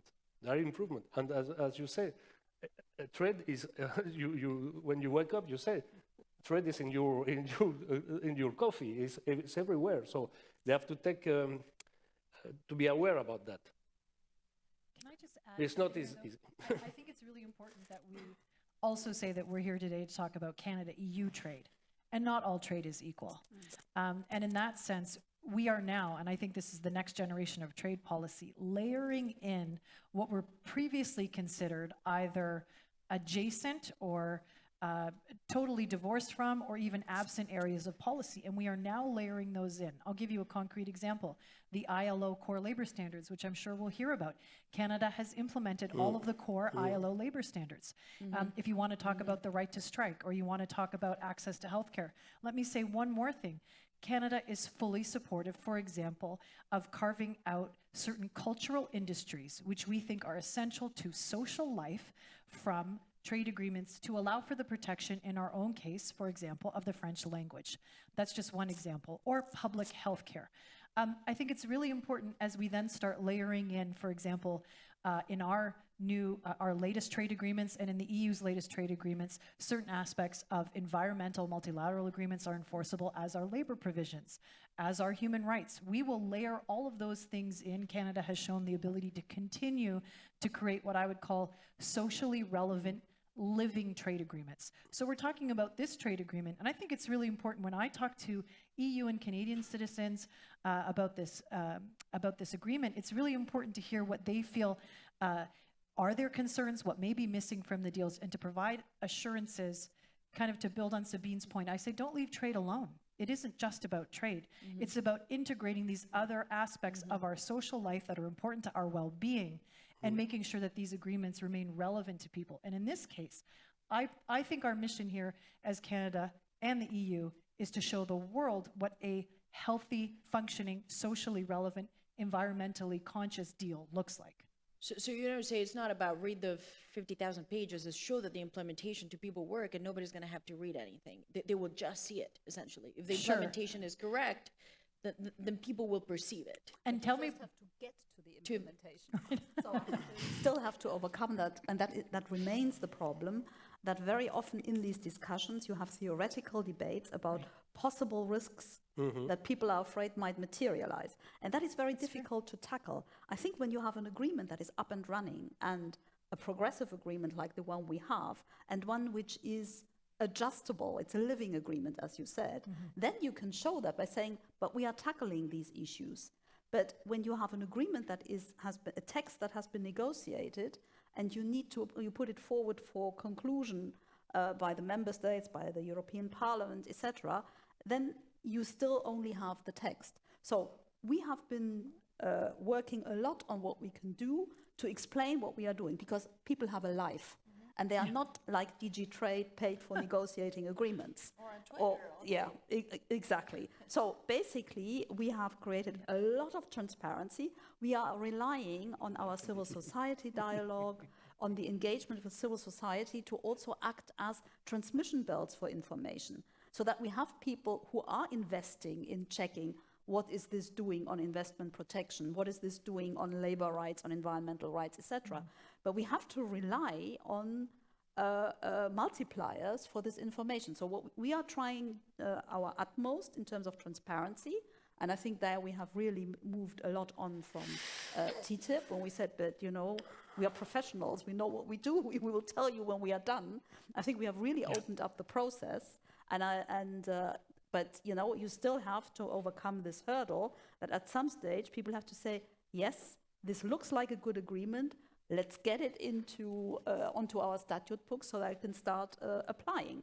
And that is where we still face resistance. But to pick up the questions you raised, if you look at where the resistance is, it's very different in different member states. So in some countries, it is more linked to domestic party politics than to the content of a particular agreement. So there's very little we can do from a trade perspective on that.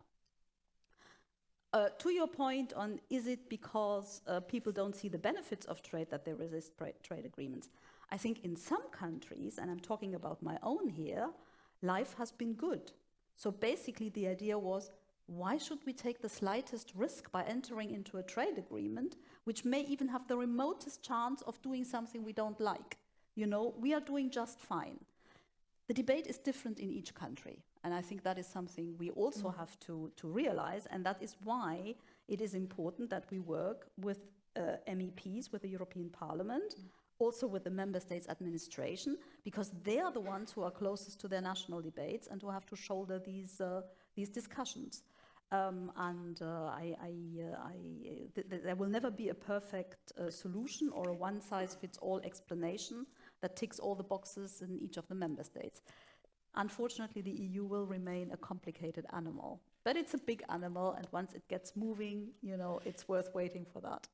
And a big market. Tanya, of course, let's go to you because, well, you represent the European Trade Union Confederation. We've talked a lot about here the societal impact of this, what people may or may not perceive. I'm interested, also, you told me of an anecdote behind the scenes that you thought really helped explain, perhaps, what CETA does to real-life working people. So I was hoping you could share it with everyone else, but also, what kind of feedback do you get on this deal? Well, absolutely. Thank you very much for the invitation. I can agree with a lot what I heard on the panel so far. Not everything, I will come to that point. I will share the anecdote in 1 minute, but just also coming back to the overall, you know, framework of deciding on the trade challenges. I think this is in particular important when we come to the context with Canada. I think no one of us would have ever imagined like what we have been through the past couple of years with 2 years of the pandemic. Now we have war in Europe again. And what it also points to, and I think Sabine and some of you also said that people starting to realize actually where trade is. You say in the coffee, it is in a mobile phone. I always say there are empty shelves all of a sudden in the supermarket store, and people realize that goods don't grow on shelves. We have a very particular focus on supply chains, where I would actually also add an additional layer. It is not just about, you know, diversifying the supply chain, making sure that they are not interrupted. I see the other end. I see the work in the supply chain. And I think in particular the pandemic has shown the fragility of the supply chains, but also the vulnerability of the workers around the globe in the supply chains. And that shows us why trade is not just about trade. It is precisely also what the ambassador threw in, is like, we have to see it in the comprehensiveness. And thank you so much for bringing in also the ILO core labor standards, not just also beyond the up-to-date conventions. The point I wanted to also to stress in the entire discussion that we currently have is like, what kind of trade do we want to have? Sometimes it's like, it is a bit of wrong perception to say, for instance, trade unions are resistant towards trade, which is absolutely not true. It's only the point how we're going to design and shape the trade rules in order then to also to achieve that. And I think the CETA agreement is an opportunity, but also we need to look even beyond what there currently is, because there were some promises in the agreement and trade unions were involved in particular in the end game. I had been traveling also to Toronto, where I met your then trade minister, Chrystia Freeland, and also with your chief negotiator, Steve Verheul, and we discussed with a group of trade unions, our Canadian colleagues from the Canadian Labour Congress, and to see what it is necessary to improve the agreement. Of course, there were open ears. We have a common joint understanding what was necessary, and but also there are limitations what were possible. And I think on that thing, we have now new benchmarks. You, for instance, also mentioned the new CUSMA, the new NAFTA agreement that you have negotiated. The EU has now, with the communication, also forward-looking what is possible. And I think now we have to see also how we can incorporate on that. But coming back to the anecdote, because I think it is a good example. I'm not a friend of the success stories, because it's so much focused, we have to have success. Even if there is a failure in implementation, we learn something from it and we fix it. But the story I wanted to share with you, I was on a flight from Ottawa to Vancouver, and I got in conversation with my seat neighbor who was an architect. And he is building passive houses in Vancouver. I learned a lot about that. There seems to be a niche for it, beautiful houses. But then he started like, by the way, do you know there is a trade agreement between EU and Canada? And I thought, oh my God, I thought 5 hours without trade, but it was not possible. But the point what he explained to me, and I think there is the really added value that trade can have, is like, in particular in Germany, there is like they're producing the kind of windows he needs for the passive houses, and there's a lot of innovation and infrastructure like there. And of course, thanks to the lowering of the tariffs, he can now import those products and then also can offer the passive houses at a lower price. So there is, for me, I think, a perfect combination of, on the one hand, there is trade, the lowering of the tariffs, there is the innovation, there are quality, high-skilled jobs involved, and in particular also in Germany, but also it does help the climate, in particular when we're now talking about energy prices. I think passive houses are not really en vogue. But this is the positive example.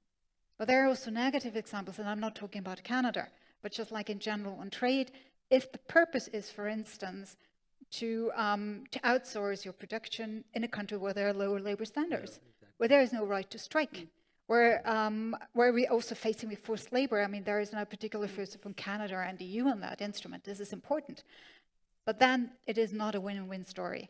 And I think there we really have to differentiate. But the final word on the CETA, there is still a lot on our to-do list in particular. As I said, we were involved in joint interpretative instrument in particular. There is on the to-do list, for instance, on working on the effective enforceability of the TSD chapters. It was a long while where Canada has been pushing. Now the EU Commission, with the communication, put that forward. That is, for instance, something that we absolutely want to see also transposed in the Canada agreement. New Zealand was mentioned. Of course, this agreement is still a year and a half, let's say, away. But Canada is precisely, the CETA agreement is the possibility to show how we in practice implement what is in the communication, but not just the soft approaches, but also the sanction-based approach. Because this is, I think, what we as, I'm also vice chair of the CETA DAG, we have been advocating in our joint statements with the Canadian partners for a very long time. This is now an opportunity to actually show that it can happen and it's possible, and to show a progressive trade agenda, because I think this is precisely what we should be marching for. And in the discussions also, just to pick up on that, we did talk about, well, Marcus and you and I, of course, we did, and there was this concept that came up of offensive but also progressive trade. On the face of it, these are two words that totally contradict each other, right? Or would clash. What do you mean by that? So trade can be offensive when needed, but it can also or should be progressive. I wonder, it's a relevant question in the geopolitical context that we're in. So I was hoping if you could clarify how you do the two at the same time. And I would not say that they contradict each other. Okay. It's like an offensive trade agenda can also be in a progressive manner. It's like the progression, the progressiveness is a bit like the direction that I think trade policy needs to go. In particular, when we have like-minded trade partners, and there was a lot of reference to shared values, shared principles, in particular in a time that is so unreliable that we're currently facing, to also have, what I really liked what Sabine said, their trade as an instrument. It is not a goal in itself, but also as a platform. So in that sense, of course, to show how to work in the multilateral fora. For instance, coming back also to supply chains, there is great value if we together work in a multilateral fora, for instance, for a global ILO standard on supply chains. There is an opportunity that we actually need to seize on that. So I don't see a contradiction in there. For me, it is just an important addition when you are offensive, but be it in progressive way. So it's not a race to the bottom, is the opposite. Yes. Essentially, compete on who has the better standards. Maybe just a comment about the offensive. No, but we are looking for the technical standard because it's the part what was not mentioned today. Today, nobody talks about the technical standard. And I think we are fighting on the global way. And if we are making standards together between Europe, Canada, and the United States, we have the possibility to be more offensive on the global trade issues. And I wonder, though, if you believe you can be progressive trade, offensive at the same time, I don't know what is progressive trade, but I think that the offensive is to make our standard and to sell the standard around the globe. And you believe, I guess, that A can still be profitable. That has always been the complaint from some European companies, that it makes it difficult to make money. But do you get the impression that other countries like China, India, they would play ball in any of this? We are, in a lot of things, they haven't played ball this year. We are a little bit losing the leadership. We were, as a Western world, we were the last 100, 150 years the leaders on the technical standards. So just a comment. So it's the next 50 that you're aiming for. And we're running out of time now. We're in the final 10 minutes. I did say I would take questions from the audience. So if anyone has a question, now really is the time to put your hand up. And if not, in the meantime, I did have one for you, Sabine. For the longest time, trade was seen as confrontational. Then it seemed there was a change because Trump was out of the White House. Maybe also for Canada by association, things cooled down a little bit too. Now you have the Biden administration.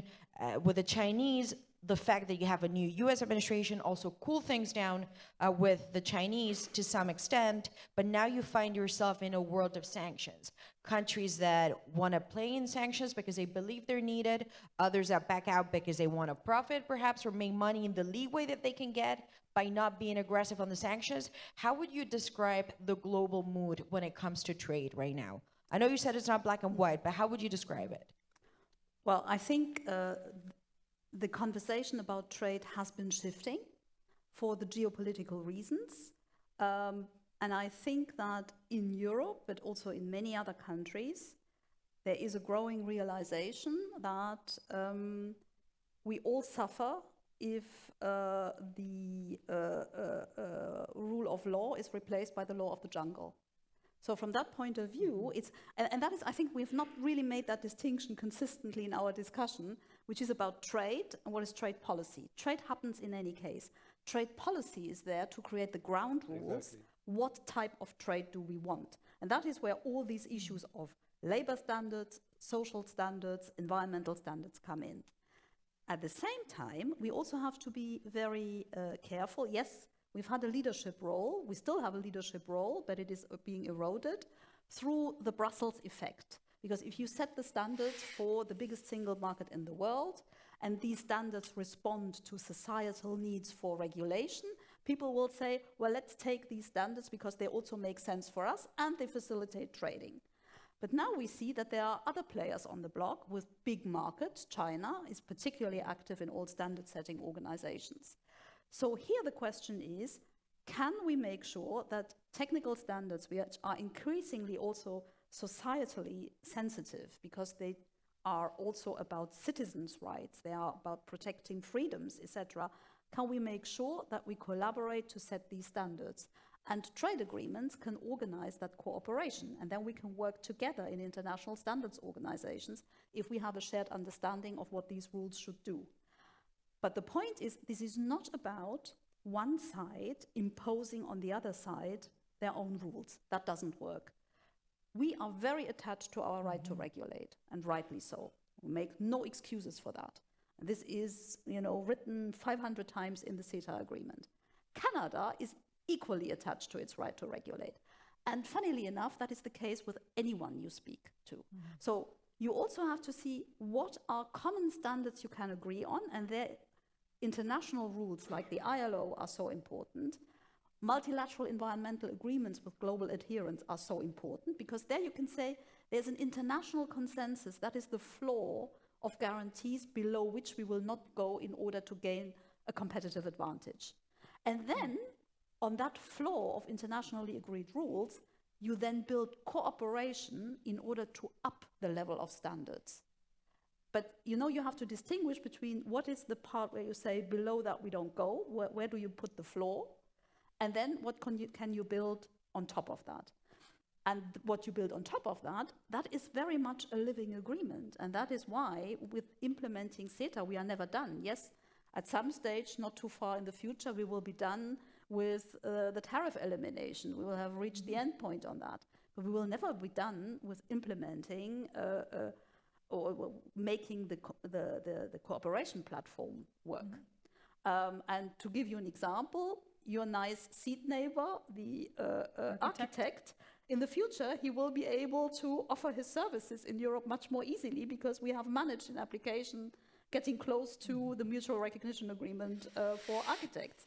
And I think that is an important step, and it shows that this agreement needs to be adjusted and filled with life all the time. And that is also, but you may want to come back to that because I see there's also a question about what do we do with the trade and sustainable development provisions in the future. Oh, indeed, there was a question, which is also what Tanya raised. Well, in a way now I feel bad because my job was to keep track of the questions and I thought I had, but I didn't, and I got called out big time for not putting the question. So now you have put out the question, thank you so much. I'm the journalist in all of this, so who wants to take the question then? You have the question on the desk. It's right here, right? On the public. There's one. We're going to take this one first. We're going to take this one first. Yeah, could you just read it? Because I'm not sure that everyone in the rooms could read it. Which says, if I can read it well here, now that it's more ambitious on the...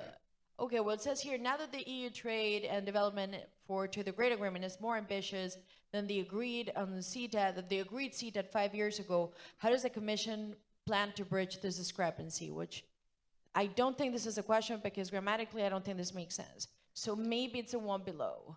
There's two parts. No, there's two parts to this? But it's one question. Oh, there's two parts to the one question. Okay, well, forgive me. But you have to put it down. Oh, they have to put it down, okay. Well, it says here, okay, the first question says, now that the new EU trade and sustainable development policy has been agreed and is more ambitious than the one that featured in CETA 5 years ago, how does the Commission plan to bridge the discrepancy? I would have an idea what I would like to see how the Commission actually does bridge the... Well, of course, I'm also happy to discuss ideas with you because I think you're a member of the DAG. Actually, I am also the vice chair of the DAG, and I think it is for us indeed an opportunity. And I also like the previous panel where Eleanor highlighted a good collaboration, not just amongst us as DAG members with our Canadian counterparts, but I also would like in particular to highlight the good collaboration that we do have, of course, with the Commission on our side, but also we established jointly with the TSD committee. I think it is rather rare that the DAC chairs and vice chairs on a regular basis have the exchange also to discuss work programs on that. So I think there is a lot of forward-looking that. But for in particular, it's like the elements, like on the soft elements, to have a better structured involvement on priorities, I think that can easily be done. We're already doing that. Even before you had done the communication, we already done that. So maybe you draw the inspiration from us. But there are other elements in particular, the highlighting, for instance, how we're going to incorporate the OSH, the Occupational Health and Safety, that is now made 2 additional ones for the co-labor standards. And then there is like the big elephant in the room, what we're going to do with the sanction-based approach, knowing that Canada has very good experience, and actually we draw also a lot of experience from what they know is like the first successful cases that they have on the rapid response mechanism to solve problems at company level. So I think there is a lot that we can do. The question is, and I always say, where there is a political will, this is possible. So we'll see how you can also make the sanctionable, because this is not because I believe that we do need this with Canada, but I know, for instance, Canada were the first to say, we don't think that we need it with the EU. But how can we justify to ask for a sanction-based approach with other trade partners if we say we're not with the EU? And I think that is likewise, and this has been a long-standing story from the trade union movement to actually deliver on that. And there is only, I think, one point where I would have disagreed with you, Sabine, when you said there were a lot of, phantoms on that. For us, this was always a real concern that those provisions are simply not enforceable. I've just come back from Korea, from the Civil Society Forum in Seoul. We're still dealing 10 years after the conclusion of the agreement with Korea not having ratified one of the remaining conventions. And there were fierce discussions. We have joint conclusions, but we're still discussing what we're actually been discussing 10 years ago. And I think if we had that tool already 10 years ago, I think with Korea and maybe some other trade partners, also Japan, would have been quite different story. So that is the bridge that I would like to give you, but we stand ready to advise you. Very good. No, I think, first of all, I did not say that there are not implementation problems with agreements. What I was saying is that very often at the stage when you conclude the negotiations, the discussion is more based on fears than on what is actually in the text or not. Now, we have this new approach to trade and sustainable development. 80% of this is applicable even on the basis of existing text. Some of it we can do unilaterally, which is the more focused work with the DACs on the implementation, country-specific priorities, etc. Some of it we need to discuss with the partners, but we have this agreement on an early review of sustainable development, and we have this monitoring system, which hasn't so far thrown up any problems. But this is where we can also discuss what can we integrate through a bilateral agreement, through joint committee, etc. So, for instance, we can look at, what would it take to add the OSH conventions? Yeah? So that is something we can look at. Then we have indeed, in order to add the compliance phase, the sanctions-based approach, we would need to open the agreement. That is something which we are ready to look at. But of course, here we have the slight problem of the pending ratifications. And I do not want to get into a situation where what we are doing would disturb the ongoing ratification process. I think it's very difficult to tell to the member states that have just ratified, and now you do this all again. So that is why we will need to have this discussion about what can we do when. The direction of travel is very clear. I also think there is no disagreement about the landing point, but we will have to discuss with Canada how to actually get there. But in the meantime, as I said, 80% of our new approach is applicable on the basis of the text that we have. It just takes the political will and the determined action. Well, thank you for that, Sabine. Spotting the question, reading the question. I have to save my dignity. I do know how to read, but I forgot my glasses. That is essentially the problem, but I promise I know how to read from a prompter normally. And to end this, but good spot. And to end this, I want to give, of course, the final word to the Canadian ambassador, because this is a celebration of this.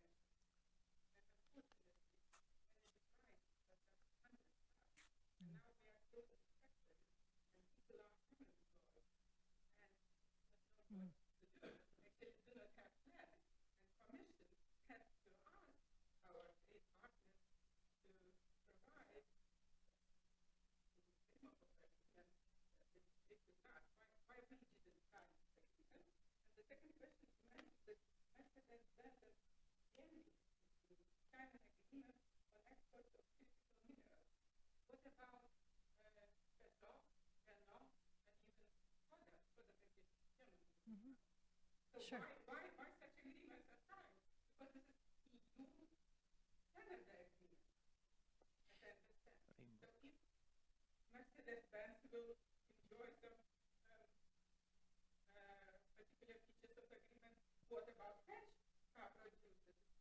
Sure.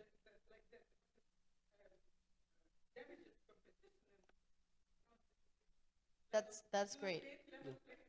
Yeah.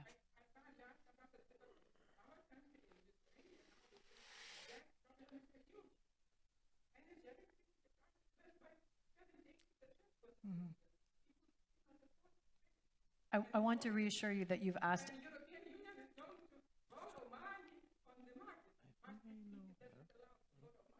Mhm.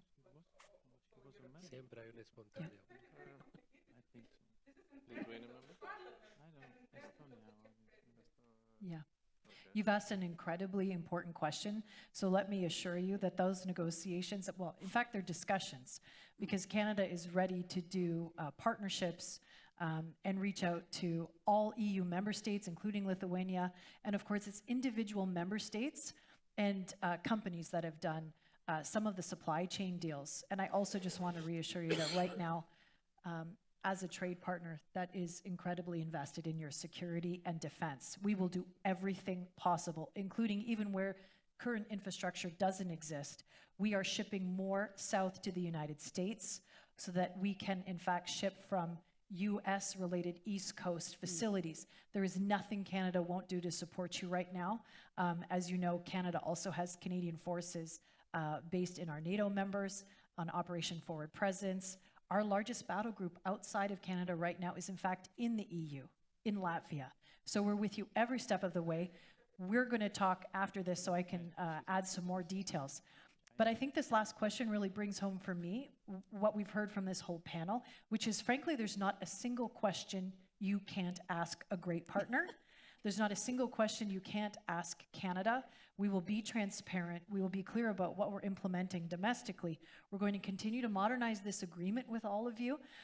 We're going to do great business together, but more than that, we're creating resilient societies and secure societies and healthy societies. And for us, this is, of course, I think, setting an example that we want to be able to take internationally and say this is the gold standard bilateral agreement, and we're working together at the global level. Well, Ambassador, thank you so much. Let's give them a round of applause for this panel, taking every question, for taking every question. Wonderful. And well, we may see you next year. I mean, every year it's a new anniversary. Who knows? Right. So thank you so much. Really appreciate it. A round of applause for all of them. Thank you very much. Thank you. Thank you.